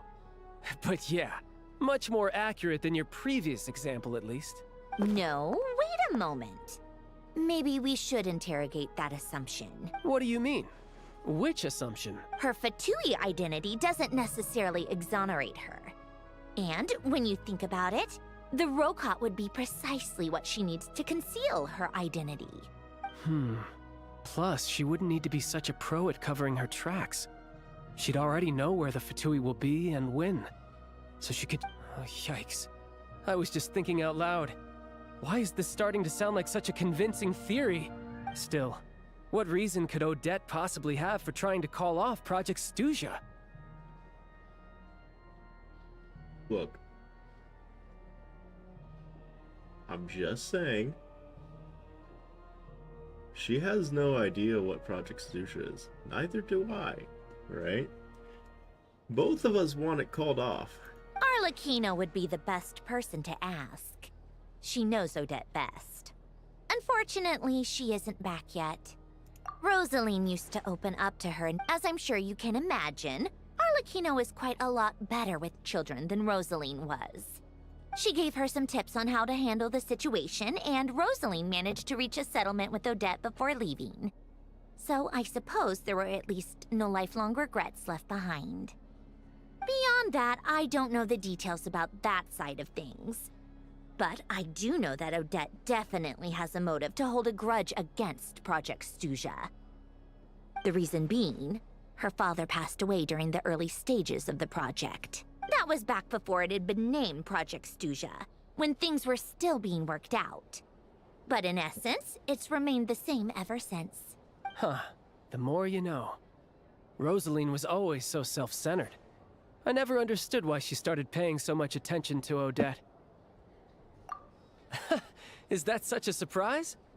If you cast your mind back, you may remember that Rosaline and I weren't exactly close. Odette's past is no secret. Her father was a fatus and her mother was a very famous ballerina. On the surface, it looks like she followed right in her parents' footsteps. But after her father passed away on a mission, her mother was overcome with grief. She broke her leg during Odette was only interested in ballet at the time, but this tragedy left the family with both breadwinners gone. Per Capitano's policy, family members of Fatui who died in the line of duty had to be appropriately accommodated and provided with adequate assistance. So, regardless of how Rosaline may have felt about it, it fell to her to resolve the issue of Odette's family's livelihood. In the end, the solution they agreed upon was to have Odette join the Fatui. Right, because the alternative would have been a one-off compensation payment, I guess. In that sense, joining up was definitely the better option. Still, she must have had mixed feelings about it, right? If she doesn't even like the Fatui... It's just a theory. A possibility. But as a motive for Odette to become Lelik, it holds up. That said, I have no idea where Odette's head is at right now, or what her conflict with Rosaline was about. Plenty of people were on bad terms with Rosaline. I have no intention of trying to figure it all out. Yes, but there's not much point in discussing that now. Yeah, back to Lelik. Since our investigations so far have turned up next to nothing, we've got nothing to lose by trying a new angle. Funnily enough, Tonya and I had actually made plans to go to the theater tomorrow to watch Odette's rehearsal. Unfortunately, thanks to this Lelik situation, I'll be stuck working overtime again.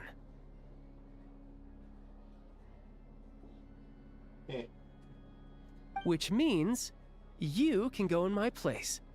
No point wasting the ticket. Plus, you'll get to meet Tonya. Spirit Seeker. Quite the classic ballet.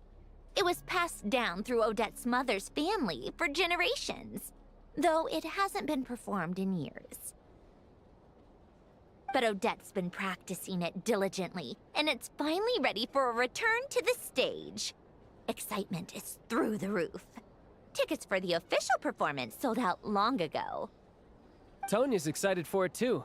She's desperate to see it no matter what. Personally, it's not really my kind of thing, but since she's my little sister, I had to figure something out. I've actually seen it several times before. The story's pretty straightforward. The lead character follows a trail of clues left behind by a spirit, gradually recovering her memories along the way. It's a tale of love and regret. So not exactly reinventing the wheel, at least by today's standards. But when that classic melody kicks in, and the lead character begins to dance, not an easy dance to do justice to, though. I know it's always been Odette's dream to perform this piece, but I'm not sure she's really ready. In that case, I think that even if she is Lelik, we should wait until her performance is over before we respond. I'll let you take it from here, comrade.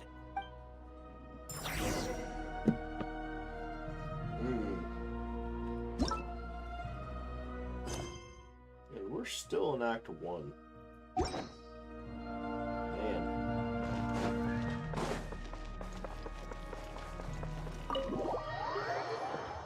This is definitely going to be a long.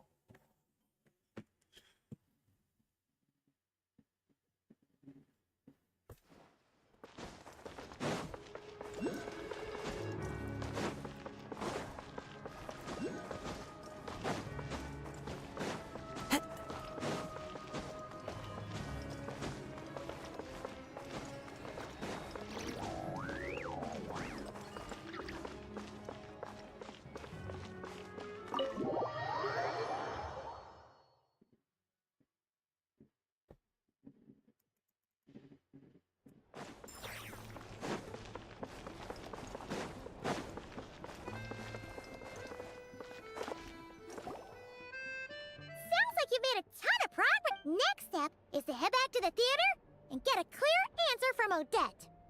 Either way, Paimon doesn't get the sense that she's a bad person. Sure, she might have done some... Maybe this is going too far, but like... With everything she's managed to do so far, wouldn't it make more sense? Why leave a letter when she could, well, we know there. So, if it is her, yeah. Well, all you can do is follow the facts wherever they lead. No change, really. But that thing Paimon told you about yesterday? Paimon feels like she can sense it more clearly now. Hearing you talk about your day makes Paimon... Yeah, I wish you could be there too. I'm not you. Guess it's just one of those things.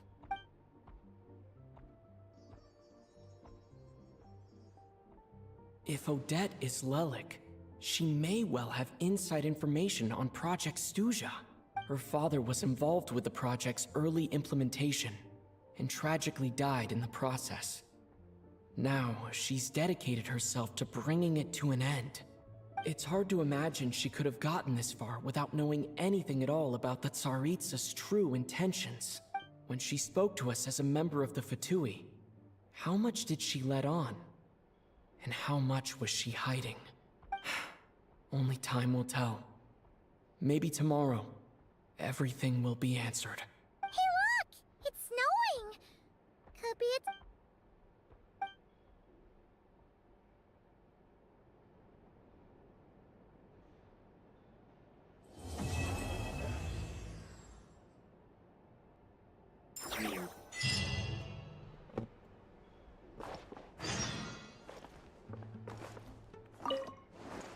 Okay. Here's what I think we're going to do, right? Now that we've finished up this chapter. I am going to take a small break. Probably like 10 minutes. And then we'll go and do chapter 2. Right? As such, I shall be back in a little bit.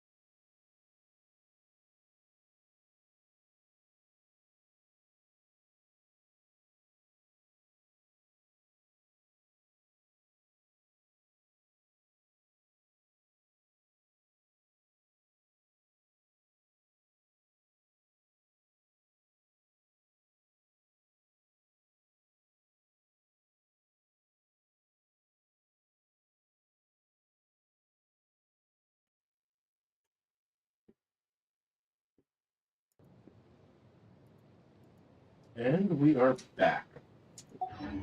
Now to finish up with the remainder of the story quest.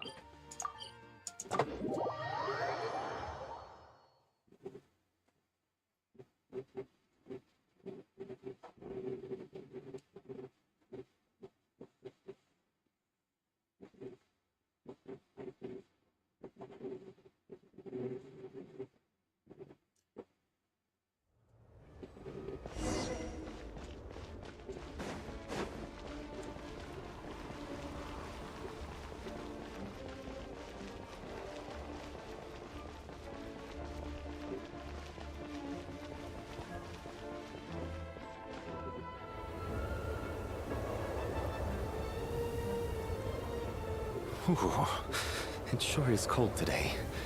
I wonder how much heavier the snow's gonna get. Here to see Odette? I just need to see your tickets for the preview. Perfect. Thank you. I'll hold on to your tickets.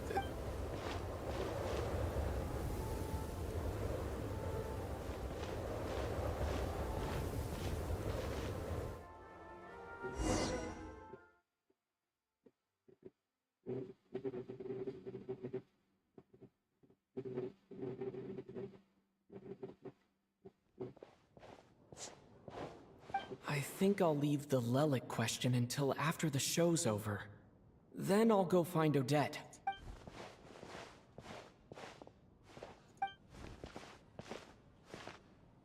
Child said he was originally going to come with Tonya. So I'm guessing Tonya's already here somewhere. Is there anyone here who looks like a Tonya? Let's see. It's a small audience. Makes sense for a preview. Mr. Chuganov's back again by the looks of it. Oh, and is that Mitya? And that Fatui officer, Valeri. Guess he must be playing cat and mouse with Mitya again.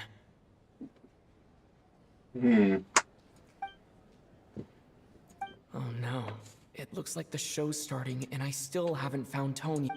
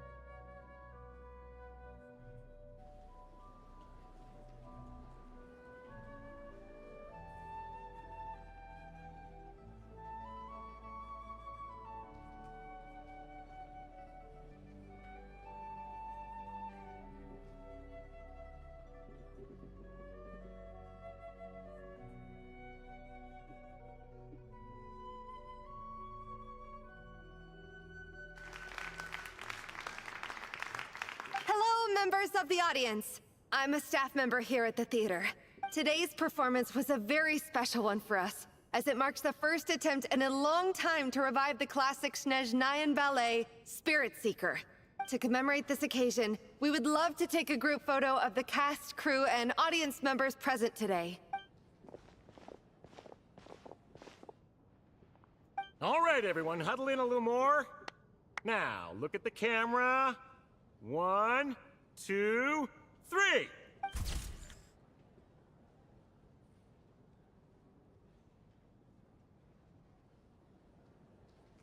That might be Tonya down there.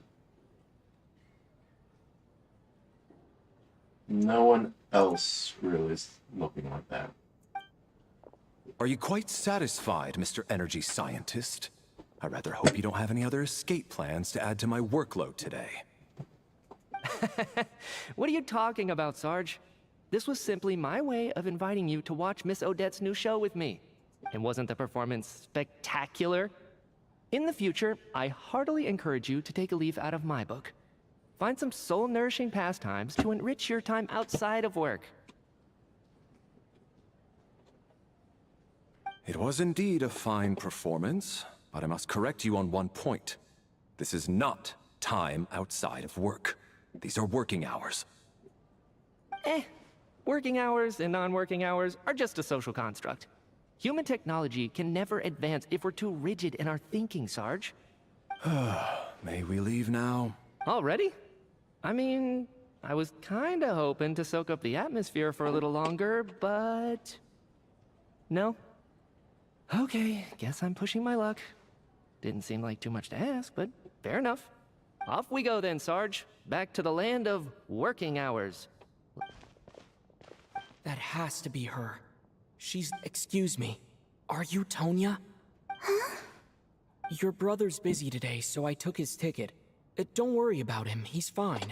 Oh, okay. Sorry for the trouble. What's wrong? Are you sick? Maybe she caught a cold on the way here because...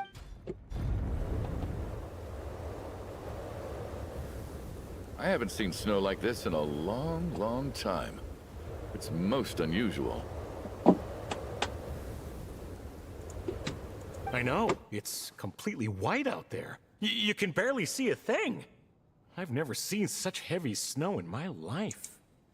Let's wait it out for now. You'd be lucky not to freeze to death in this weather, let alone find your way. Well, look at that. Maybe we shouldn't be in such a rush to get back after all. What do you think? Let's wait and see. Why do you need to take it so seriously? Fate has given us this wonderful chance to take a break. We owe it to ourselves to make the most of it. Come to think of it, there's a small inn not far from here that always keeps plenty of extra blankets on hand for guests. I know the route well. Shall I head over and borrow a few blankets?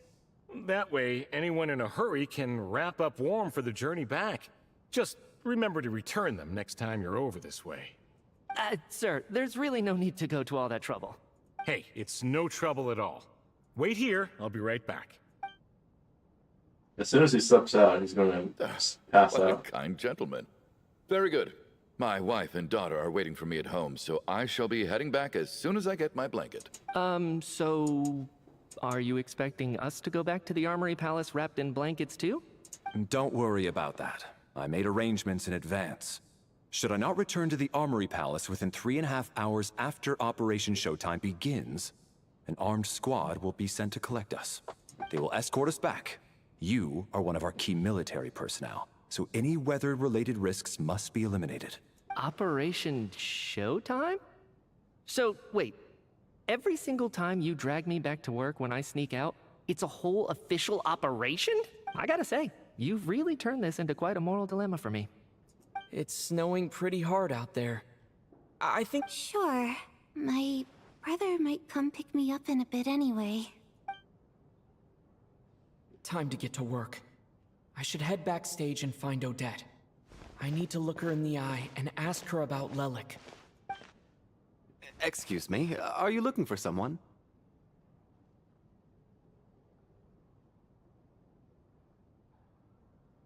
Ah, you're a friend of Elosha's. I think he's busy moving props backstage right now. Sorry, but that area is currently off limits to... Bad timing, I guess. Well, I might as well stick around.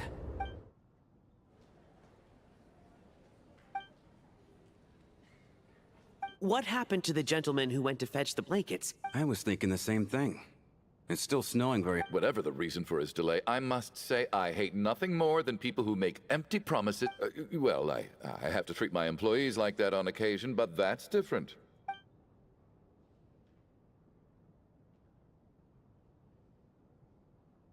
You seem anxious, Mr. Valeri. It's been nearly 4 hours since I left the armory. The army should have arrived to extract us by now. They know how much I despise tardiness and disrupted plans. There's simply no reason that they shouldn't have shown up by now, barring exceptional circumstances. Surely a snowstorm like this one counts as such. Few things in this world can stop the Snezhnayan army, Mr. Mitya. And a snowstorm is certainly not one of them. Why don't you go out and take a look? They might be right outside, waiting for your orders before they dare come in.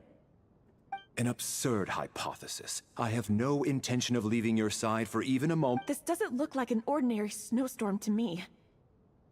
That guy who left earlier. It looked like he just vanished into thin air. Either that, or my eyes were playing tricks on me. A man-eating snowstorm? Come on. Night hasn't even fallen yet. Spare us the ghost stories.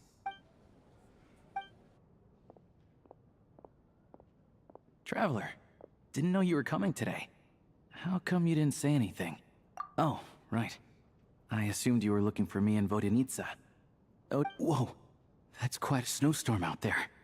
I've been working backstage this whole time, so I didn't even notice. No wonder the audience hasn't left yet. Is weather like this rare, even in Snezhnaya? Yeah, snow like this. I'm sure I've seen it out in the wild before, but never in the city. Actually, I take that back. I don't think I've seen snow this bad even in the wild. This is something else. It's not normal. If even Alosha thinks snow like this isn't normal, could it have any— We can't stay cooped up here forever.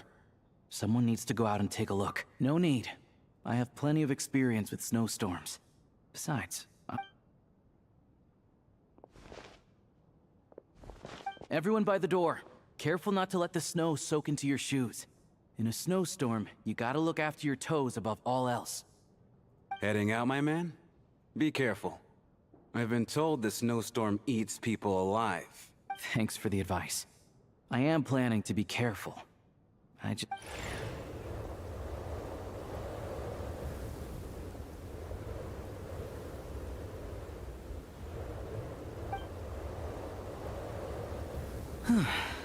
He's back! He's back! How was it? What's going on out there? Did you see any soldiers patrolling the area? Something about this storm isn't right. There's no one out there. I didn't see a single soul. And something in the air gives me the creeps. This isn't your average snowstorm. I suspect it might be related to recent events in our nation. I strong... Are you serious? So all of us are trapped here now? That sounds a little far-fetched to me. You want to go outside and see? I, for one, am not risking my neck in that weather.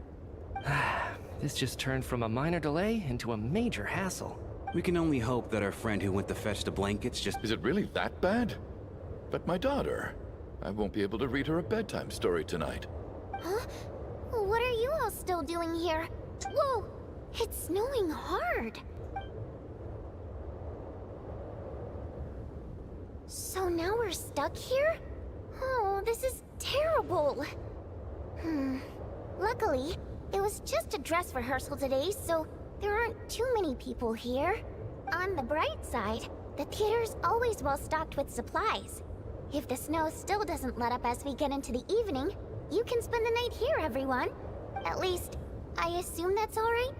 Odette? Fine by me. This seems like a sensible backup plan under the circumstances. My thanks to the theater for being so accommodating. What are you staring outside and praying for, my man? You anxious to get home too? Oh, your majesty the Tsaritsa, I beg you, please do not let tonight's snowstorm stop. This is a golden opportunity to spend the night under the same roof as the two tops. I think I've changed my mind. Sir, if you so much as look at us funny, you'll be seeing stars in a whole other way. Behave yourself, or you'll be begging for that blizzard. It's getting colder.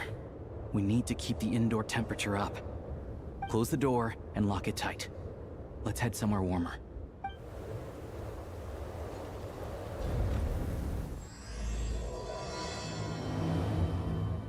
Fun.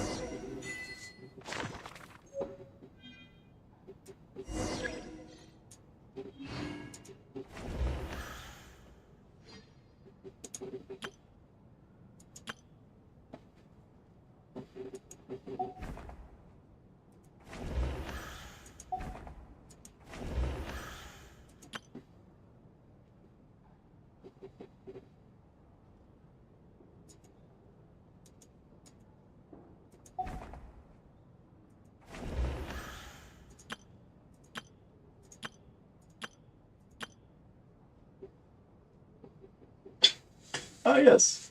Sekai. Me, the fourth descender, the traveler from beyond the stars. Meet.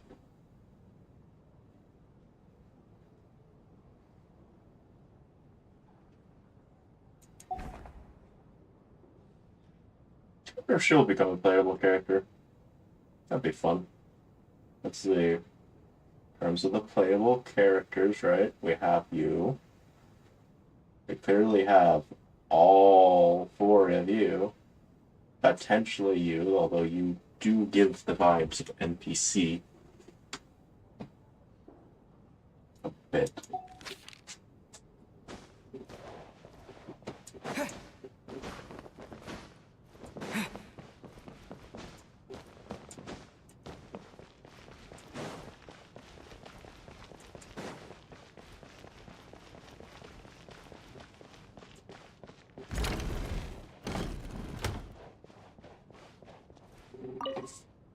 And then there's the aristocrats.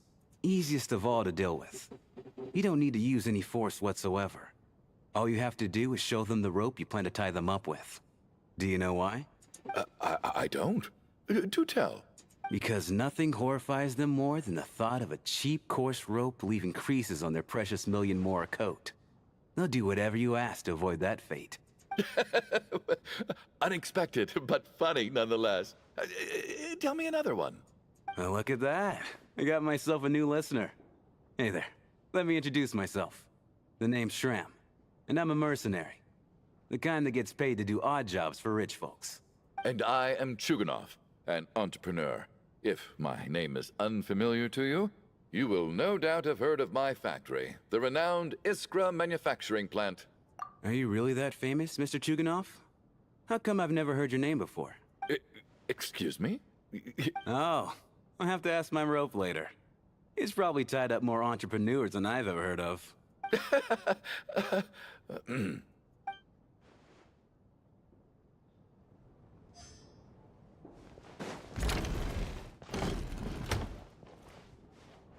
How are you feeling, Tonya? I'm fine. Sorry to worry you. I'm used to it by this point. I take medicine for it. My brother usually helps to get it ready for me. Child must take great care of his sister. He's never mentioned Tonya's illness, though.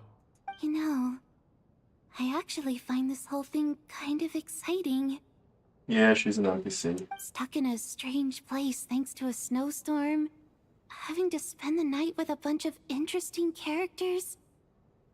It's pretty cool, don't you think? Kids, huh? I'm fine, really. Just got a little overexcited. Look after yourself. To be fair, they had to nerf his boss fight, so I'm not too worried. My husband has major trust issues. To him, I doubt even this snowstorm is a good enough excuse for me to stay out all night. That's the price of marrying into wealth. You'll get used to it. I'm not about to stop you if you want to leave. But, hello?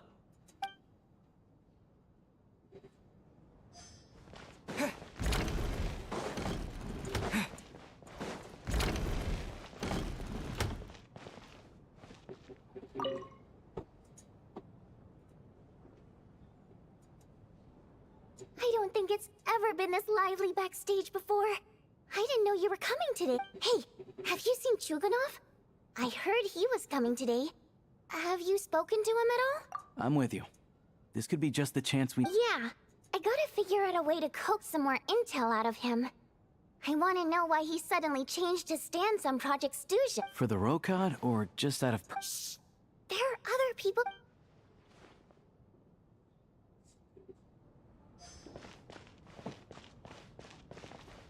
This is highly irregular. A delay of over an hour during an operation like this theoretically warrants a Harbinger-level response. I wonder what the issue is. The storm? Sarge, the day you learn to let go and just enjoy moments like this is the day you'll finally understand the meaning of life. Ah, why, hello, sir. I believe you were the one sitting at a nearby table back at Podvorye Restaurant. Any friend of the theater's star performers is a friend of mine. It's a pleasure to meet you. I'm Mitya, from the Energy Commission. Greetings. Major Valeri, head of the Special Assignments Battalion. Armory Palace Royal Grenadier Guards, 1st Regiment. I am here to ensure Mr. Mitya's personal safety. Please let me know if I can be of any assistance. I am the Traveler.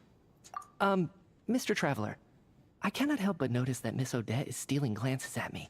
Any idea what that could be about? I've racked my brains, but I can't think of anything I might have done to offend her.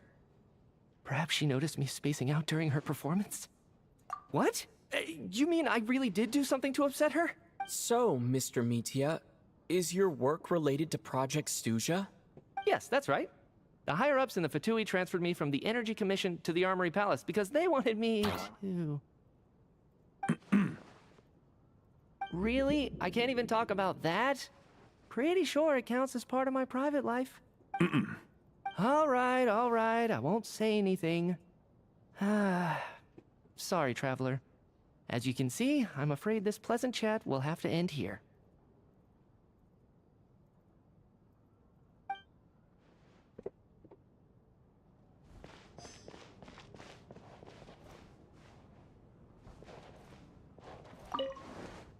I have to say, even though today was a rehearsal and there were some hiccups along the way, Miss Odette's performance... Oh, I couldn't agree more.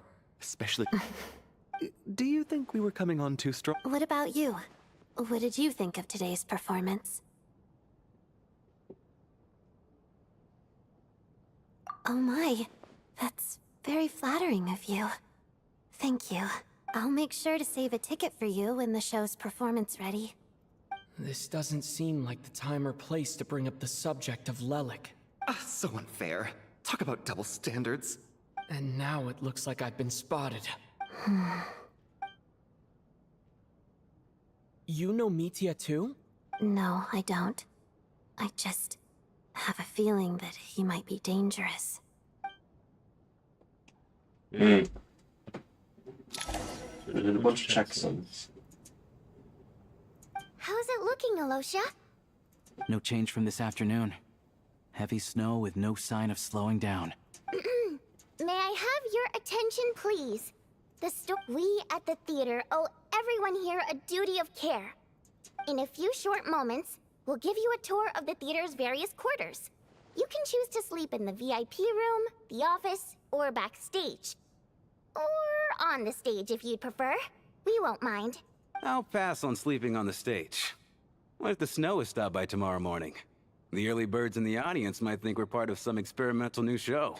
A drama about sleeping? That could be fun. Maybe we could come up with a title for the production.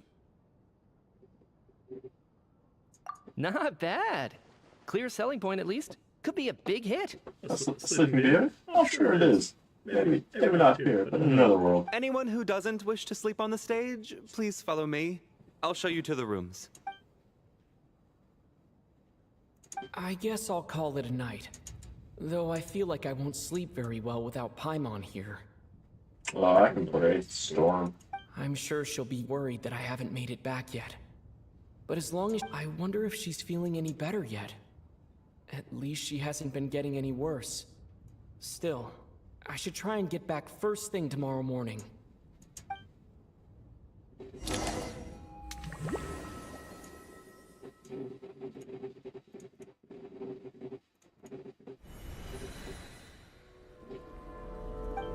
finally. Welcome back to the world of the living, lazy bones. I was about to wake you. The black mist is almost on us. Still waking up, huh? You know, the black mist. It's been chasing us from below ever since we were born. You're just dozy. There's no way you've forgotten. Come on, let's keep heading up. Onwards and upwards is the only way to survive. Don't listen to a word those black mist cultists say. Here we go again. The endless march toward survival. What's going on? That black mist down there is creeping me out. And it's right. The black mist cultists believe that being swallowed by the black mist leads to everlasting peace. But if you ask me, they're just lying to themselves. We're the only heretics left. The only ones who refuse to give in. We have to keep going. But how do you actually know that they're wrong? Dangerous question there, Torgov. The moment your faith wavers, you start a chain reaction that ends in the collapse of your will. Put the question out of your mind. Stay strong and believe that the black mist means certain death. Okay. I can't do this anymore. I've had— All this will pass eventually, I promise. Keep fighting. You accuse the black mist cultists of being liars. But you're lying too. The cult of the black mist has poisoned your mind, Sobolova. I am. I think I'll take— As much as I detest the black— Then I bid you both farewell.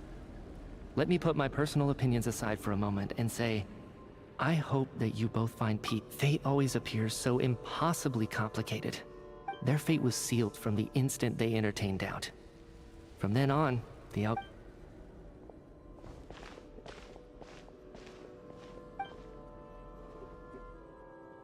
Torgov and Sobolova are gone. I never thought the day would come when even they would be swallowed by the black mist. It's just you and me now. Yes, it looks like it's satisfied. For now. This happens from time to time. But it won't be long before the black mist starts chasing survivors once again. Well, we should make the most of the precious moments of rest that those two bought for us. Huh?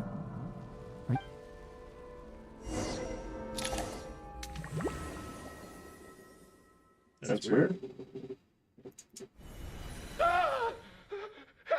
What is it, Chuganov? What's wrong? Is it morning already? Sounds like it's coming from next door.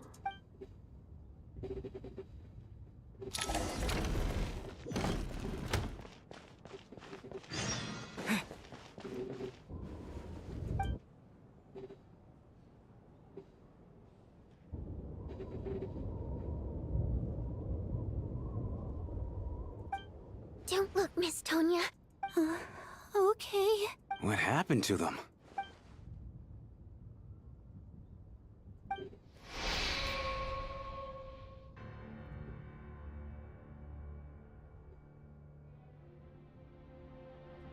These two people have passed away. And the strange thing is that somehow, I knew this was going to happen. Have I seen this moment before? Or did I— Let me take a look.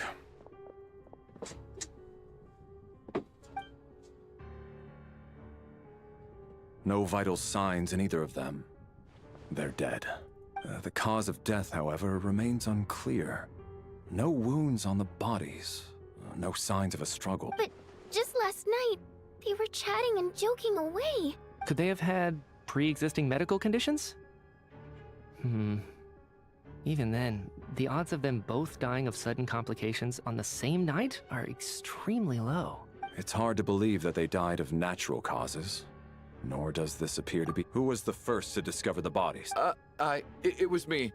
But these deaths have nothing to do with me, officer.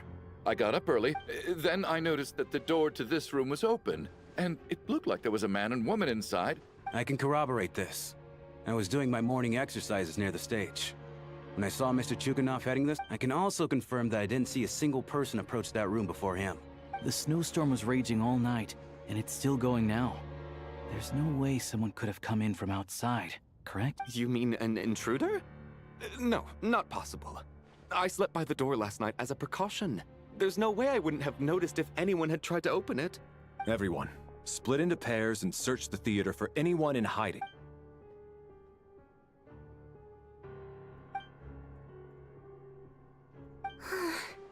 Nothing on your end either? Backstage is clear. No signs of suspicious activity. We checked the basement. Also clear. I don't think there's anywhere here that a living person could hide. Are we certain that the theater doesn't have a back door? Or any tunnel or passageway wide enough for a person to fit through? No, there's nothing like that. If people were sneaking in through some secret tunnel to avoid buying a ticket, we'd have sealed it off ages ago. I also checked the windows. All of them are locked from the inside, and there's no sign of anyone entering or leaving. It sounds like we can safely rule out the intruder theory. If anyone came in during the night in this weather, there'd be no way for them to avoid leaving footprints. This can only mean one thing. It's like one of those murder mysteries you see in novels and plays, isn't it? The ones where the killer is one of us. We can't quite jump to that conclusion just yet. Could he be right? It's hard to imagine something like that happening in real life. Set in a theater during a snowstorm, a murder takes place, and the killer is among us. It's such a classic trope that it seems unbelievable. Looking at who the killer targeted, and the clean entry and exit, it all adds up. I know what this is. It's obvious now that I think about it. What is? What have you... Both victims were wealthy, well-known local merchants. And the door was deliberately left open, so I would discover the bodies and witness the crime scene first thing in the morning. Such ruthless methods. Lelik? You mean Lelik is among us? And he's the killer? Lelik. I know this code name. Member of the Rokot, anti-Project Stuja. Always works alone. I've read the case files at the Armory Palace. Walk me through your reasoning, Mr. Chuganov. What now, huh? What now, Lelik? What more do you want from me?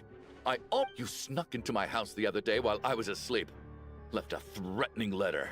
And I did all that you So, he really was threatened by Lelik. And now you're resorting to murder to threaten me. Isn't that right?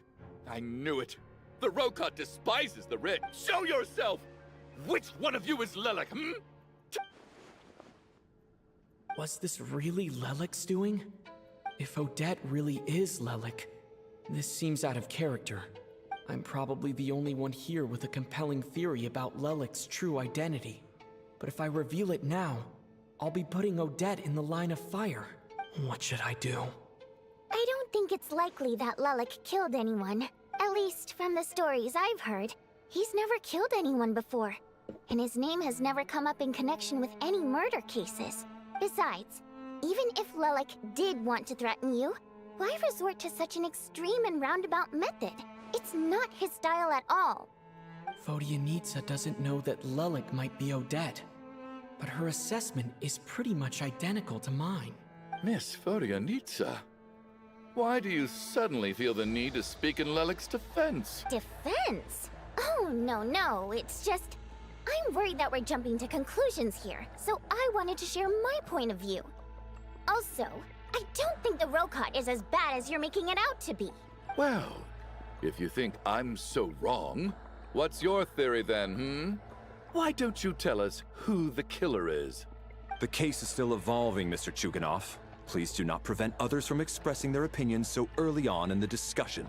Even so, there's no denying that the recent threat received by Mr. Chuganov may well be an important clue. So there's still a good chance that Lelik is right here among us. I can't do this anymore. I don't care if it's still snowing outside. I have to get out of here. Whoa, take a beat. We all know it's far too dangerous out there. Even the soldiers couldn't get to us. Go out that door, and you might not live to tell the tale. And whoever this Lelik is, they're surely not going to murder anyone in broad daylight. Be sensible, my man. You're safer inside. As much as I regret having to say this, I'd like everyone to cooperate and refrain from exiting the premises until further notice. Because as things stand, every one of us is now a suspect. Unless anyone has further information to share, let's adjourn for now. Feel free to keep searching for clues, but make sure you don't go off alone.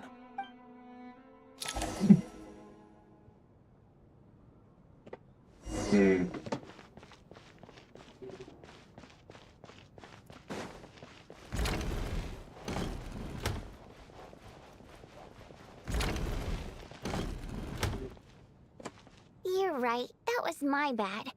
It was a knee-jerk reaction. I didn't think it through. Luckily, no one suspected my identity.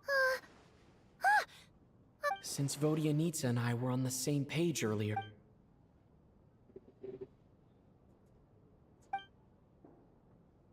Whoa, whoa, whoa. Are you serious? I don't know if this counts as gossip, but it's definitely on track to be the juiciest this whole year. Odette? Really? Odette? Oh god, how dumb does this make me look? Lelek has been right under my nose this whole time, and I didn't notice a thing. Actually, it's exactly what you'd expect.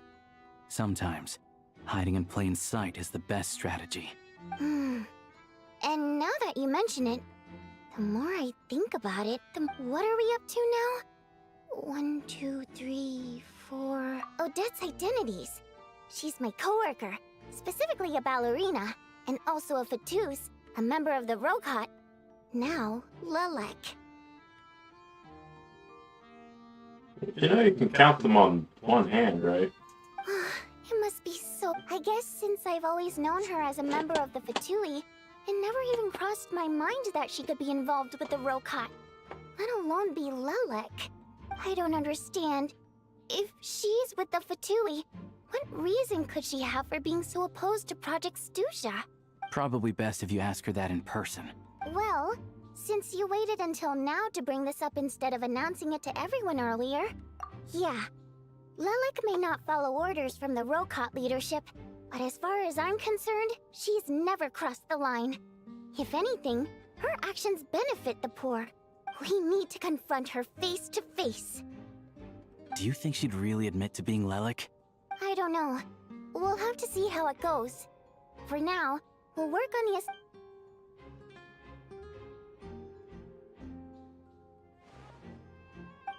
Now's our chance. Hey, Odette! What is it, you guys? Shh! Keep your voice down. So, Alright, fine. You don't have to say anything. None of us believes you kill innocent people. Whoever the Traveler was the first to figure out your identity. But he kept still. It's clear where the group consensus is heading. Everyone believes Lelek. We're your colleagues, and we know. So, can you clue us in? All right. Yes, I'm Lelek. And no, I'm not the murderer. And thanks, but I don't need you to cover for me. Huh? You're gonna reveal— That's right. I'll admit I was surprised at first when Shuganov guessed that I was here. It was just a lucky guess, but it caught me off guard. But after taking some time to assess the situation and confirm where everyone stands, I don't believe I have anything to worry about. Are you sure? Mr. Valeri! What?!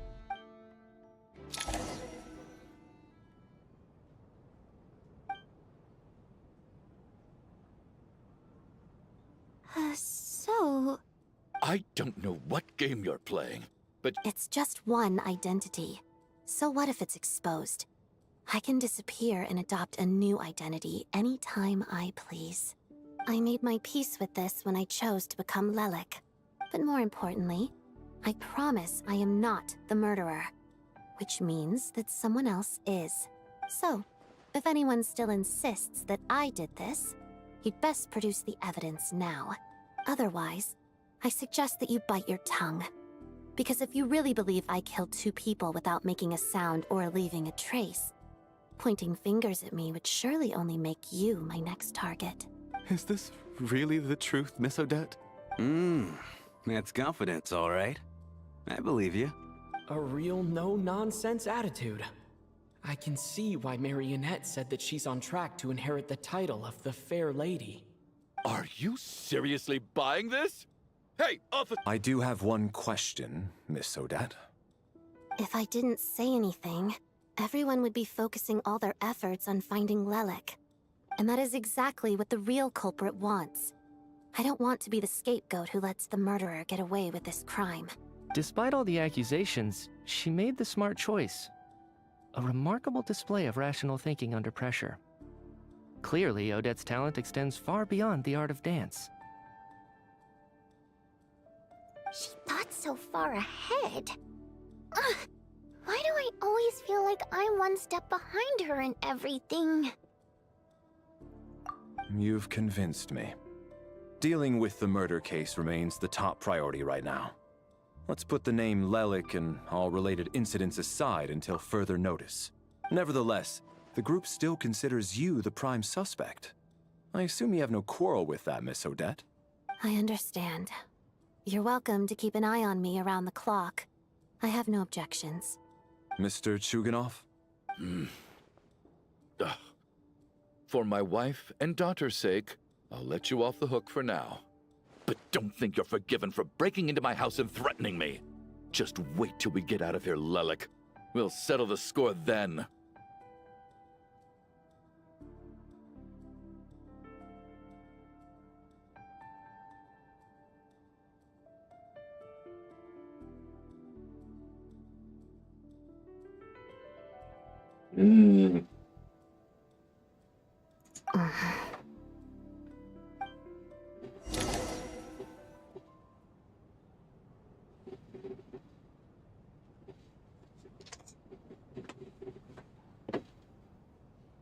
Good work, Lelik guard team.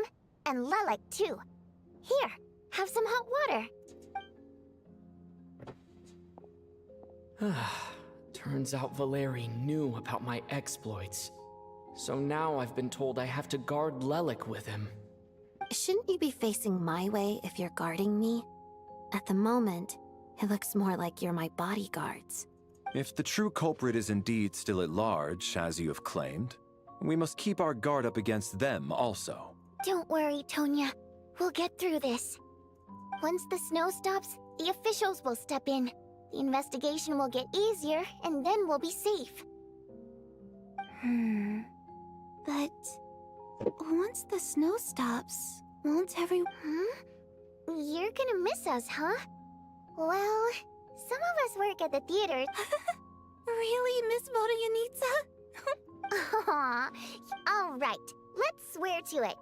I promise to give you the pass, and you promise to never change your mind about being my fan. Promise. Don't indulge her, Tonya. You don't have to swear an oath over things like that.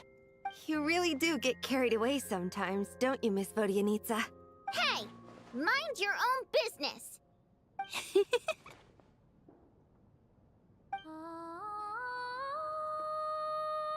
Don't be nervous, Miss Water Imp. Everyone's here. There's nothing to be afraid of. Excuse me? Do I look nervous? Don't be ridiculous. No. You sound nervous, lass. Oh. Wait, but how... Okay, plenty of people know that I'm a water imp, but still... How come you understand our primary mode of expression? Primary mode of expression. I've not come across that concept before. Do enlighten me, Vodyanitsa. Well, it's just...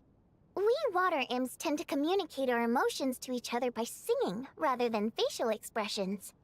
The emotions we convey through song take precedence over our facial expressions. So, we think of it as our primary mode of expression. I'm impressed, Shram. I didn't take you for a man of culture, but you're clearly rather learned. It's not about being cultured or not. The thing is, this mode of expression can usually only be understood by other water imps. It's not a simple case of a song sounding happy or sad. And yet, you're clearly human, Mr. Shram. It's really not the big deal you're making it out to be. I think I just have a knack for it. Plus, I have a... very close friend who's a water imp. A delightful lady. But keep that a secret. Anyway, we spent so much time together that before I knew it, I noticed I could understand her expressions. Oh, I guess that makes sense. Still, the fact that you have a water imp friend is even more surprising. I'd better watch what I'm singing when I'm around you from now on. Hey, what are you implying? You're not secretly insulting the audience in your songs, are you? Heavens! Why would I do a thing like that? It's getting late. We should discuss our sleeping arrangements for tonight. It's a guard against— I suggest that we don't sleep in separate quarters tonight. It will be safer. As long as someone keeps an eye on Lelik, I'm quite— Are you saying that you wish to bet your life on Miss Odette being the killer? No. Then I propose the following arrangement for tonight. The Traveler, Odette, and I will form the Night Watch. We'll sleep in shifts, but 2 of us must be awake at any given time. An excellent idea. This allows us to handle the Night Watch while also keeping an eye on Lelik. Meanwhile, the rule of taking shifts in pairs resolves the other issue. Namely that we can't necessarily trust the Traveler or Valeri either. I expect that plan took you quite some time to come up with, didn't it? Actually, our field combat manual outlines a similar approach. Although the scenario there involves guarding prisoners overnight during field operations. That being said, I must clarify that I harbor no disrespect towards you. In fact, Lelik's numerous covert operations make fine textbook examples for military agents. I care less about respect and more about the fact that you just robbed me of 2/3 of my sleep tonight. I'm calling dibs on being the...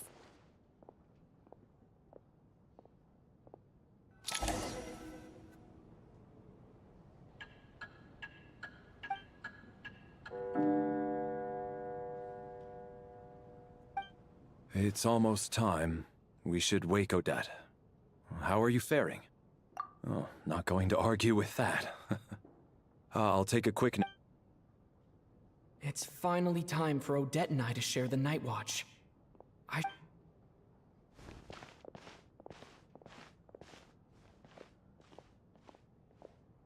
I came here to get information from her in the first place. How long are you gonna keep staring at me? Couldn't sleep. Plus, there's something I've been meaning to talk. I had a hunch that you wanted a conversation too.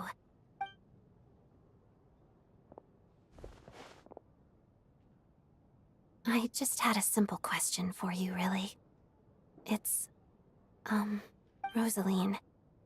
In her final moments, did she have any last words or anything? I see. No. She was utterly ruthless in pursuing her goals. That kind of person should be hard to miss. And yet, even though I never approved of her methods, and she was an abrasive person, the fact remains that I am indebted to her. Oh, she told you. I guess that makes sense. I think she and Rosaline were on pretty good terms. Yes. Rosaline wasn't the kind to gossip about this sort of thing. Not that it's any huge secret to me, though. When I was a child, I had to join the Fatui for the sake of my mother and me. I trained under Rosaline. It was extremely grueling, and it didn't exactly come naturally to me. All I could do was try to ignore the biting cold and practice, practice, practice. I was a newcomer who'd managed to make a good first impression on a harbinger.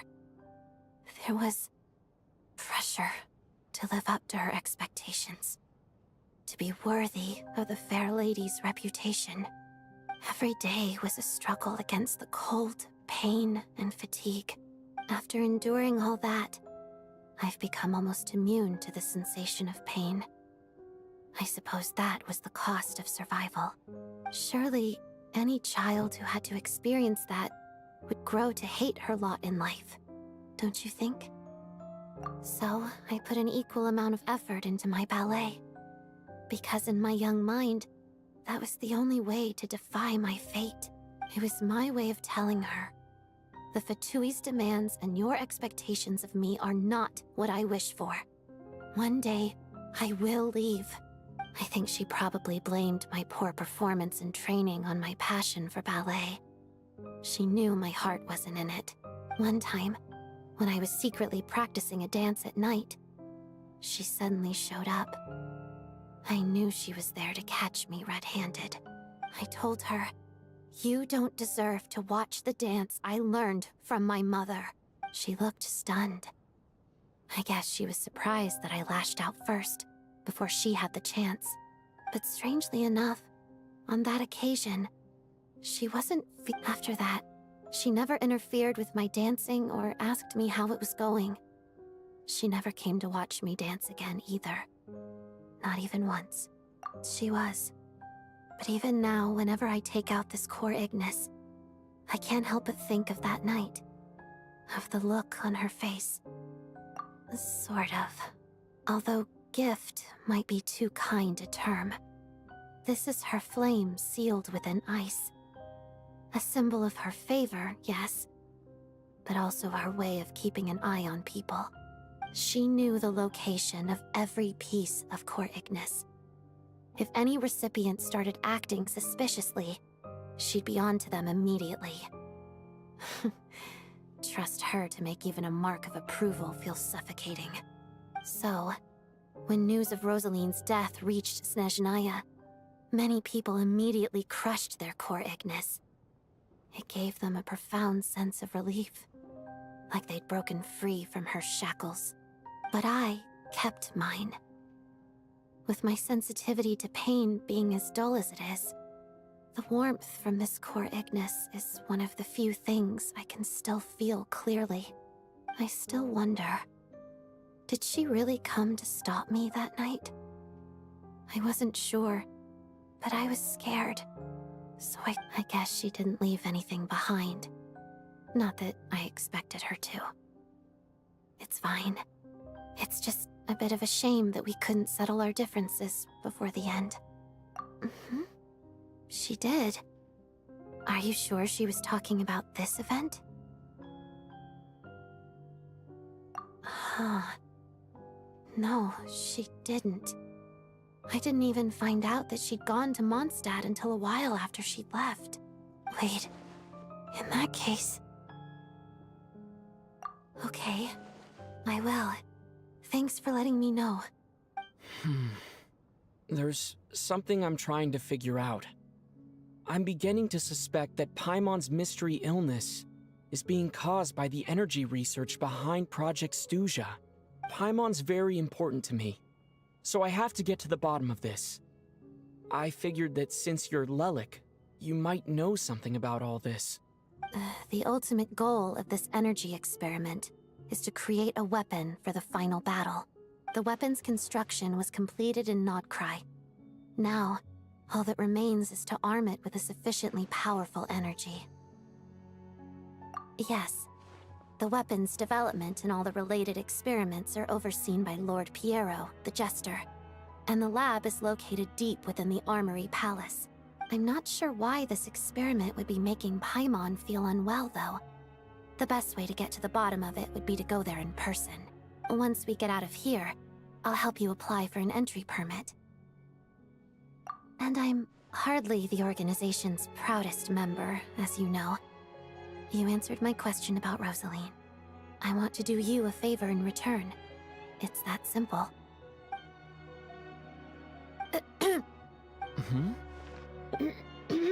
You two seem to be hitting it off. I thought you were sleeping. Of course I was. In the military, one learns to fall asleep quickly, even in the most inhospitable... Even if he was awake, he... Well, thank you both for keeping watch. Trap... Sure.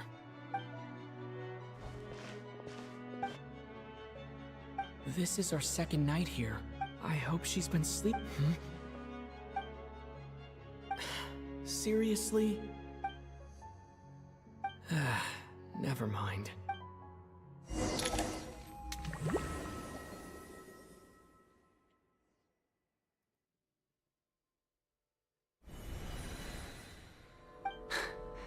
Hey, what are you spacing out for?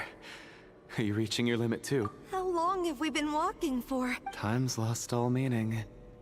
Ever since... A star key? Or key star? Anyway, the person who named it was swallowed by the black mist. Whatever it's called.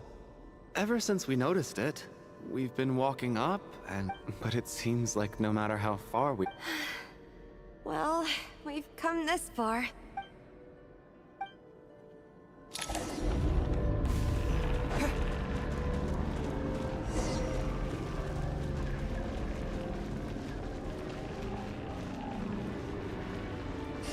Monsters! Watch out! Not again! Count how many times we run into them. Be careful.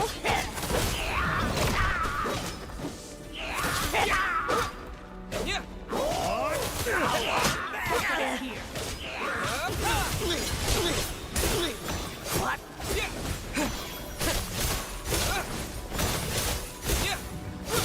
Fighting frog! What? Shut up! Run faster.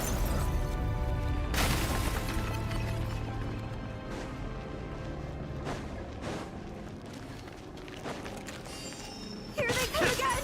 Get ready! Gotcha!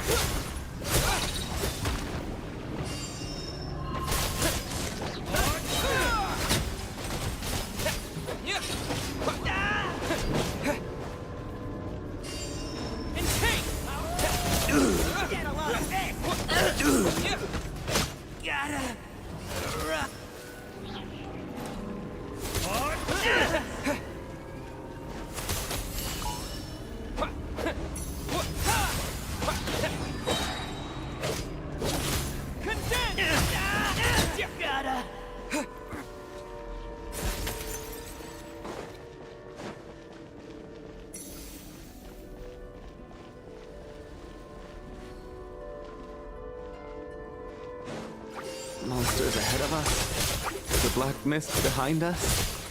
It feels like there's no escape. Fine.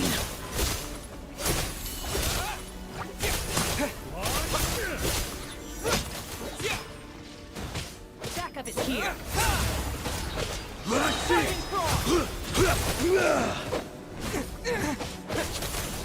Shut up. Run faster.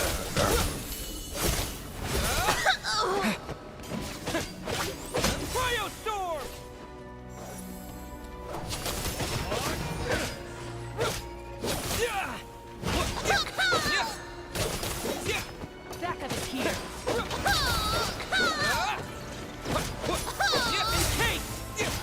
Learned. Are you hurt, Kulik? No.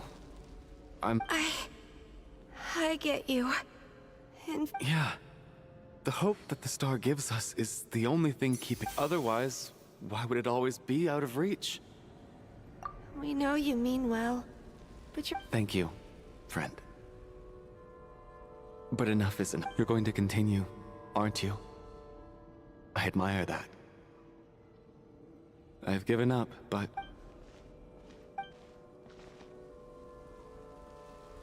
It's not an illusion. We really are getting closer to the star. Congratulations. You're the first I'm the star's envoy. The black mist has stopped rising. Its hunger is satisfied. This is a good opportunity. I'll let you get some rest before we continue. Hmm? What do you mean, leave? The star represents the starting point. Congratulations on reaching the starting point. Once you are ready, we will head out and walk upwards. Huh? What's wrong?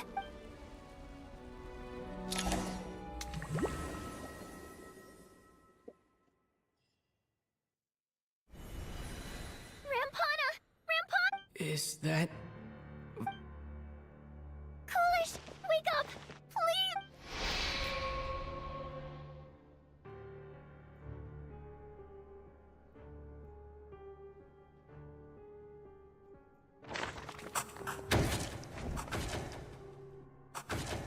The situation is identical to that of the two casual... At least there are some elements that we can rule out this time. They slept on the stage with everyone else. So Rampana. Weren't some of us keeping watch last night? 3 of us, in fact. I'm as confused as you are.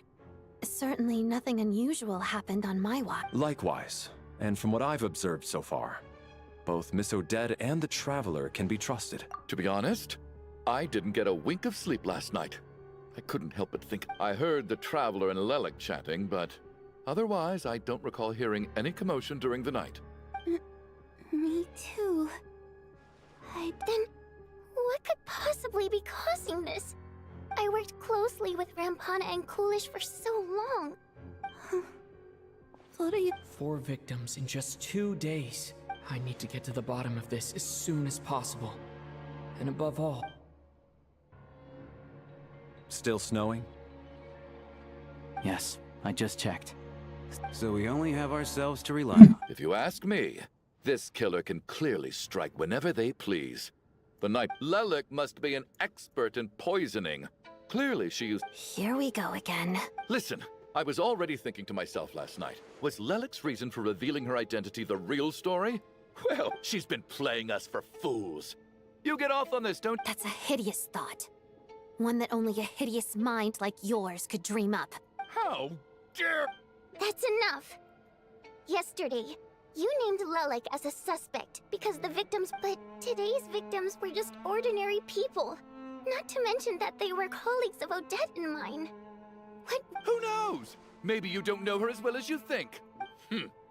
I implore you all to ask yourselves, how many people are there? Lelik is well known to be a ruthless operator, and now she has... Everything you've said so far is still just conjecture, which doesn't constitute a concrete lead.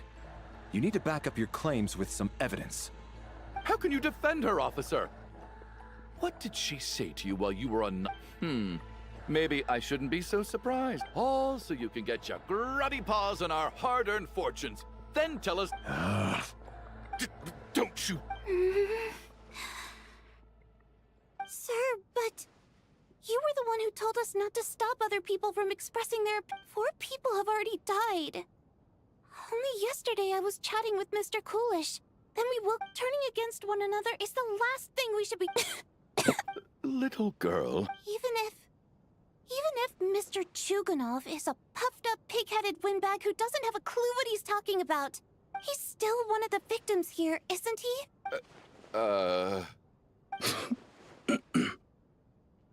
Quite. I had no intention of resorting to violence.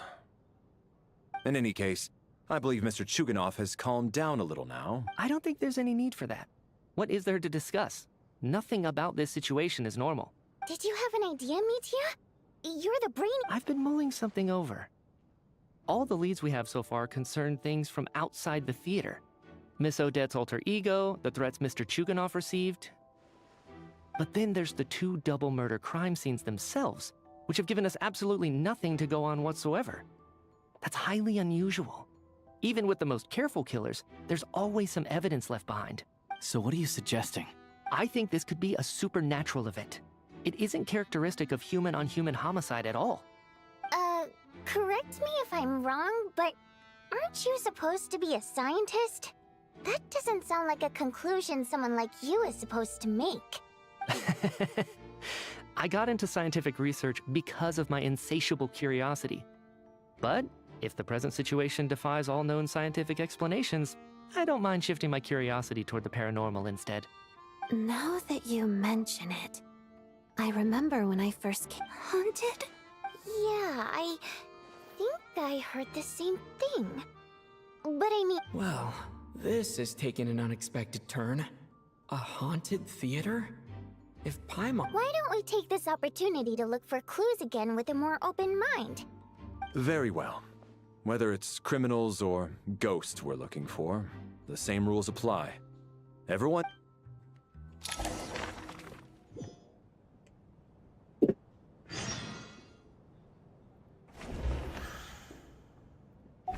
Yeah.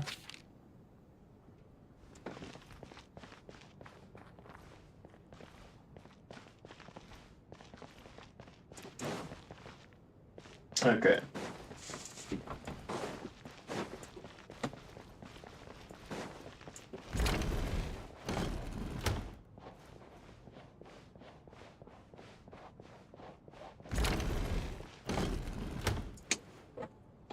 Valeri, come... Some sort of notebook. It's the on-duty logbook for the theater. Coolish was the main person to use it. He mostly used it to record any unusual incidents during a show, audience numbers, exit times, and so on. Yes, He'd always have this logbook with him when he checked tickets at the entrance. This should confirm a lot of key details about the recent show. Yes. The number of people. I've checked. Apparently, we have an extra person among us. Are we certain that logbook is accurate?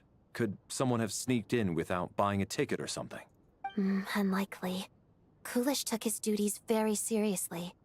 I've rarely seen any errors in his work. Not to mention that this was a dress rehearsal, meaning smaller audience numbers and tighter ticket restrictions than usual. Everything would have been well within his control. We no longer have our tickets with us, do we? They got collected on it. Unfortunately not. The theater recycles tickets. Once people are in the door, they don't tend to leave until the show ends, so we collect the tickets at the point of entry. Still... Did an extra person just materialize out of thin air?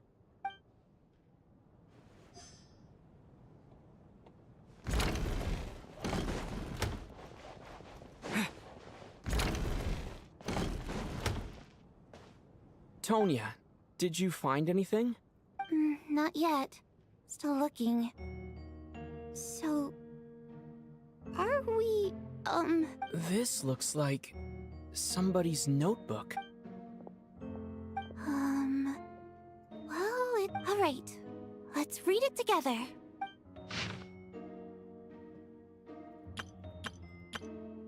Huh.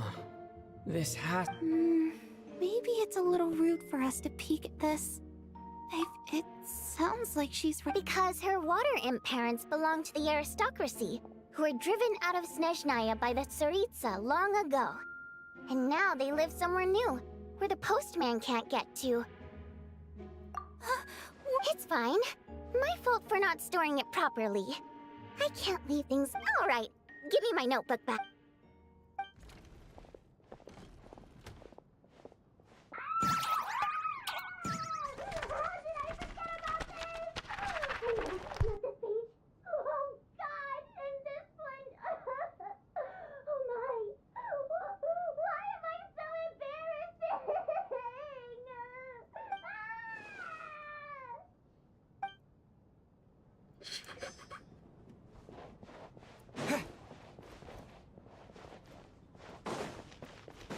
I actually haven't seen down here yet.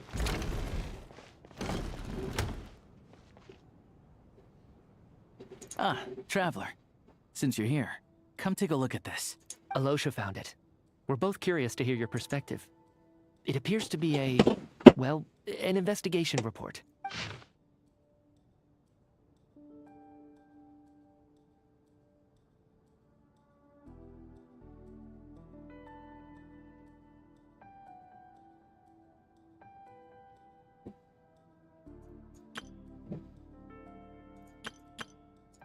An investigation report, huh?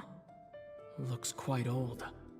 The theater manager must have hired an investigator once specifically to look into this issue. But it doesn't look like anyone ever looked at the report. Presumably, the manager wanted to know if the supposed haunting was dangerous, while also being fearful of word getting out in case it affected the theater's business. Anyway, the bottom line is, the haunting is actually real after all. It's caused by an obstruction in the ley lines. Is there any chance this is the key to finally making some progress with the murder cases? Ley line problems are pretty unexceptional to me by this point. And while it certainly offers an explanation for the ghosts, it's hard to imagine what connection it could have to these two murder cases. Some of the language that appears at the very end of the report caught my eye. Angel civilization, ley line renovation? My area of research doesn't touch on any of that, so it's huh? A piece of paper just fell out from the report. It landed right by your feet.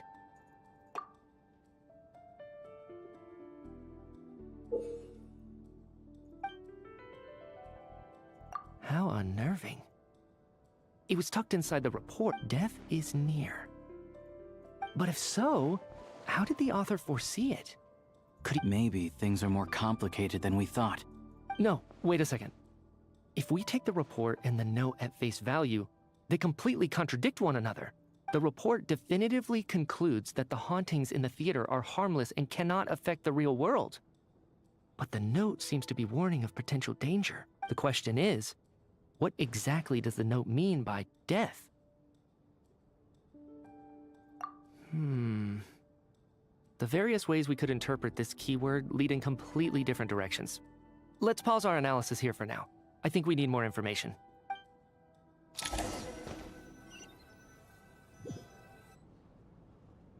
If we take all this together, it's not impossible, is it? If anything, it's the natural conclusion. Oh, I beg to differ. This sounds to me like a product of a researcher's vivid imagination.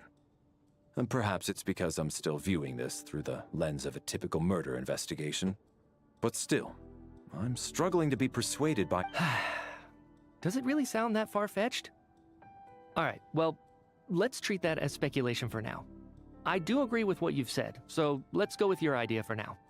Good. Okay, now that we finally have some meaningful lead...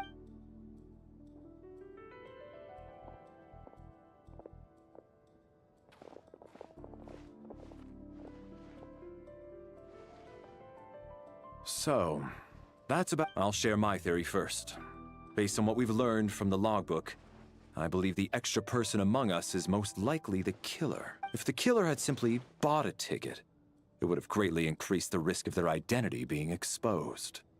I expect he or she either hid in the theater ahead of time, or found a way to slip past the ticket inspection. They then blended in with the group and waited for an opportunity to strike.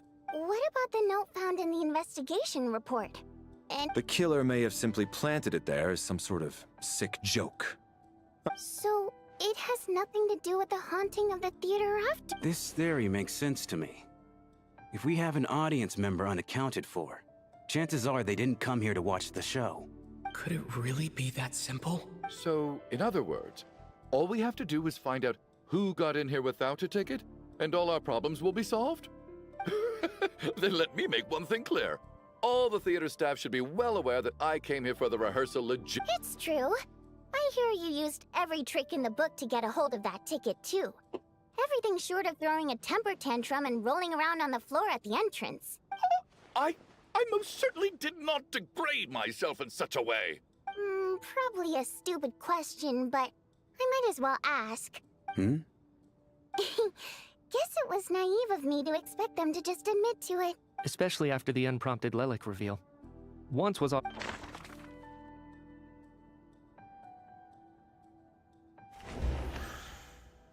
Tonya received her ticket the same way I did.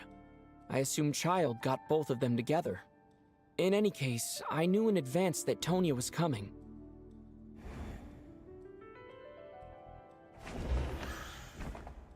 I don't believe any of us here knew Shram before all this. If no one can verify Shram's identity... Mr. Shram, did you really go through the ticket inspection to get in here? Huh? Me? Why am I being singled out, my friend? Do I seem that suspicious? It's not that you stand out as suspicious, more that everyone else has been ruled out as trustworthy. Okay. Well, we spent the best part of 2 days together now, so I'm sure you can all tell what kind of person I am. I'm a true gentleman. I never dream of doing something like sneaking to the theater without a ticket. Yeah, I have no doubt that you're a good person. But the problem is, none of us here actually know you, so no one can say for sure that you are who you claim to be. Although, actually, what was it you said last night? Yeah, you're friends with that water imp, which is why you understand our primary mode of expression. Last time I checked, there were barely any of us remaining in Snezhnaya, since most of the water imps left. Could you tell me a little bit more about your friend? There's a good chance I actually know her. And I suppose it's also kind of a way for everyone else to get to know you a little better. Good grief. Are you blushing? Pull yourself together, man. Hey, revolting is a little strong. All right, fine. I'll admit it. That water imp friend of mine, the truth is, we're dating. I was just the bodyguard hired by our family. But the stars must have aligned, because sparks began to fly between me and their daughter. Never in my wildest dreams did I think I'd get so lucky. We don't need details. Just get to the— Okay, okay. I'm just a little hesitant to reveal her name, even with me to protect her. If word gets out that she's dating a human, both the Fae and human factions will give her a hard time. Really? Wait, no. That can't be. Huh? Shram, what the devil are you talking about? Hmm? Why is everyone looking at me like that? Delicate times. Yes? If I'm not mistaken, the last significant civil war in Snezhnayan history was over 400 years ago. What do you mean, 400? What's going on here? Is Shram from the past? All right, Mr. Mitya, you win this round. As far-fetched as— I'm just as amazed as you are.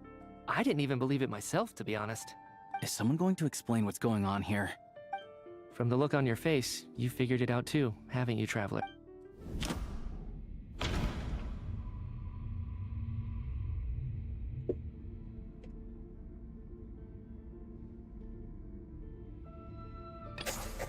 The theater's ley lines. Mr. Shram's statement proves and according to the investigation report on the theater hauntings.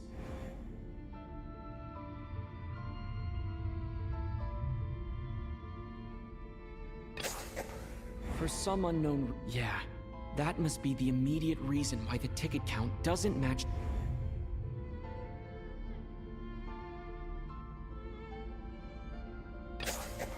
The contents of the investigation report have been verified. There are indeed ley line issues and wandering souls in the theater. Death is near. That must mean— Yeah, the logic is clear now. The investigation report said that there would be souls stuck wandering around the theater. Mr. Shram must be one such soul who died in the theater a long time ago. In which case, that also makes him our extra person. So when the note said death is near, it must have been referring to death as in the deceased. People who died a long time ago. Someone who died. In short, there's a dead person among us. You mean I'm a ghost? No. But even if I was dead, I know for a fact I didn't kill anyone these past 2 nights. Yeah. Even if all that's true, the report also said the souls inside the theater can't affect reality, right? They're harmless. Then what if the ley lines have a powerful ability to attract and devour souls? Let's say that the ley lines are like a black hole, constantly seeking to engulf souls. But the souls that don't want to return are trying to avoid being sucked in. Huh. Why does this analogy— What happens when the black hole can't achieve its goal? I'm only speculating here, but what if it ended up swallowing innocent souls by mistake? Or intentionally taking other souls to compensate? That could explain why we weren't able to determine a cause of death. If you're right, and their souls were devoured by the ley lines, it does make some sense. It does seem to explain a lot of the things we couldn't make sense of. Except there's no concrete evidence. Mitya's relying on a lot of logical leaps. Still, it seems like the best explanation— All right, so how could Shram not know that he's dead? Seems a little unlikely. On the contrary, it's perfectly normal for a soul to wander the theater for centuries without questioning their existence or reason for being there. It's simply what's natural for them. You know what, Mr. Brainiac? I think you might actually be right after all. I'm trying to remember and—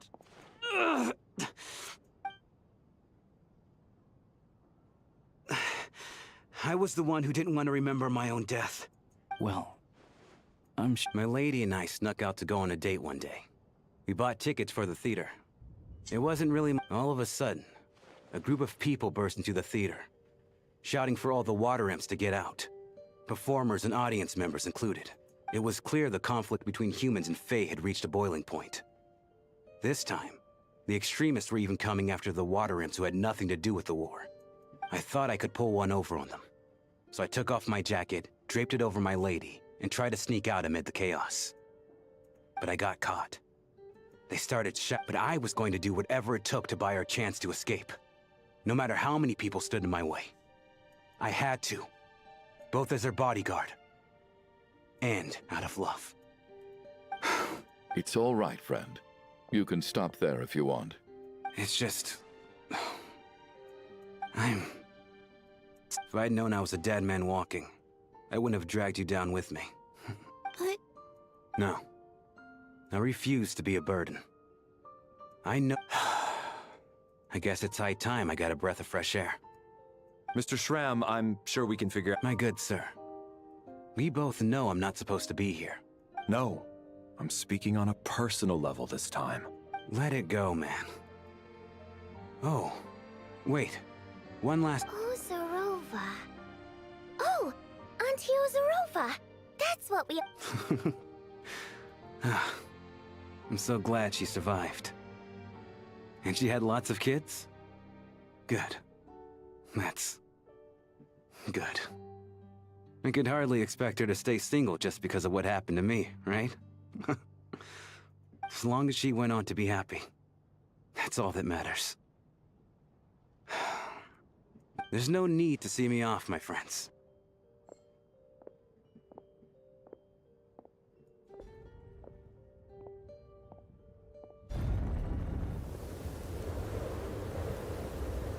Take care, my man. I knew Mr. Shrim was already dead, but... Death is cruel, no matter how we... So, was the conflict between Fae and humans really that bad back then? I was only little, so even the historical records about that time period don't say much about it. All people know is that the Tsaritsa founded the Fatui, drove out most of the Fae aristocracy without explanation, then used... It seems to me like the Tsaritsa chose to make herself the enemy. She downplayed the conflict, directing whatever animosity both sides had for each other at herself instead. That's also why, despite how brutal the conflict was at the time, there hasn't been much lingering tension between humans and Fae since. Things have been fairly harmonious for the past few centuries. So, the Tsaritsa banished the Fae to protect the Fae living in the city? Maybe it's not quite as bad as it sounds. I don't think Her Majesty is too concerned if mortals hate her or not. And besides, there are very few who truly do. All this time? All right. If Mitia's theory is correct, then I think... Ugh, if only this blasted store...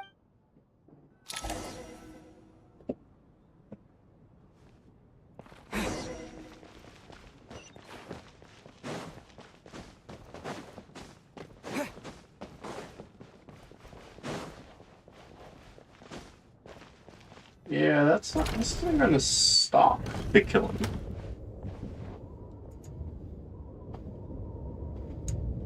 Looks like now we can just rest. I still can't believe... Knock, knock. Huh? Knock, knock. You know the door is... Think of it as a signal, then. When I'm entering someone else's room and I knock, I'm here as Odette. If I don't knock, thanks. So, why did you come to find me?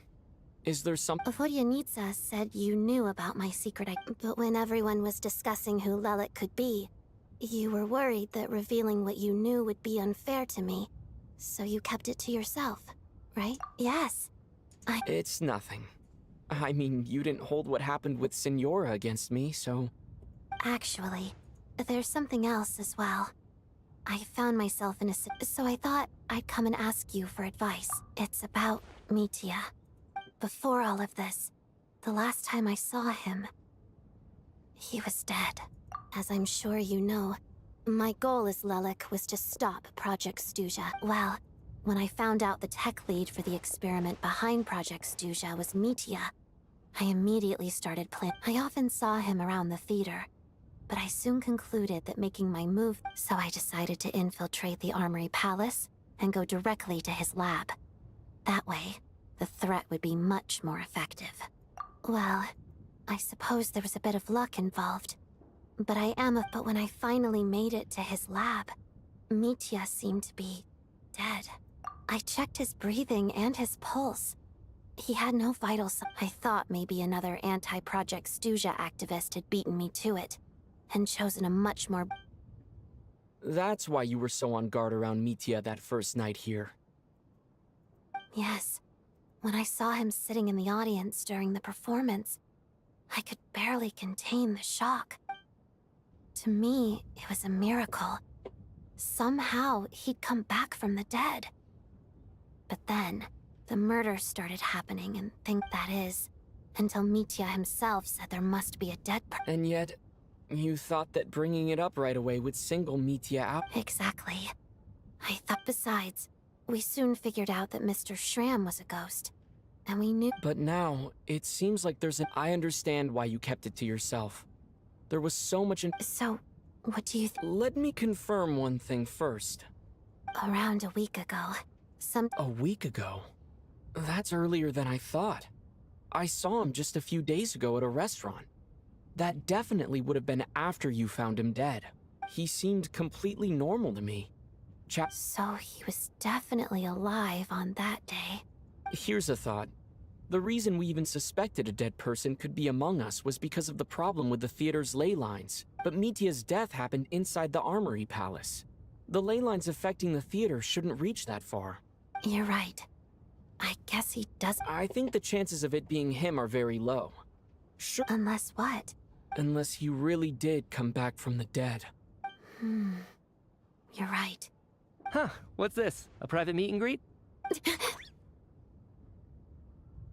Where do I line up?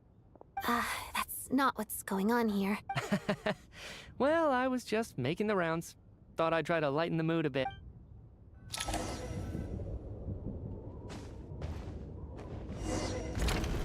Woohoo. Time to figure out murders.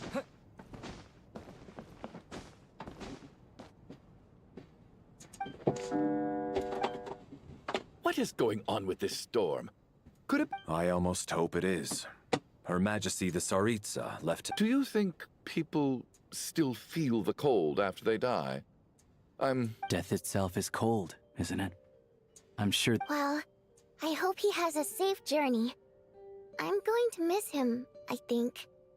It's not like we can blame him for Rampana and Cool. Thinking back on it, once we get out of here, how are we going to— Are you okay? Look who's Mr. Nice Guy all of a sudden.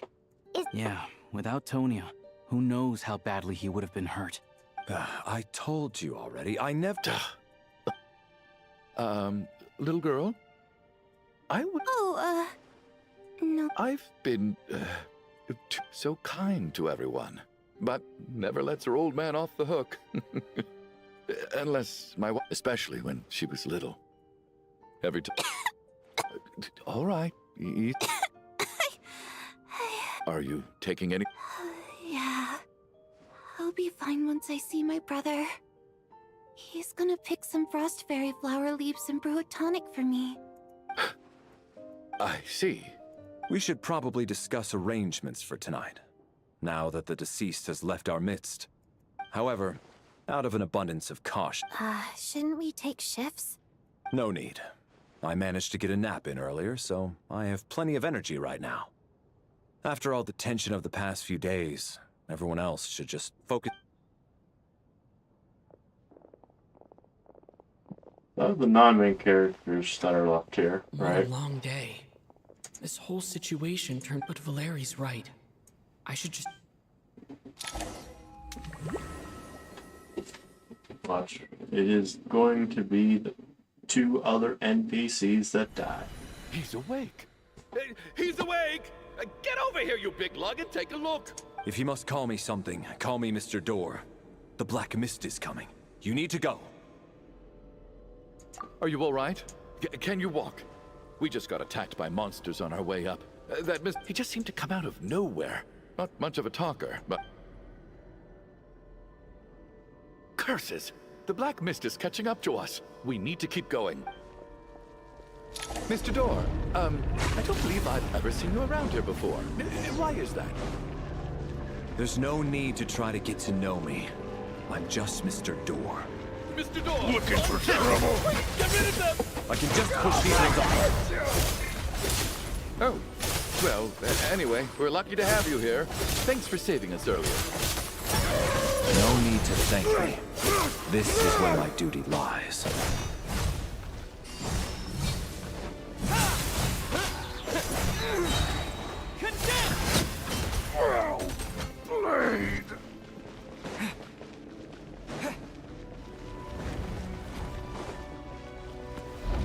So we're doing this the hard way.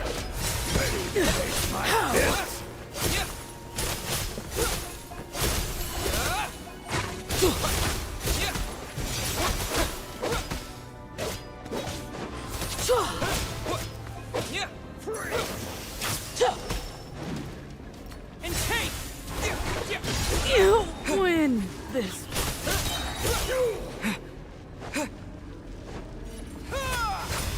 Oh, remarkable work, Mr. Door.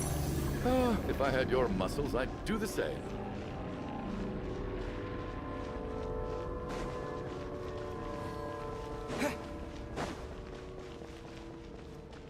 Are none of these doors the one you're looking for?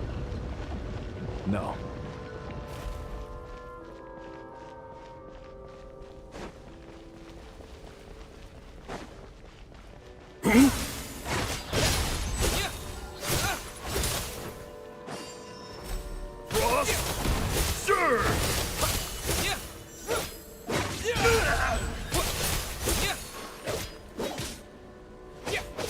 My command.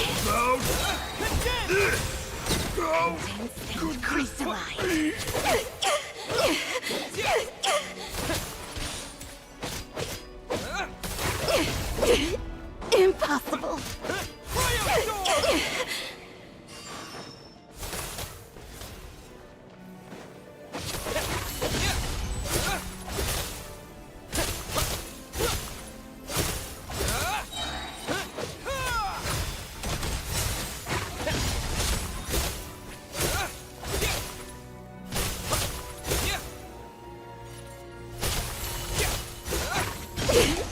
Impossible. I'm so... Wait, look! There's more monsters down there. Are they coming from within the black... No, no! They're gaining on us!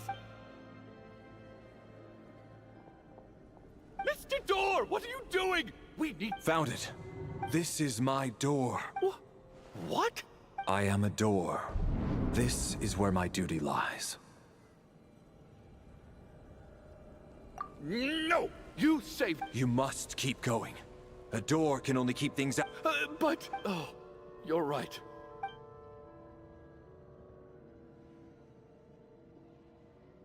The black mist isn't moving anymore. Looks like I didn't just... Surely I wasn't so scared out of my mind that I... Oh, okay, good.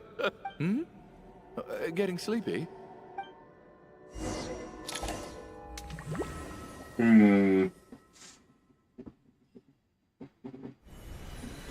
What time is it? I guess everyone's still asleep? Larry?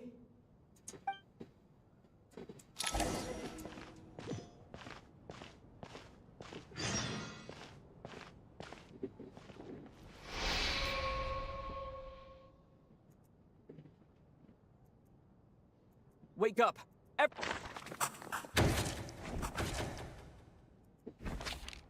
Just like the last 2 nights. No clear cause of death. I've been a real thorn, but for me, life will be all the duller for not having to run away from you, my friend. How's Tonya? I just checked on her, and it doesn't seem like anything serious. She's just exhausted from the... That means Valeri was the only... If Valeri was awake and keeping watch, it would have been impossible to kill him without waking everyone else up. This is so frustrating. Actually, one thing has changed. There's only 1 victim this time, not 2.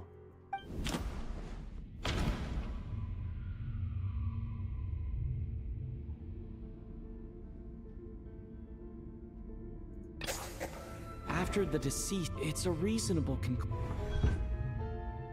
The number of people who die each night is equivalent to the number of dead among us.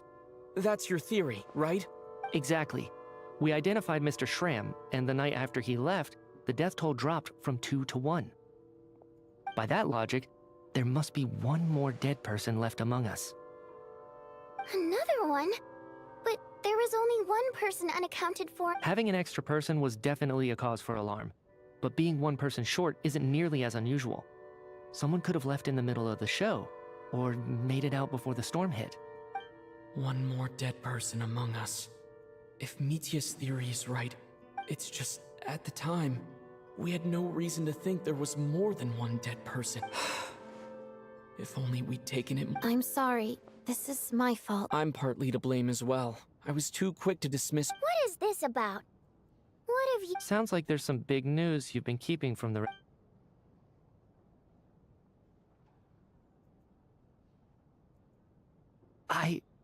I'm the dead person? Wow. That's certainly news to me. Odette and I talked about it yesterday, but we thought it just wasn't possible, so we left it at that. Yeah, I don't blame you.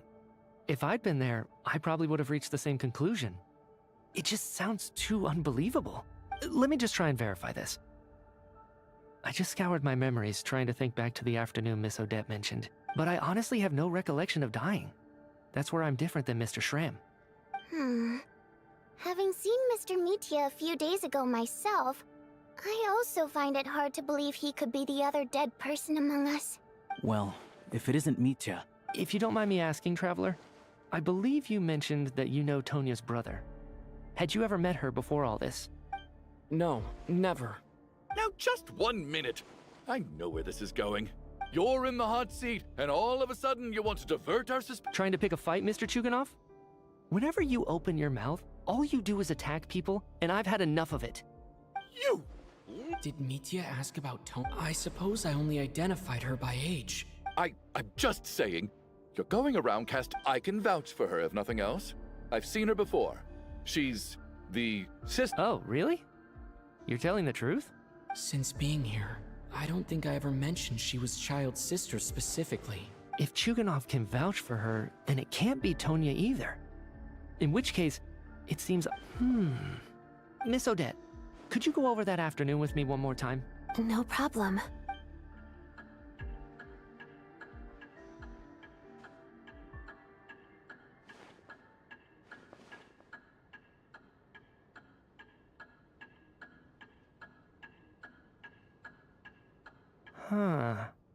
No matter how hard I try, I just can't remember. Miss Vojanitsa, during our last meal together, I told you how some of the researchers were suffering from temporary memory. Oh, yeah.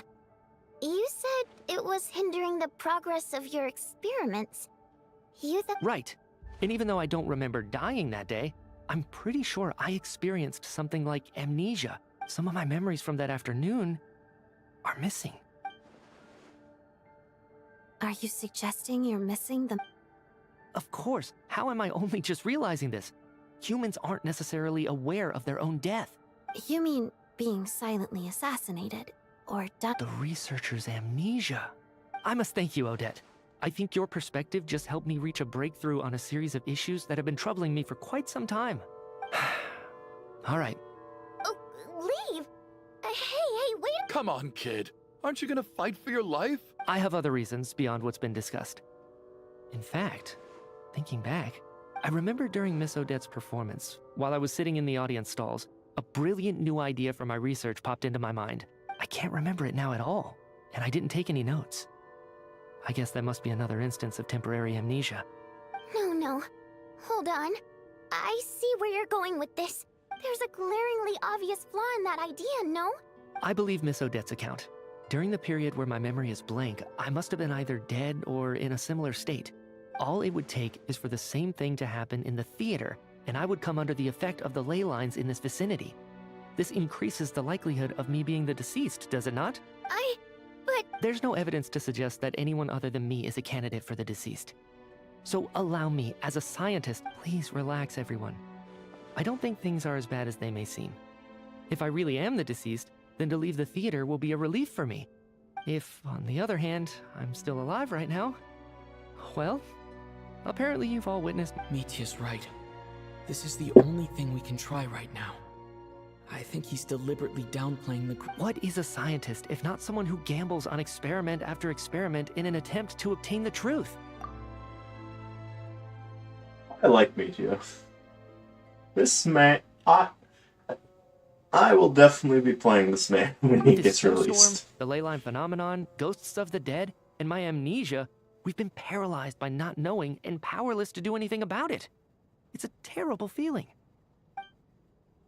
But if I do get resurrected, you can be sure that I'll come back with the truth of all this. Just you wait.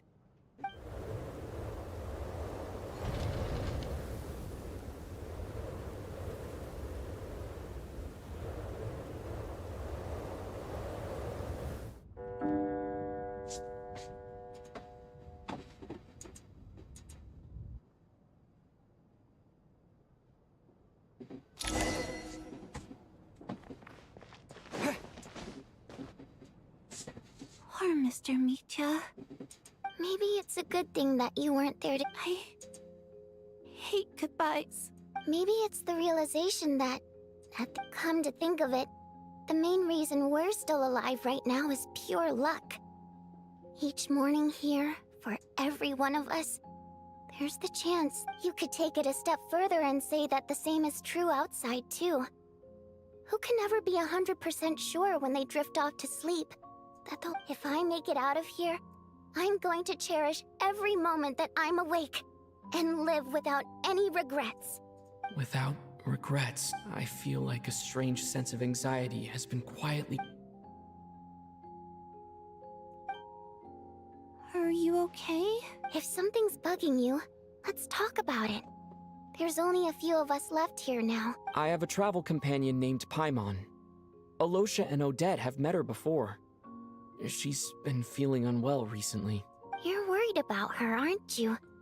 That makes— To be honest, I used to feel like I was just a spectator in this world, watching everything that happens from the sidelines. Maybe it's because I'm a descender. A descender? But with Paimon by my side, over time, I slowly felt She loves eating, sleeping, and having fun, but she's also a great guide. It's her authenticity that makes this whole world feel more real for me. Over the last few days that we've been apart, I've often caught my...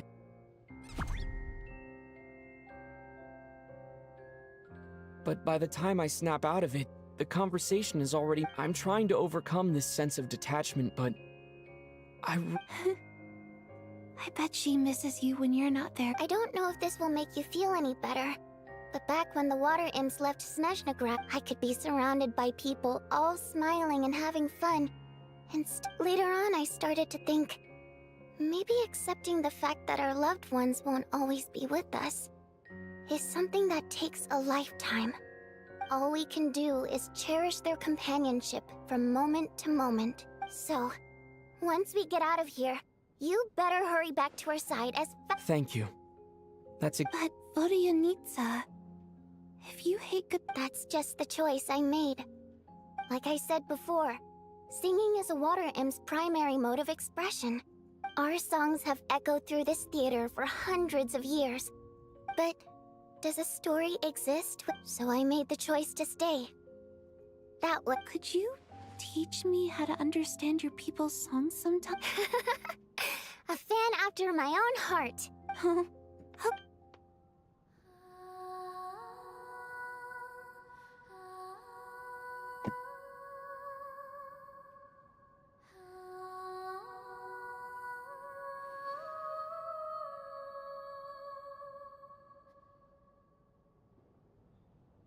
I've never heard that one before. Color me impressed, Tonya. Most people can only tell if a song is happy or sad.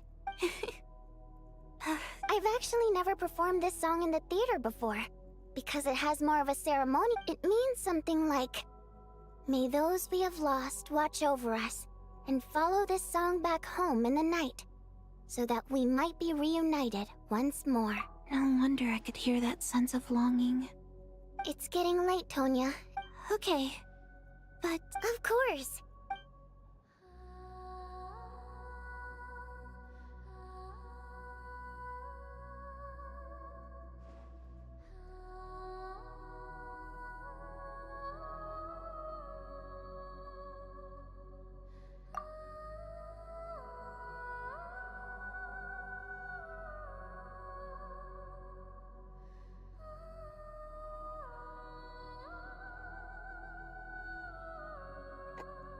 Once I get out of here, I definitely don't plan on ever coming back.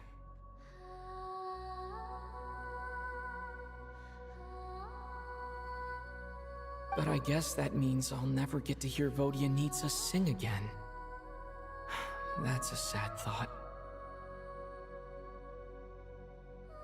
Before I fall asleep, I should cherish this moment of companionship while it...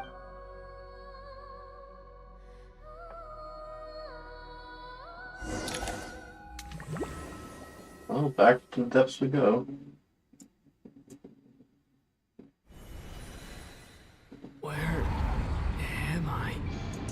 It's so dark in here. Huh? What was that noise?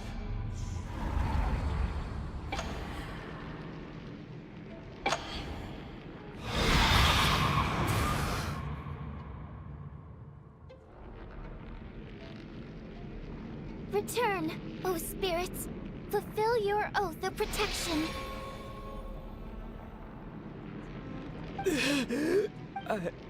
I'm alive? What just happened? No time for questions. Quick, over here.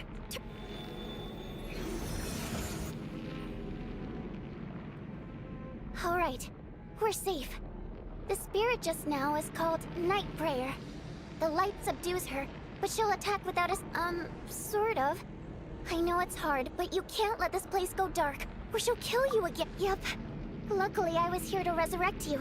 A bit more than a bummer, I'd say. Sure I do. I specialize in soul recall. Thanks. All right, there's no time to waste.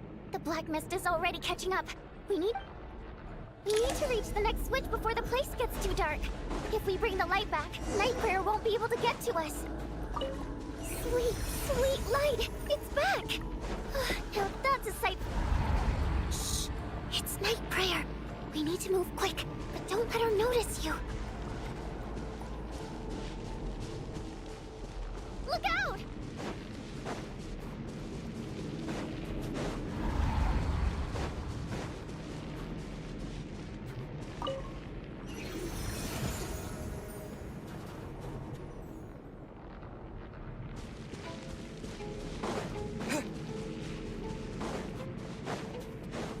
The next switch is over there.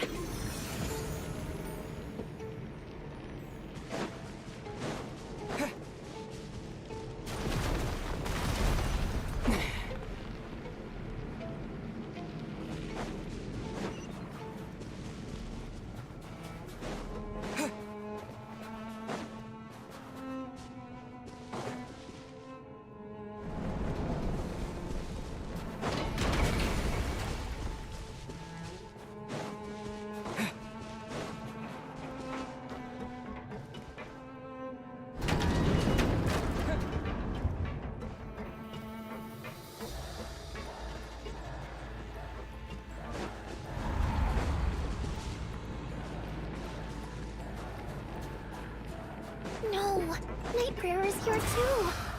This can't be the only path. Return, O spirits. Fulfill your oath of protection. The switch is just up ahead. Hurry!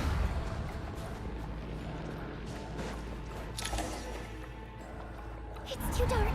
We're not gonna...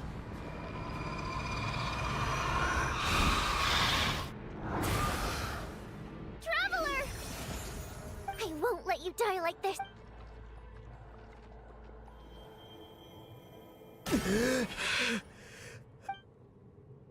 Even though it's not permanent, dying is definitely not a pleasant experience. Great. You're back. Yeah, thanks. Time for you to get out of here. What about you? You're... I can't. I've already been used up. A guardian spirit's skills are finite. I might not look any different, but my essence has been exhausted. I can go no further. Why didn't you tell me sooner? Because it wouldn't have changed anything. That... But... Go. Now, before...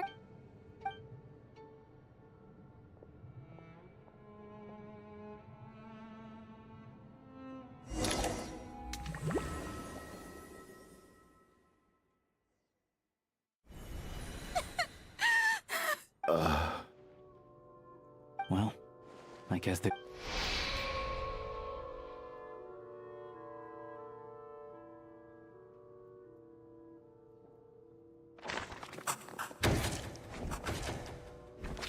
wasn't supposed to happen. You let— Take a long, hard look at your... I suspected you on day one, Lelik. And you, little hunter.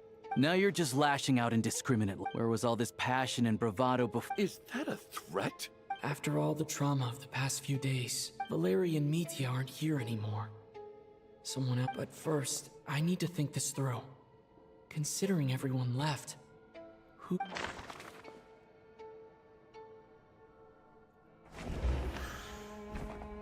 Of those who remain, the only person we've never met before is Tonya. Their people are easily misled by first impressions. Now that I think about it, but Mr. Chuganov vouched for Tonya's identity yesterday.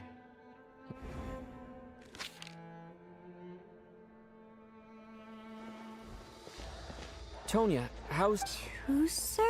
Your brother Ajax must have mentioned me in his letters home, right? Did he say anything about a blonde traveler? No. Oh. Chuganov, looks like it's your turn to do some explaining.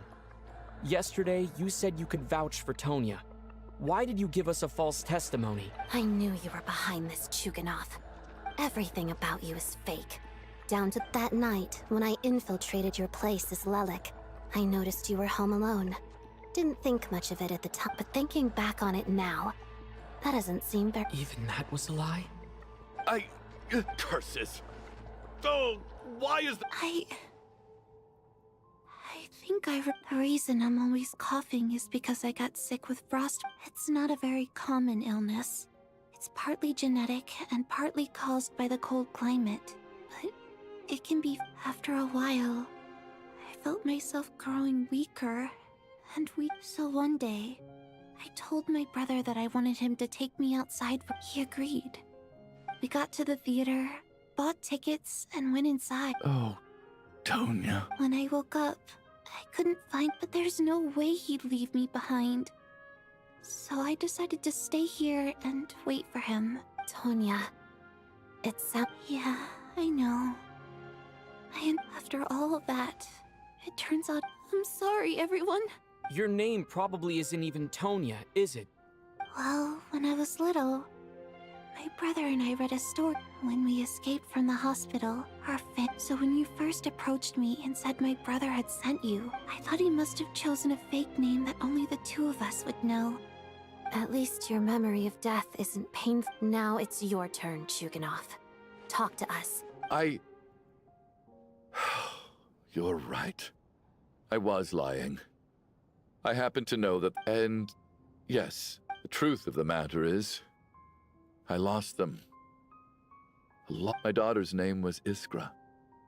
And before you ask, yes, Iskra, as in Iskra Manufacturing Plant. She also died from the snow cough.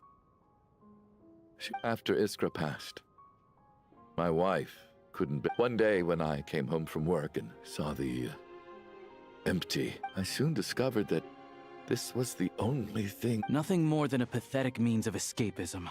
So explain your false test— The night before last, when I was chatting with Tonya, she mentioned that her brother would brew medicine. Combined with her various symptoms, I suddenly— The snow cough used to be an incurable illness.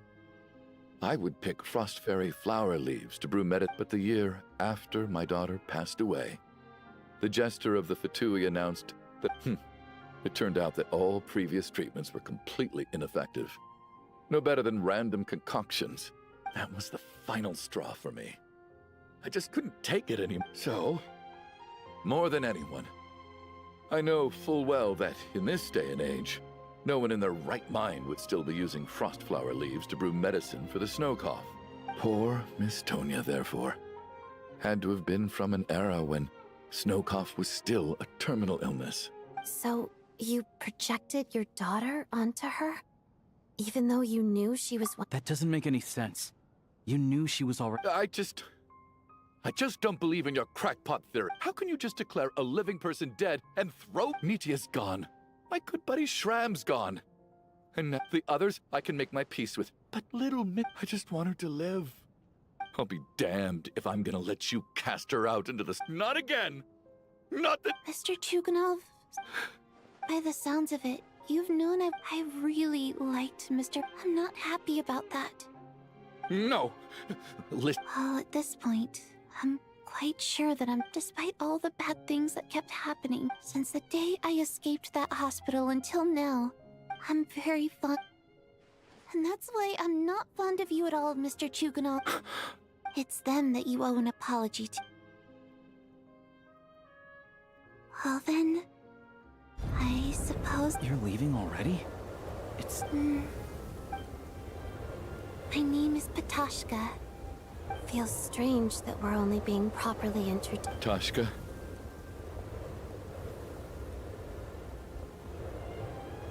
What are you doing, Chuganov? Are you crazy? Let me leave.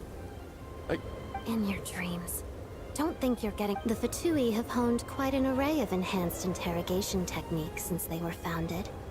Once we're out of...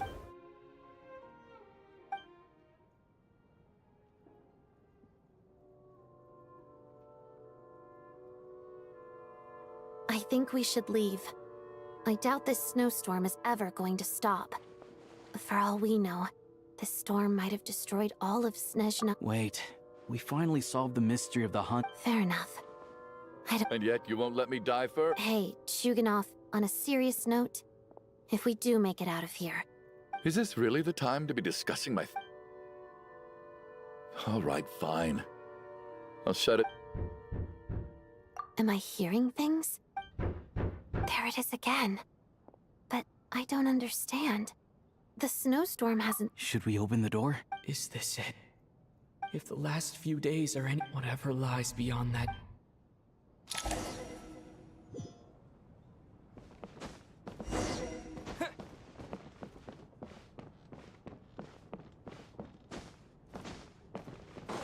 It's the actual stairs. Yeah. Watch, it's gonna be the guy that's went out to get blankets. Never mind.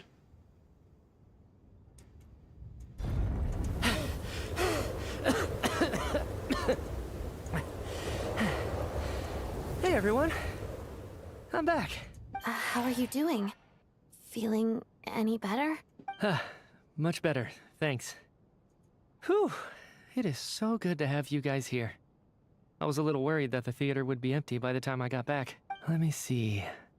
Tonya and Vodyanitsa died last night. And then... Not Tonya. Patashka.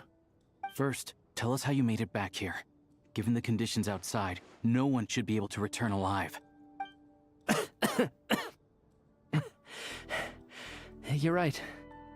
The thing that got me back safely was... a song. I heard someone singing. After walking into the snowstorm, my mind grew hazy. I don't know how long I walked through the storm before my mind completely slipped away. Then, suddenly, I heard the sound of singing. The voice instantly brought me back to my senses, and I regained consciousness. So I followed the voice, searching for the source of the singing. I searched and searched, until finally, just a few moments ago, there was the entrance. I've actually never performed this song in the theater before. Because it has more of a ceremony, it means something like... May those we have lost watch over us, and follow... That must have been Vodyanitsa's Requiem. That song is meant to guide the souls of the dead. Huh. No kidding. Huh, seemed like I guessed right then. This is what I've been so desperate to tell you about. When I first stepped out of the theater, I was still quite lucid. I remember the outside world being completely different than what I'd expected. It was like this was a world where only the snowstorm existed. There wasn't a trace of any humans or buildings ever having been there. I don't know how else to describe it, except to say that it just didn't seem like the real world. And as for the Requiem, if I was guided here by Vodyanitsa's song, it can only mean that I must already be dead.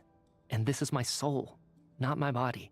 But I didn't experience a clear moment of death while I was out there. Nor do I feel any different now than before I walked into the snowstorm. You don't seem any different to me either. In fact, this is something I've been wondering about for a while now. Both Shram and Patashka were clearly deceased, and yet their souls didn't look or feel like ghosts at all. They were visible, tangible, no different than you or me. This raises a truly terrible thought. Is that really what Mitya is suggesting?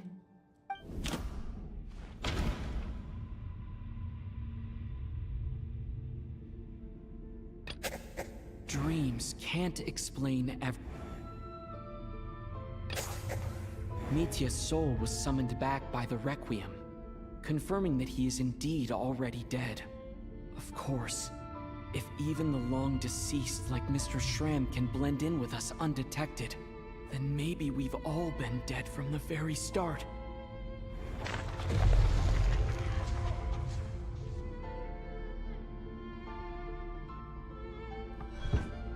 Yes. I think that this is probably the afterlife. What did you say?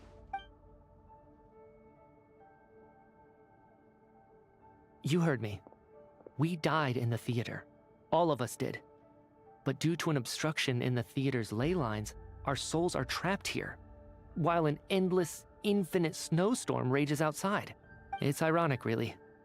All that time, we were working so hard to figure out. Do you remember that note, "Death is near"? Death was nearer than we wanted to think all along. The note simply meant that all of us were already dead. So all our attempts to survive. Hard to say. At the very least, we helped 2 lost souls find clarity and go to where they belong. The presence of those 2 is probably what caused our souls to be drawn in by the ley lines. In which case, the deaths we've awoken to over the past few days were just souls returning to the ley lines for good. If what you're saying is true, no wonder. This afternoon, when I was moving Vodyanitsa's body, I noticed that the other bodies in the room hadn't decayed one bit. That's further proof that those aren't physical bodies at all, but merely... Am I? Really? No, that's impossible. I still find it hard to believe that all of us are dead. How exactly did we die in the... Not even knowing how we... Exactly. It's hard to rest in peace when you don't even know how you died. It gave me lots to think about. I racked my brains trying to remember the cause of my death. The exact... Wait. Hold on. Right before I lost consciousness, I think I saw something. I can't remember. Mitya, your hand. Huh? You're right. There's blood on the fingertips of my right hand. Looks like it's already dried. When did that happen?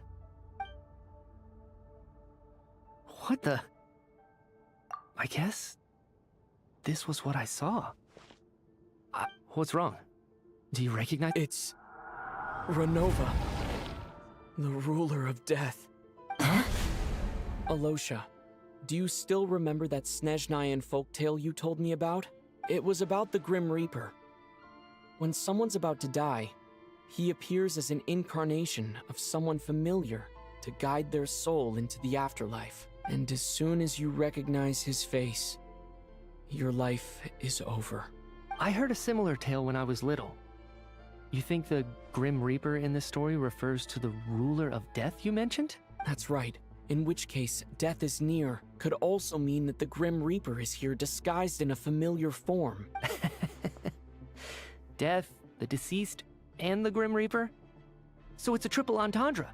When I first saw this note, I thought it contradicted the investigation report. So the Grim Reaper deliberately misled us. Then...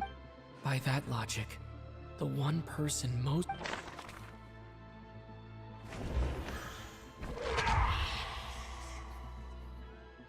No doubt about it. Looking back at how everyone has acted over the past few days.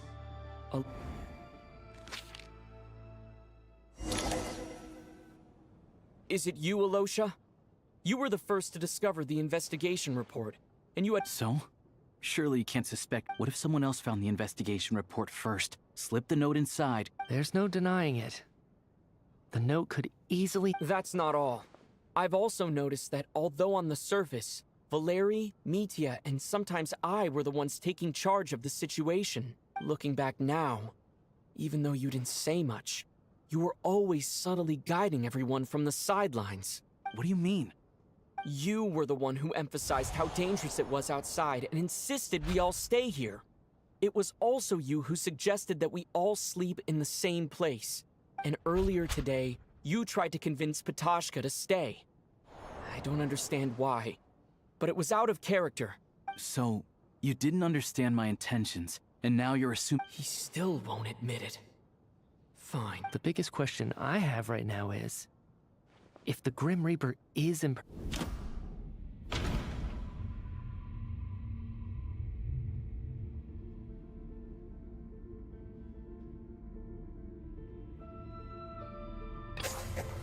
That's right.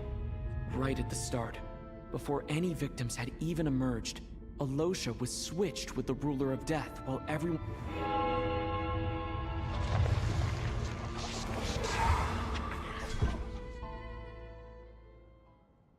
When all this began, right after the performance ended and the snowstorm began to pick up, no one suspected anything unusual. We just assumed we were snowed in. It wasn't until we discovered the bodies the morning after that we realized something out of the ordinary was going on. But it's clear now that the oddities actually started earlier than that, when Dimov walked into the snowstorm and never came back. Right. So Mr. Dimov was the— And if we pinpoint that moment as the beginning of this incident, then one thing becomes clear. Alosha, you are the only person who walked into the snowstorm and came back without the help of Vodyanitsa's Requiem. More precisely, Alosha never came back at all. Not bad. Well, since you've backed me into a corner, I suppose there's no point in keeping up the act anymore. Alosha? You're the Grim Reaper? I am no such tired cliché. Mortals should address me as the Ruler of Death.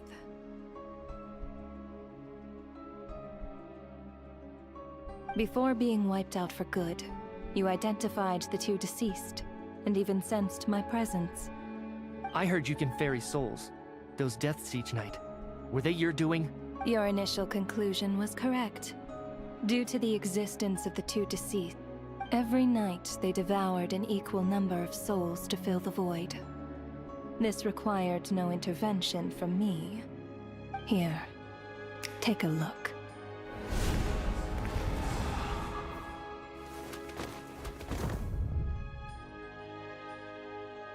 What are you doing?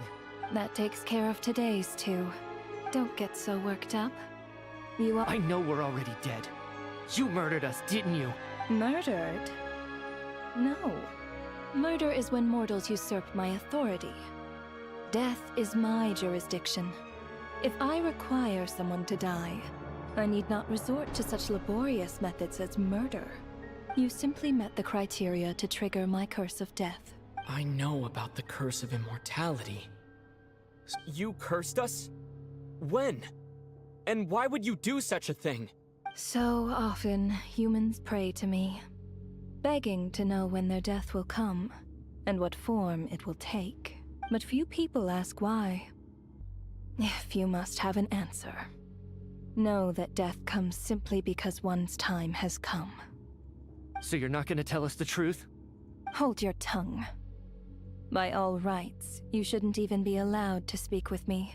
Those angels from the past are to blame for the reckless renovation of the ley lines here. It's made my work on this occasion infuriatingly complicated. Work? So trapping us here, making us watch our friends die, that's just another day at work for you? You clearly have a lot of questions. Fine. As a reward for your remarkable accomplishment, after the physical body dies, the soul must return to the ley lines for that person's death to be considered complete.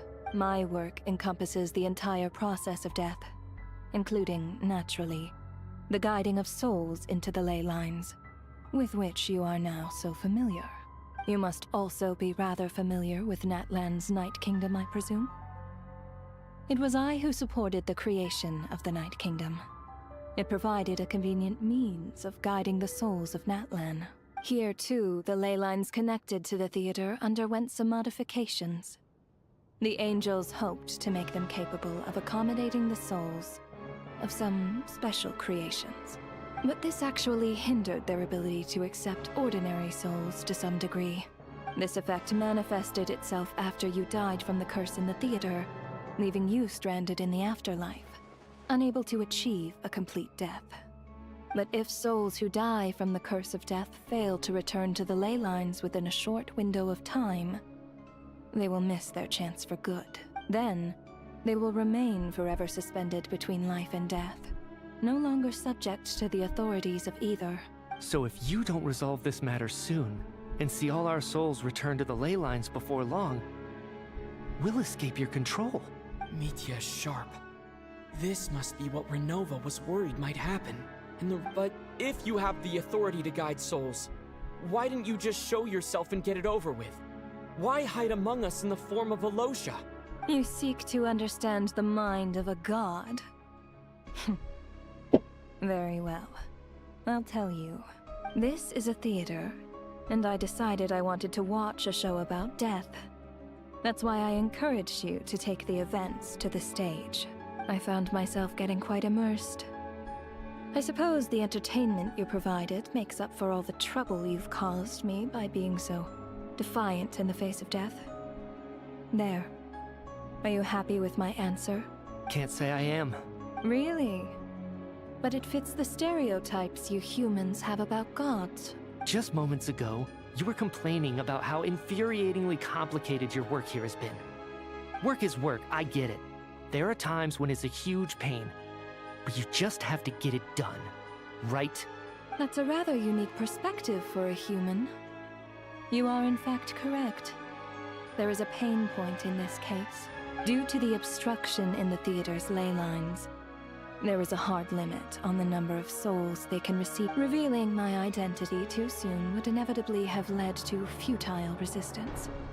And there was a risk that any souls who chose to run would disappear. Then there was the issue of the 2 lost souls you called the deceased.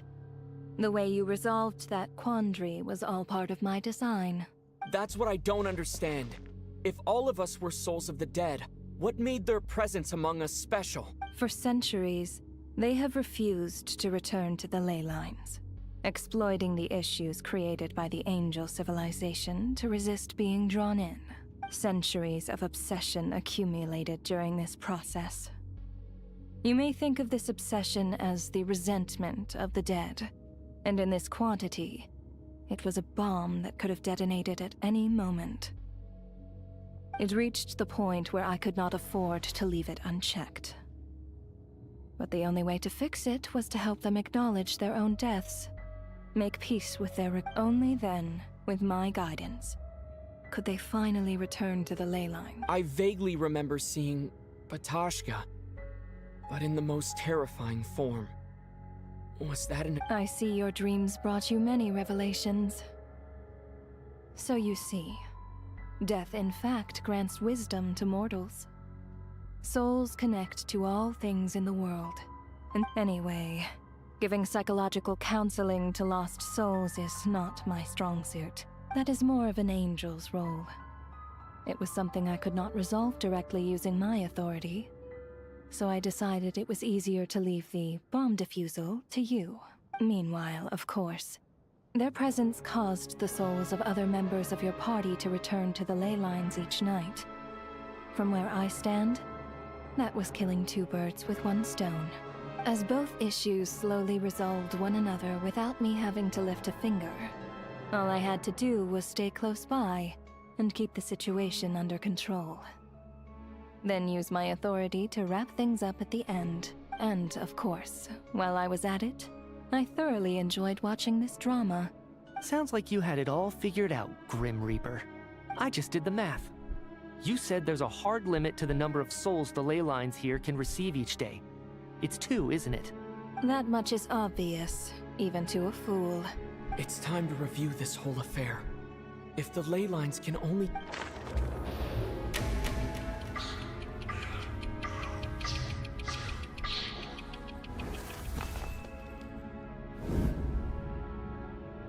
Looking back now, none of us had the faintest idea at the time. From the moment that staff member named Demoff walked into the snowstorm, the incident had already begun.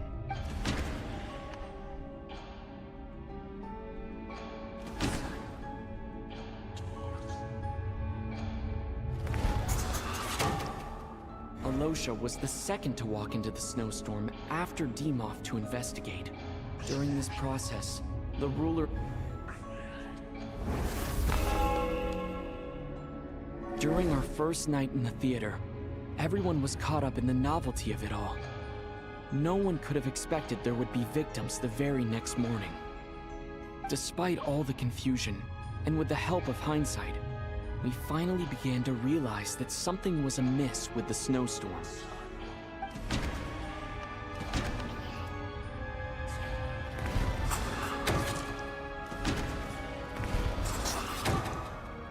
The ley lines devoured Torgov and Sobolova on the first night. At the A3. Odette and I spoke a lot that night. 3 people were on watch, but in the morning, we discovered that someone had fallen victim all the same.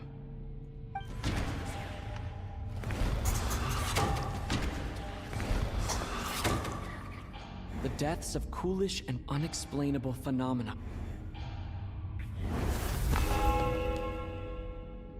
Later, we discovered that there seemed to be an extra person among us, and subsequently discovered the existence of the deceased.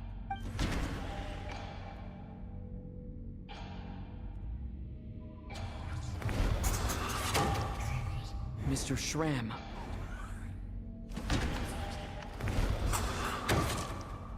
He thought it was all over. A lot happened today.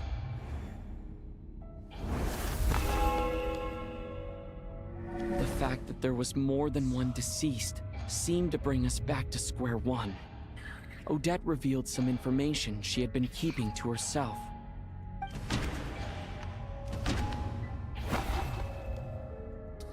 Although Mitya did indeed walk in, the void in the ley lines hasn't...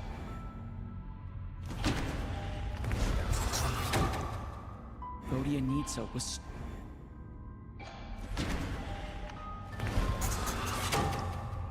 As it happened, Patash, the girl I thought was child, come to think of it, and Renova. On looking back, I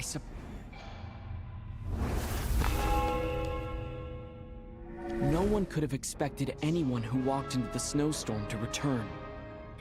But just after nightfall, Mitya returned, bringing crucial information with him. Various truths began to surface, including that all of us were already dead, and that the ruler of death was here among us.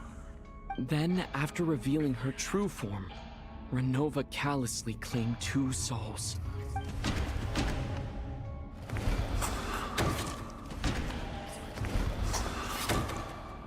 In fact, everyone was all... Now, only Mitya... That covers everything. Your work isn't finished here yet, is it? The Traveler... The Water Imp's song threw things off a little. The ley lines have already anchored your soul, and the first ray of light tomorrow morning will take you back. I, meanwhile, need to review my attitude. So the reunion in the night that Vodyanitsa mentioned. I suppose that was never meant to be a permanent reunion. That just leaves you, Traveler. My power only allows me to temporarily separate your soul from your body. The ley lines of Tevat would not accept you, and your soul is firmly anchored to your body by your will. For a descender like you, who is not bound by Tevat's rules, your death can only be brought through the most violent of means, such as directly destroying either your body or soul. I have no interest in involving myself with descenders. For now. Although, this may change if Asmodee remains missing, or you insist on interfering with our affairs. One last question, then. All our struggles and sacrifice... Death abides no reason. Besides, to me, it is nothing more than a self-indulgent charade in the face of death. Mere mortals fantasizing that their actions could reclaim something from my grasp. A truly laughable idea.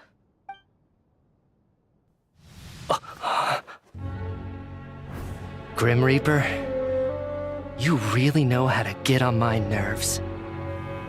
I'm not here to ingratiate myself with you. I kill merely because your deaths are necessary. Oh, you've made that quite clear. But humans don't take well to being scorned. Not even by the gods.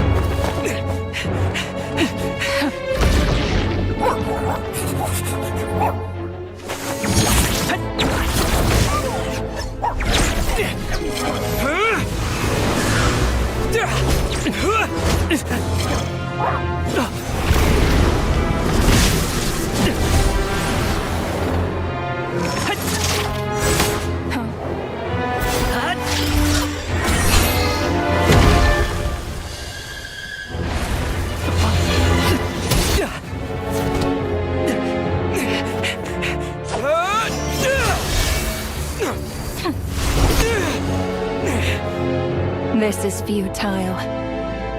You must know that you are powerless against me in my own domain. I suggest that you save your strength. For what? Maybe we can't change it. But if nothing else, we can at least teach you to have some respect for the dead. Audacious.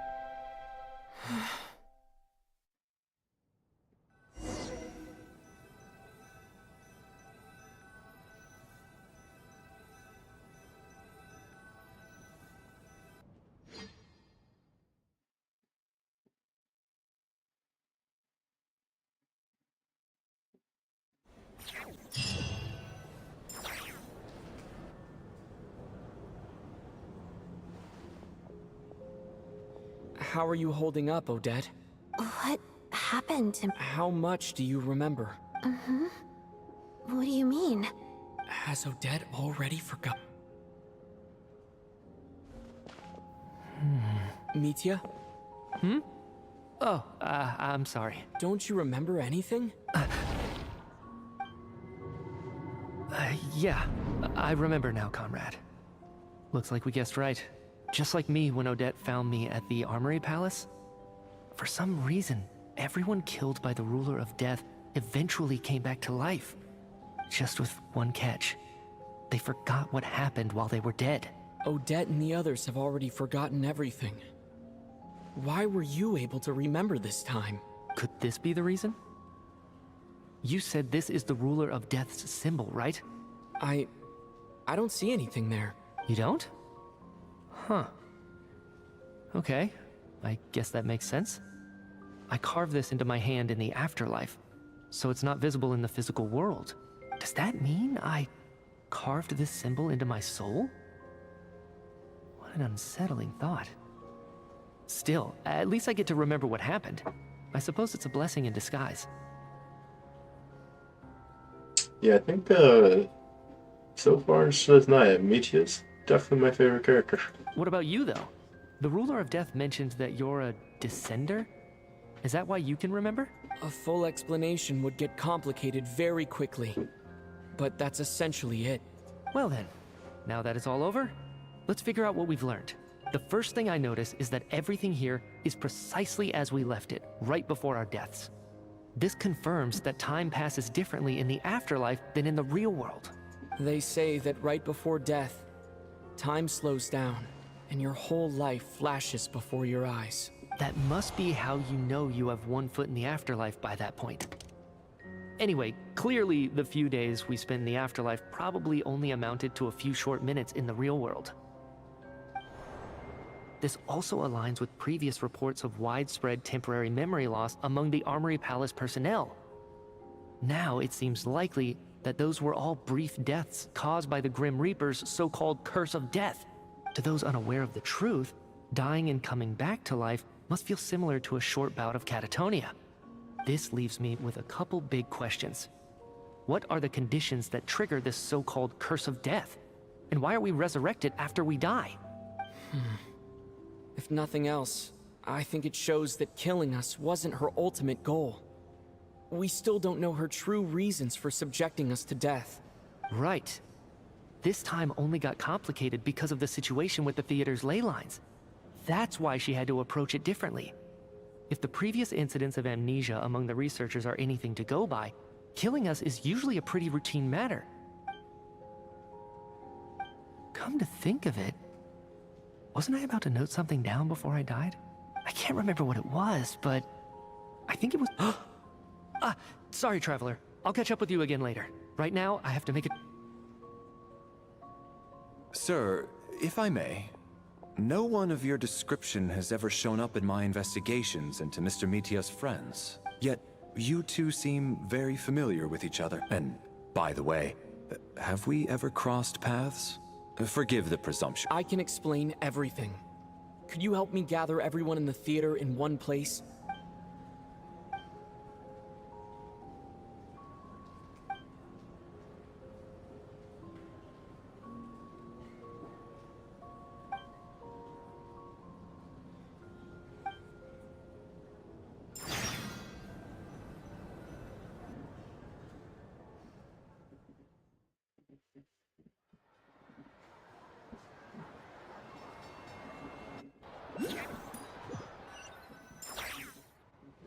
So, Chuganov really is going to shut down the factory.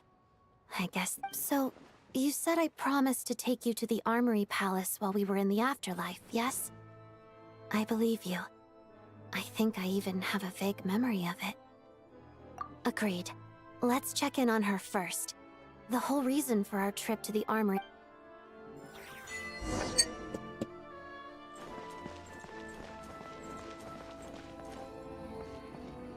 It feels like I have been in that theater for eons.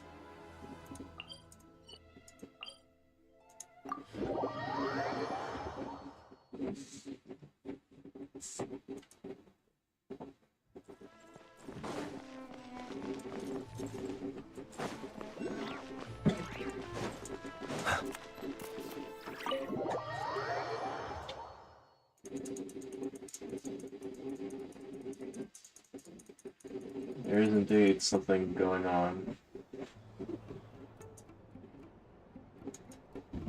I'm finally back. Eve, I should keep my emotions in check when I... Wait. The atmosphere here feels off. Shh. Stay... Have we still not been able to notify Child yet? We need new orders. I'm so sorry. Tell me, what happened? It was the Jester. He's the director of the Fatui. How long ago did he leave? It was about an hour. Miss Paimon was fast asleep at the time.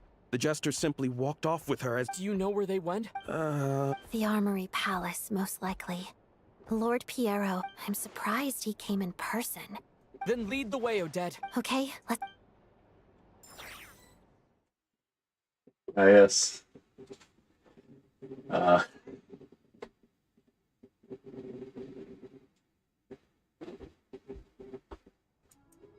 just up ahead. No, I'll go alone. You know I'm planning to force my way in.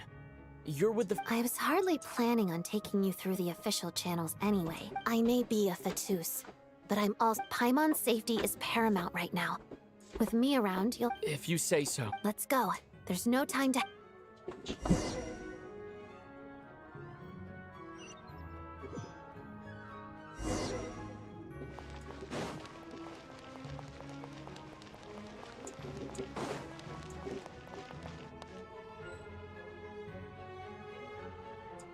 Well... Hey, who are you? This part of the Armory Palace is for restricted access. What do you think you're doing? No questions, please. We're short on time.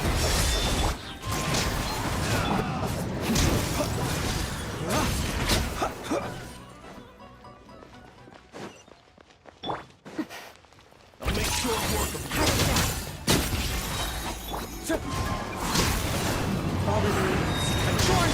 One down! Be silent. Night falls.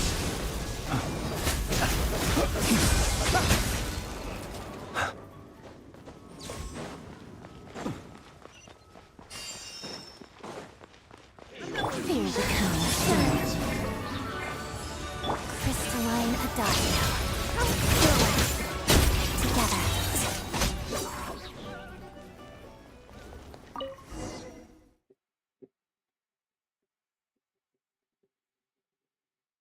Yes.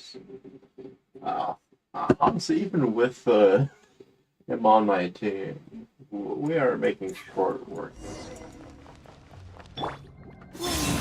You have a pass. Where are you coming from? So, you're intruders, huh? Wait before it happens next!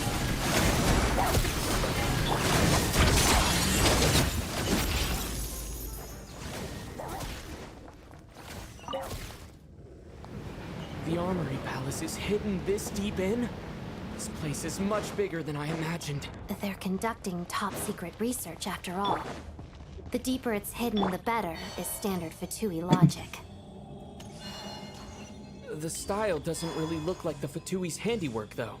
They must have requisitioned some structures from a past civilization. For a top intruder! Stay alert!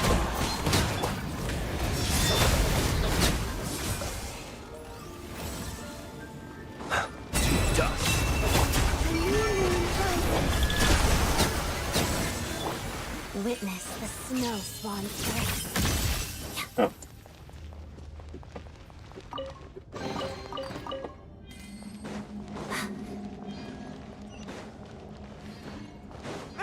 Intruders?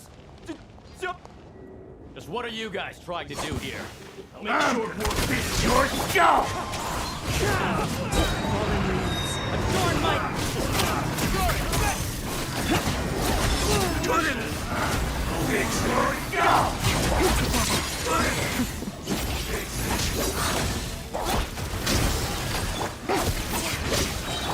Close your eyes.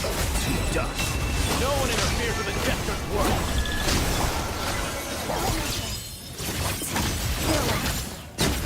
Wind Strider!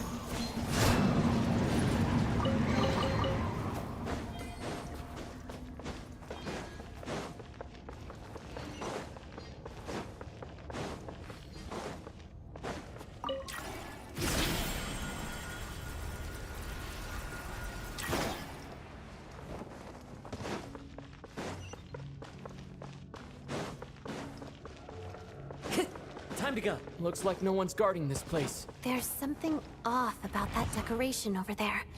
Look out! Let's deal with these before we move on.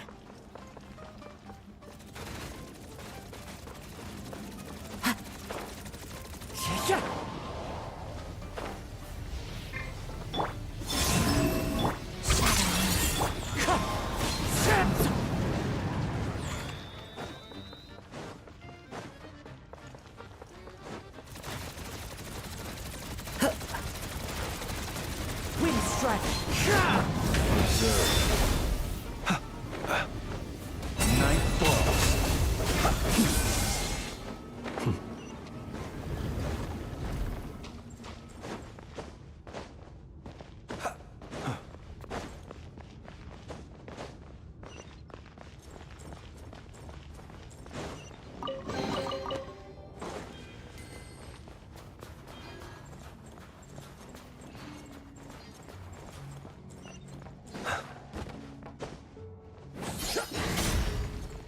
The researchers here probably don't know that we're uninvited guests. Let's try not to hurt them. What's the big star from the theater doing here? That's Miss Odette. Was the whole reason for Project Stuja to support the research here at the Armory Palace? Just what are the Fatui and the Tsaritsa planning?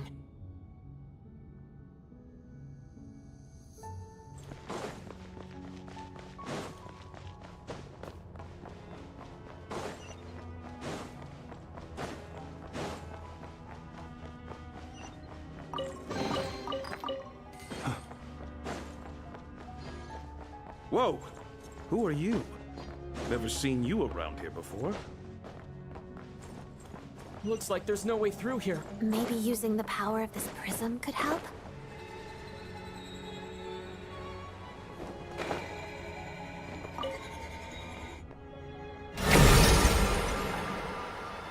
I think I see some images. It's the prism's power at play, causing images of the past to reappear, albeit... Paimon. And the Jester. Is this another scene from the past? Yes. It looks quite old, though. I don't think it happened in the recent past.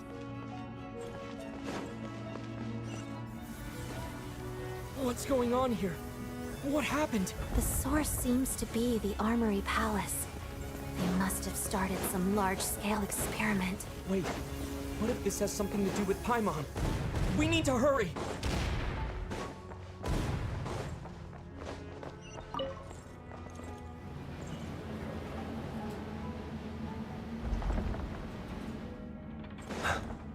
We're almost there. The Armory Palace is just up ahead. Paimon, please be okay.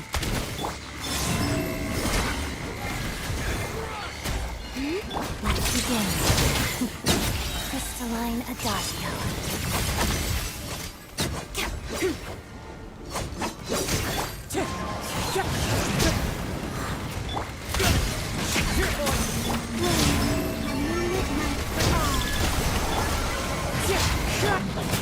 Beware the creatures of the night.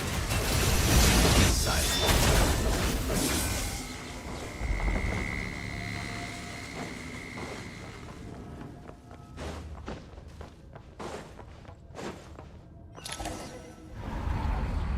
What's going on? Wait, I remember it's the curse of death. No, Odette.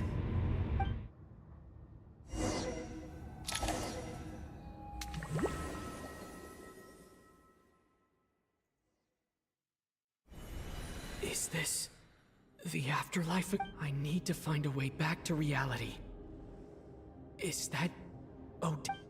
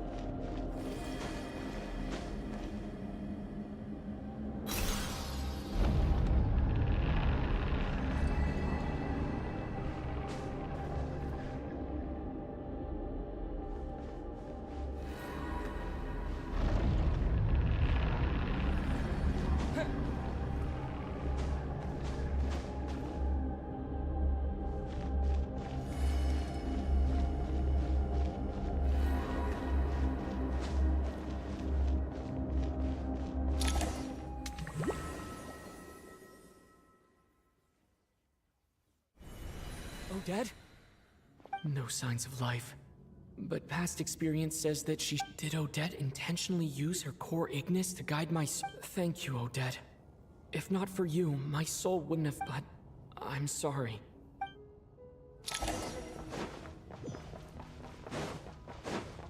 Sure enough, everyone here has been affected. Paimon! Paimon! No, wait. Paimon probably didn't escape Renova's curse either. She won't be able to respond to me right now. I'll have to find her myself.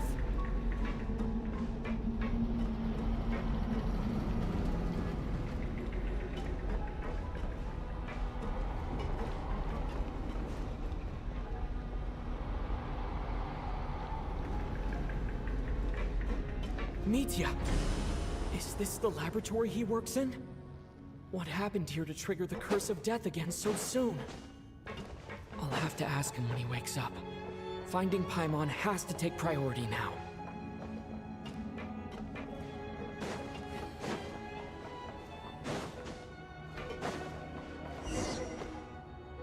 Found her! Paimon really is here!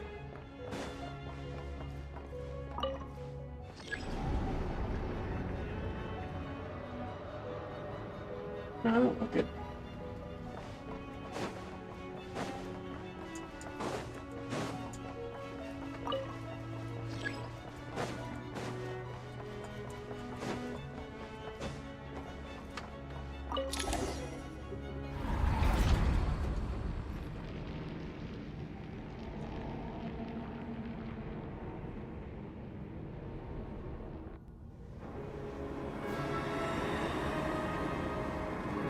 Well.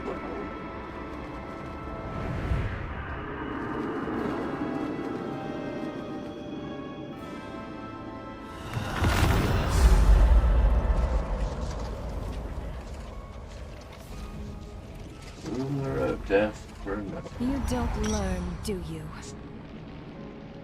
You've already been involved in one mass death, and now you show up at the scene of another.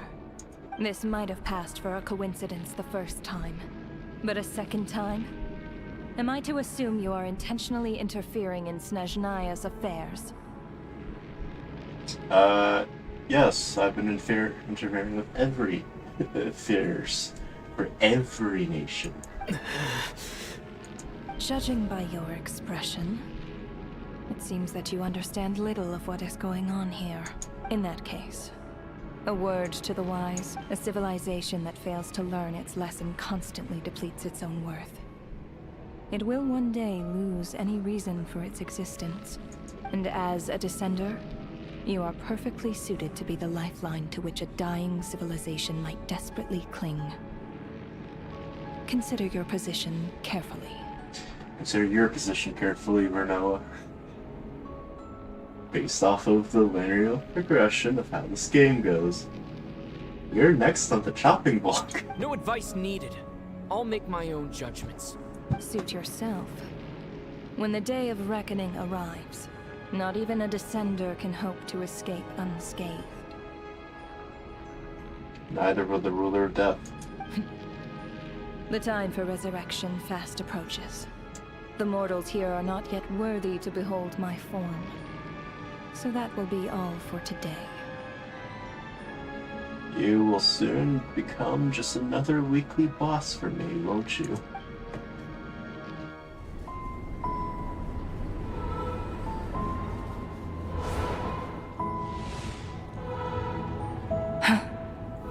That thing is coming with me. No, it ain't.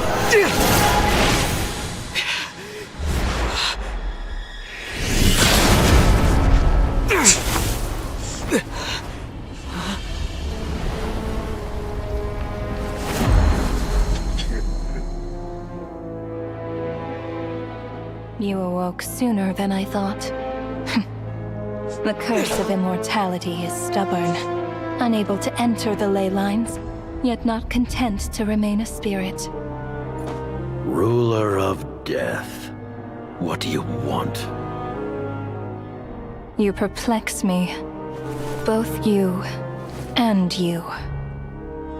That thing may be a creation of Celestia, but it possesses none of Celestia's power, let alone authority. Your obsession with it baffles me. No matter, the resurrection will soon begin. It's worthless anyway. I'll reclaim it next time.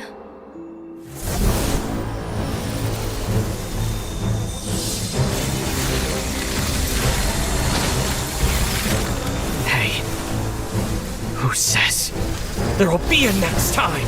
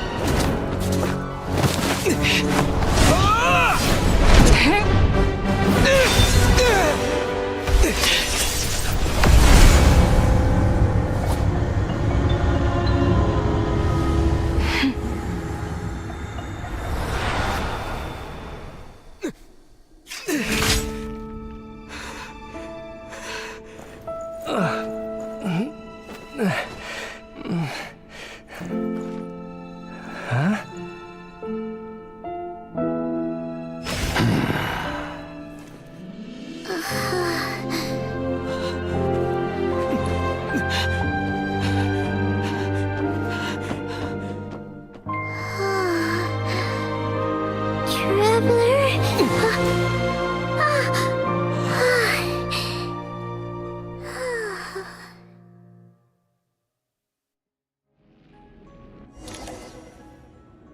I missed you, Paimon. What are you talking about? We haven't even been apart for that long, have we? It was different this time. You seem to be in pretty good shape. Yeah, Paimon's back in tip-top condition. It's the weirdest. The jester and that guy talking to him used some kind of energy on Paimon. And she could kind of feel it canceling out that other thing that was making her feel unwell. So, Mitya helped too? Apologies for leaving in such a hurry at the theater earlier. I was in a rush to verify some theories. Rest assured that your companion is perfectly safe. We reversed the effects that the experimental energy had on her. The jester specifically instructed me to do so. I suppose this is our first official meeting, Traveler. I could not let Paimon suffer in her condition for a moment longer, and so I simply took her without explanation. I hope you do not mind. But why would a big shot like you care about what happens to Paimon? As I said when you first arrived in Snezhnaya, we once spent some time together in the distant past. Oh yeah, you did mention that. I'm afraid the reminiscing will have to wait. Mitya, let us continue with the report. What conclusions, if any, did you reach from conducting the final experiment of our energy research ahead of schedule? The good news is, my hypothesis regarding the Ruler of Death has been verified. As for the bad news, I recommend we suspend the experiments and Project Mistleton until further notice. Currently, we have no means with which to make a breakthrough. I say this purely as a scientist, guided by reason alone. I will trust your judgment. We shall put the... Wait, what are you guys talking about? You want to get rid of Renova? Like, how? By killing her? By whatever means necessary, so long as it removes the threat she poses to us. Until then, everything we do will be in vain. After what just happened, I've ascertained Renova's goal. Or rather, the trigger condition for the Curse of Death. Okay, let's hear it. What she's doing is blocking Snezhnaya's technological progress, preventing us from possessing any means with which to threaten the heavenly principles. Just like the little lapdog she is. So, any ideas, research, or experiments that lead to technological progress can trigger the curse. Just now, for instance, I was set to launch a final phase energy experiment ahead of schedule. If the experiment was successful, we could have achieved a crucial breakthrough. As expected, though, the moment the experiment began, all the researchers, technicians, and witnesses died from the curse. All that effort, not to mention the energy and materials we relied on Project Stuja to gather for us, went to waste. In the end, nothing was gained. Does that mean something similar happened when we were at the theater? That's right. During the performance, I thought of an important breakthrough regarding the experiment, and wound up dragging everyone into this. So the nature of the curse seems to be something like... when moments of technological progress occur, all life in the vicinity is taken away. What a violent method. Of course, that meant the curse was normally limited to the Armory Palace. Since outsiders are forbidden from entering, this mass death phenomenon went unnoticed until Odette came along. I believe she was the first witness. The curse of death was triggered just before she infiltrated the Armory Palace that day. But you mentioned something about a final stage experiment. Doesn't that mean you've actually made some progress? That's right. Even with the gods locking certain key components out of reach, humanity can still advance technology in incremental steps accumulated over time. But, as I'm sure Renova anticipated, even incremental progress has its limits. A point where the truth you're seeking must be put to the test in an experiment. You mean the experiment you were just about to do?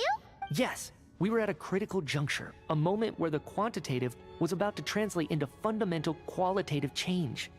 With this single experiment, we could have brought everything we've worked for to fruition.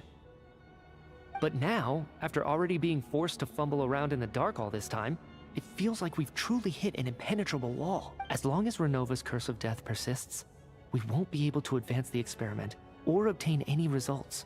And with Project Stuja having been in effect all this time, at our nation's current strength, repeated trial and error is simply unsustainable. Only by eliminating Renova first will it be possible to continue advancing our plans. But she's the ruler of death! She can just kill whoever she wants, right? We'll see. But one thing's for sure. She definitely can't just do whatever she wants.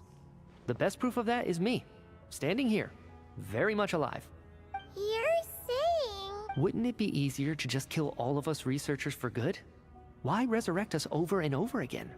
Why let us advance our technology to this point? So, you're saying... even... Exactly. And I think that's where the key to our breakthrough lies. Regardless, the ruler of death has always been an obstacle we must overcome. Indeed, we must face life, death, time, and space. After all, our goal is the heavenly principles.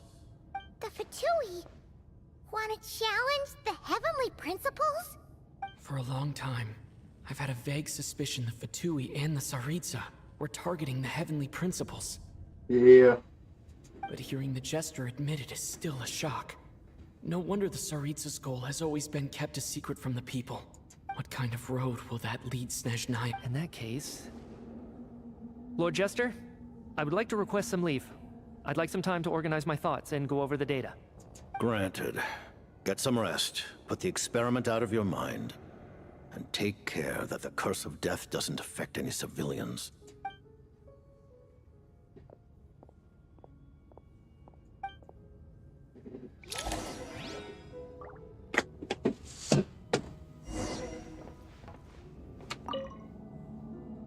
While there is yet time, allow me to offer you my hospitality, honored guest of Snezh.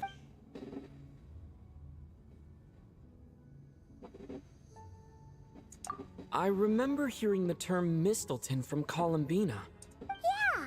Paimon wanted to ask about that when the name came up just now. What is it? Paimon's heard of Project Stuja, but not this one. As you know, Project Stuja is a series of measures enacted to consolidate our nation's resources, the greater purpose of which is to serve Project Mistleton. Many of the things you have encountered thus far are essentially for the advancement of that project. This includes the Kuvaki Experimental Design Bureau in Notdry. Researching Kuvaki was merely a facade. Its core objective was to use local resources and research findings to build Mistleton itself. And that's a weapon built for the final battle against the heavenly principles, isn't it? Huh? How did you know that? I was given some intel, and I made some deductions. Wait. You must mean that thing over there. Oh, Paimon's gotta take a closer look at this thing. Especially after you guys sent so many people to Nagrai to work on it. Kuvaki alone will not break through Celestia's defenses, let alone challenge the heavenly principles. The heavenly principles are no doubt accustomed to combating the power of the light realm, and elemental energy is simply the power of the human realm, converted to that form by the heavenly principles themselves. Any attempt to use this power against its creator would be a futile endeavor. For now, therefore, we have set our sights on the form of energy associated with the third descender and the stellar linchpins. This may hold the potential to allow Mistleton to contend with the heavenly principles. You could say that by reverse engineering the stellar linchpins to extract the energy within, we have obtained a source of anti-Celestia energy. The Kuvaki experimental design and it looks like your plan is almost complete. No wonder the ruler of death came after you. Her Majesty the Tsaritsa has embarked upon an expedition to vanquish a monster.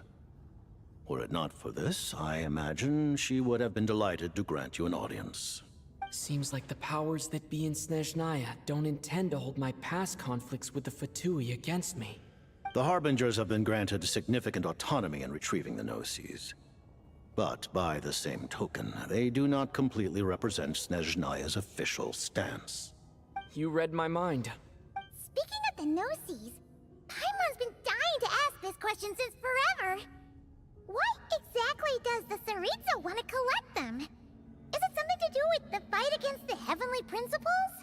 The Gnosis will undoubtedly serve as a key bargaining chip when she confronts the heavenly principles. Beyond that, you had best ask the Tsaritsa herself. I am not sure if this information is mine to disclose. What do you mean, not sure? Don't you make the rules? You're the highest-ranking Harbinger! Ugh, never mind. Taking on the heavenly principles is something most people wouldn't even entertain in their wildest fantasies. Why is the Tsaritsa so fixated on this? Intervat today. Civilization is nothing but an illusion. Something whose very existence can be negated at any moment. Our civilization may very well be destroyed in the struggle, but as things stand, the heavenly principles could choose to negate our existence on a passing whim. And we must not sit back and accept that fate. Only by changing the state of affairs, only by overthrowing the heavenly principles, can our civilization truly be said to have taken root. Otherwise, the fate of the people of Conria and Hyperborea is a cycle doomed to repeat itself. Accepting potential destruction in return for getting to control your own fate. Furthermore, perhaps this is still somewhat difficult for you to understand. Are you aware that all the rules of this world are made up of curses? Huh? All of them? Paimon knows about the curse of death you mentioned, and the curse of immortality that you and Dainsleif have. Then the birth of the Hilichurls, the rules of Natlan's Ode of Resurrection. Those are curses too? Farina's long life seems to stem from a curse placed on her by Focalor as well. Yes. Even a god's love for humanity is a curse the heavenly principles inflicted upon the gods. What? The Tsaritsa has always had ample reason to hate the heavenly principles. If she can seize their authority, she will reconstruct the entire world, and when that time comes, humanity will be completely liberated from curses and lies. Look forward to it. It will be a world beyond your imagination. Though the ordinary people of Snezhnaya may not understand these details, In this frigid land locked in a ceaseless struggle against the environment. In this nation to which the gods have never shown favor, we all believe that standing in solidarity with the Tsaritsa in our shared struggle will surely usher in a new and better world. Paimon really doesn't remember.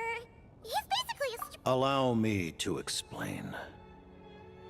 The reason Paimon reacted to the anti-Celestia energy developed by the Armory Palace is because she comes from Celestia herself.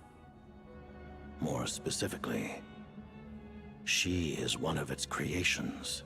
Paimon? A creation of Celestia? Oh, right.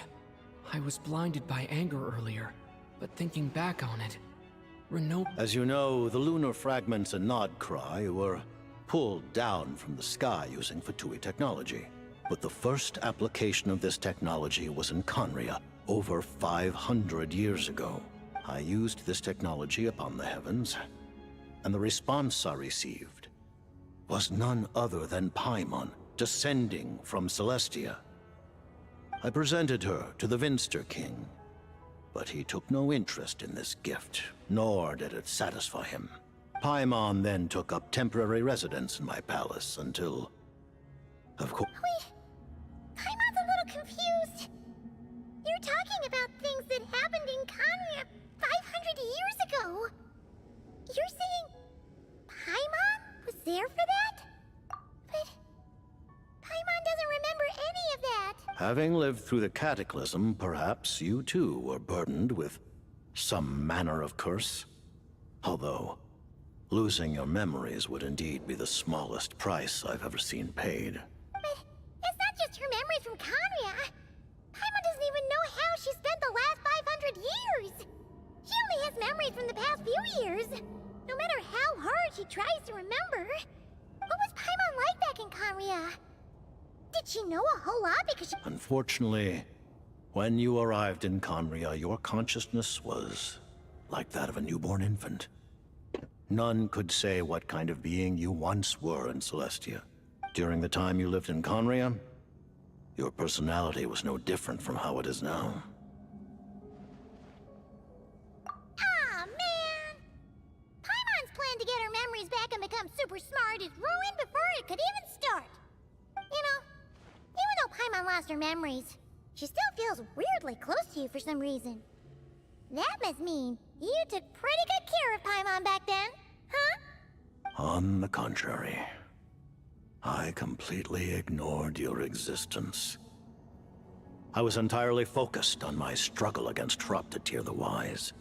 But now, as I see it, it is as if you are the only sane thing that survived that era of insanity. And thus, are worthy of protection. I'm on sane? Noted. Man, Paimon's gotta stop projecting friendship on everyone she meets. But, Traveler? Even though you know Paimon's some creation of Celestia now, you still want her, right? Oh, phew! That's a relief. Paimon's just learning about this, too. She's barely even processed it. To be fair, we're kind of new for like a couple of years now.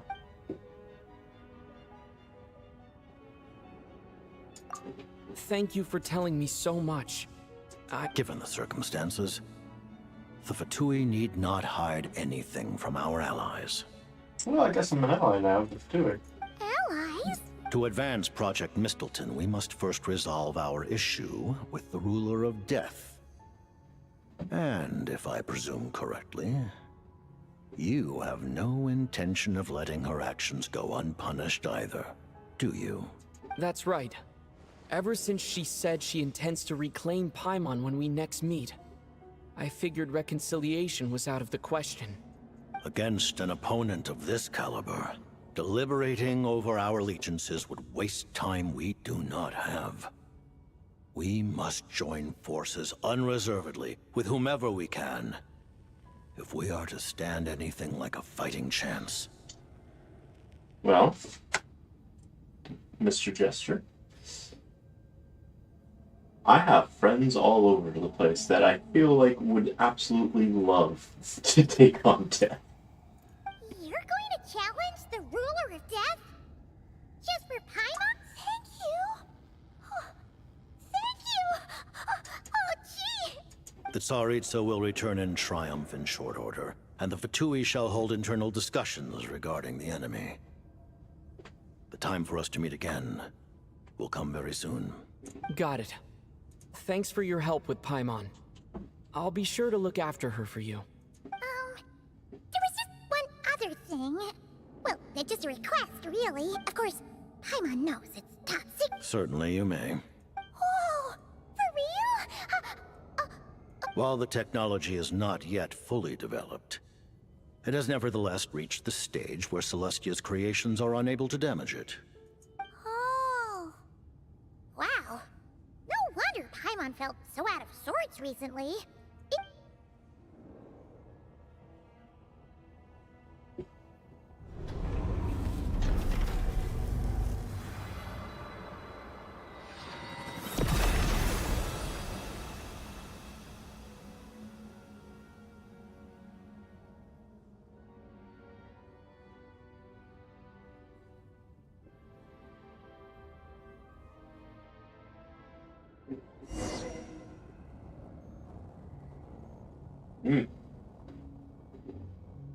That do look like a spear.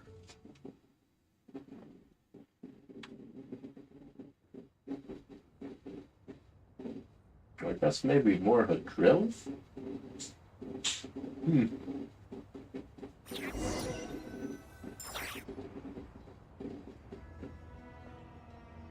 Huh? Oh, hey there, Odette! Paimon? You're okay. Long story short, yep, Paimon's all better. What are you doing here? Were you waiting for us? That's right. When I woke up, I wanted to go in after you, but the guards had woken up as well. It would have been tough to take them on alone. So, I returned the way I— It was thanks to you that my soul found its way back. Huh. That actually worked? Nice. Really, you should be thanking this thing instead. Anyway, and now that things here are all taken care of, I have other things I should get back to.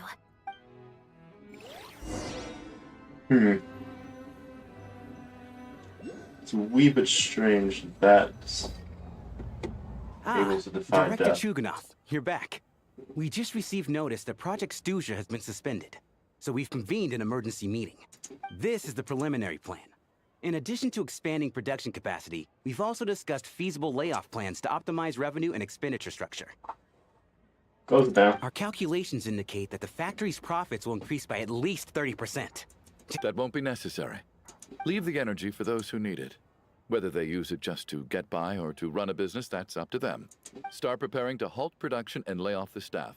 Make sure the workers are able to land on their feet and that they are duly compensated. Thank you all for your hard work during this time. Am I hearing you right? Why? After all the tough times we made it through, now is exactly when we should start to turn a profit. I just suddenly don't want to do this anymore. Huh. Does there have to be a reason? Iskra, it's time to rest.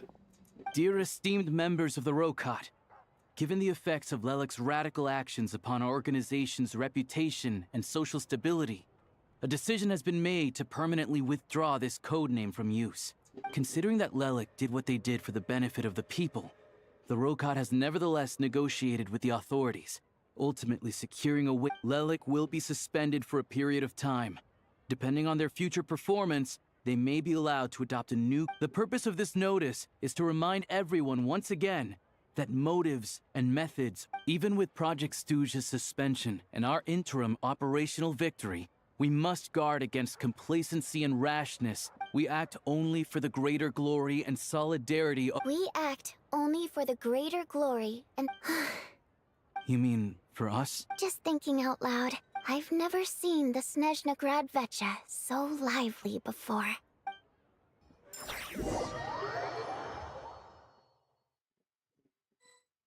I never once thought I'd come here. But I understand everything now, Rosaline. Watch. Somehow Rosaline has been resurrected.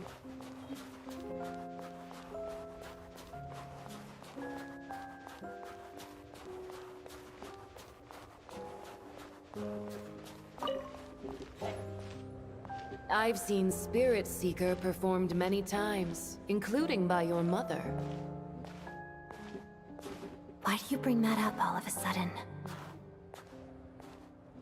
Even though the choreography is always identical, every dance...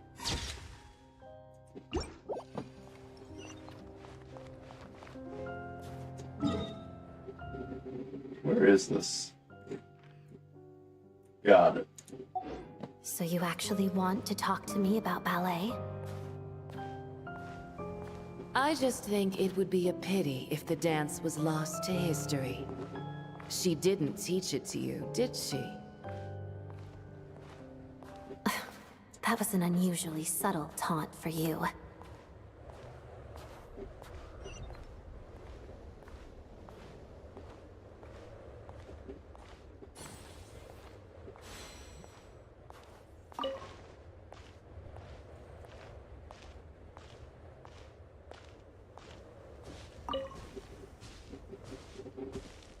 We embraced one another on the snow-swept plains, melting the ruthlessness of time. But when our bodies, in pieces, are cast to the winds, what of our love will remain behind?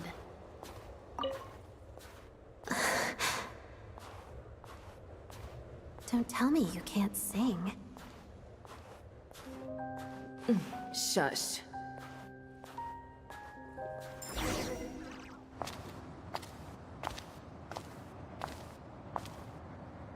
I understand her hatred.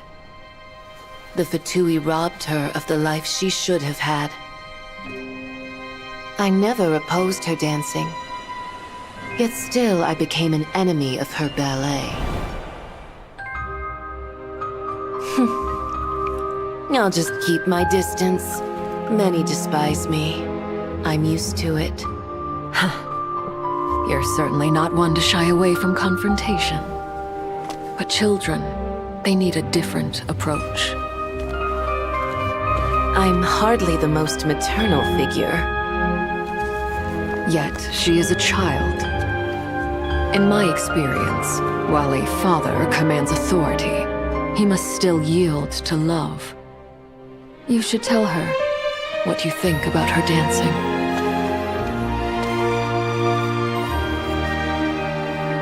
Odette will soon take the stage at the Koralyevsky Theater. This could be your chance. Geonosis secured. It went smoothly. I'll be there. Have them send me an invitation.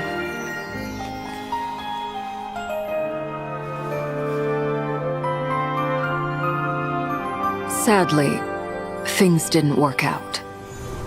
Her final words are inside that block of ice. This?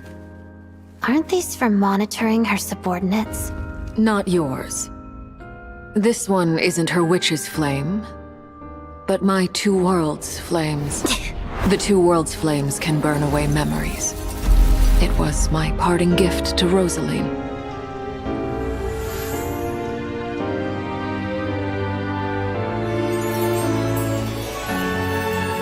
If all goes to plan, she and I will both live to see the Tsaritsa succeed.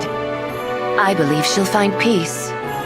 But if anything happens to me, she needn't follow in my footsteps. The cryo-energy will fade away in time.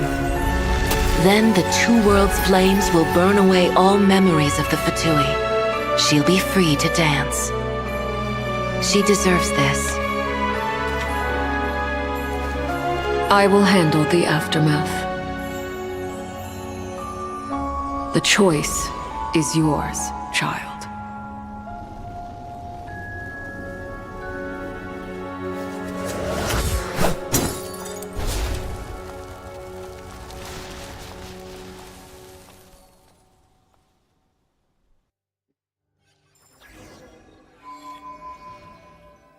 Mm.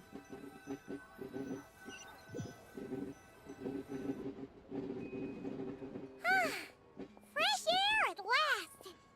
Paimon's head isn't spinning anymore, and the fever's all gone. Paimon's finally free to fly again! Oh, it's nice to finally know where Paimon came from, too. It did make Paimon a little nervous at first, but it's such a relief now. Like, who cares if Paimon's a creation of Celestia? She's probably not anyone that important. Probably just the fairy of food and fun or something. And like you said, this doesn't have to change anything between us. You're not gonna just... Hey, hurry up! Why are you walking so slowly? You've spent the last few days lying in bed and stuffing your face. I didn't think you'd be able to fly this fast. Says who? Paimon's as agile as ever. They don't call her White Floaty for nothing. Paimon originally wanted to check out the bookstores in Snezhnograd, but she's more in the mood for flying around right now, so let's save that for Wait! They've got light novels from Yai Publishing House here, too! Huh? The local Snezhnaya books look pretty interesting, too, but also... I thought you were in the mood for flying around. Paimon can read while she flies. Hey! Look at these two dolls! Which do you like better?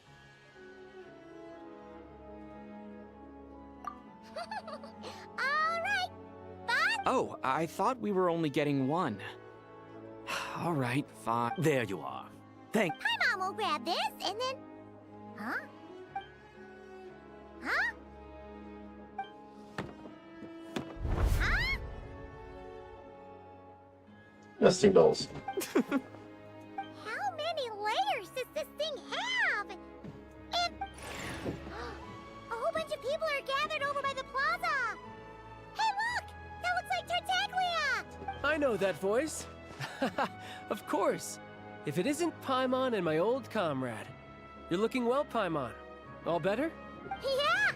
The jester knew I was wrong and fixed Paimon right up! Oh, yeah. About that. That was... kind of embarrassing. Oh, right. Let me introduce you. This is my little sister, Tonya. Hello, Tonya! Hello, hello! Firstly, I'm really sorry about my brother.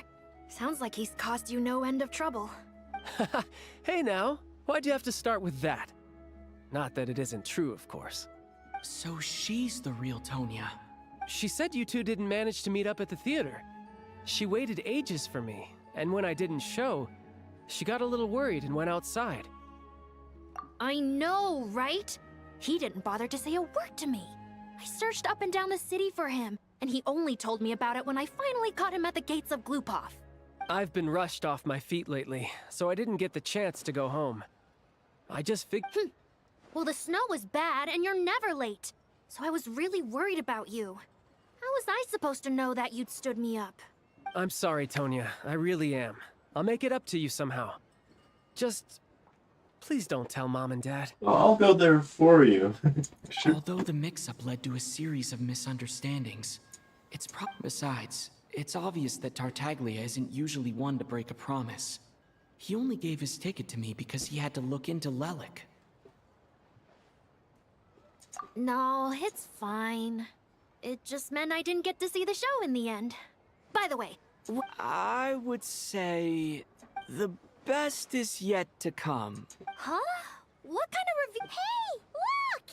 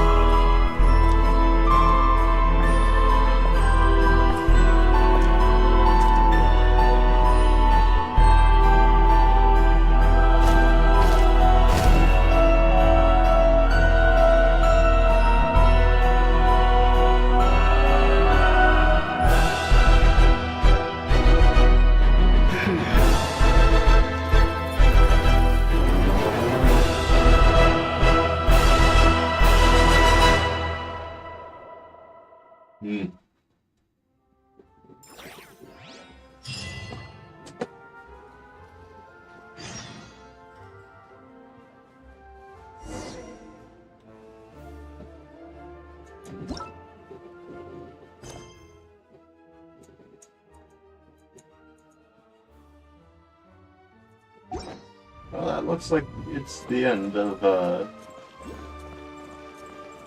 this chapter. As such, thank you all for coming. Or actually, I should say, thank you all for watching this after the fact, because I don't think anyone actually showed up. Namely because, you know, I did do this kind of late at night. I wouldn't expect anyone to show up for this. Yeah, at least show up live, but if you watch it afterwards, neat.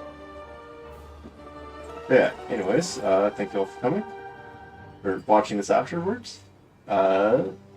Like, comment, subscribe, all that fun stuff. And yeah, I will see you all probably like a month's time when the next installment of Snezhnaya comes in. Yeah, this is where the stream shall end.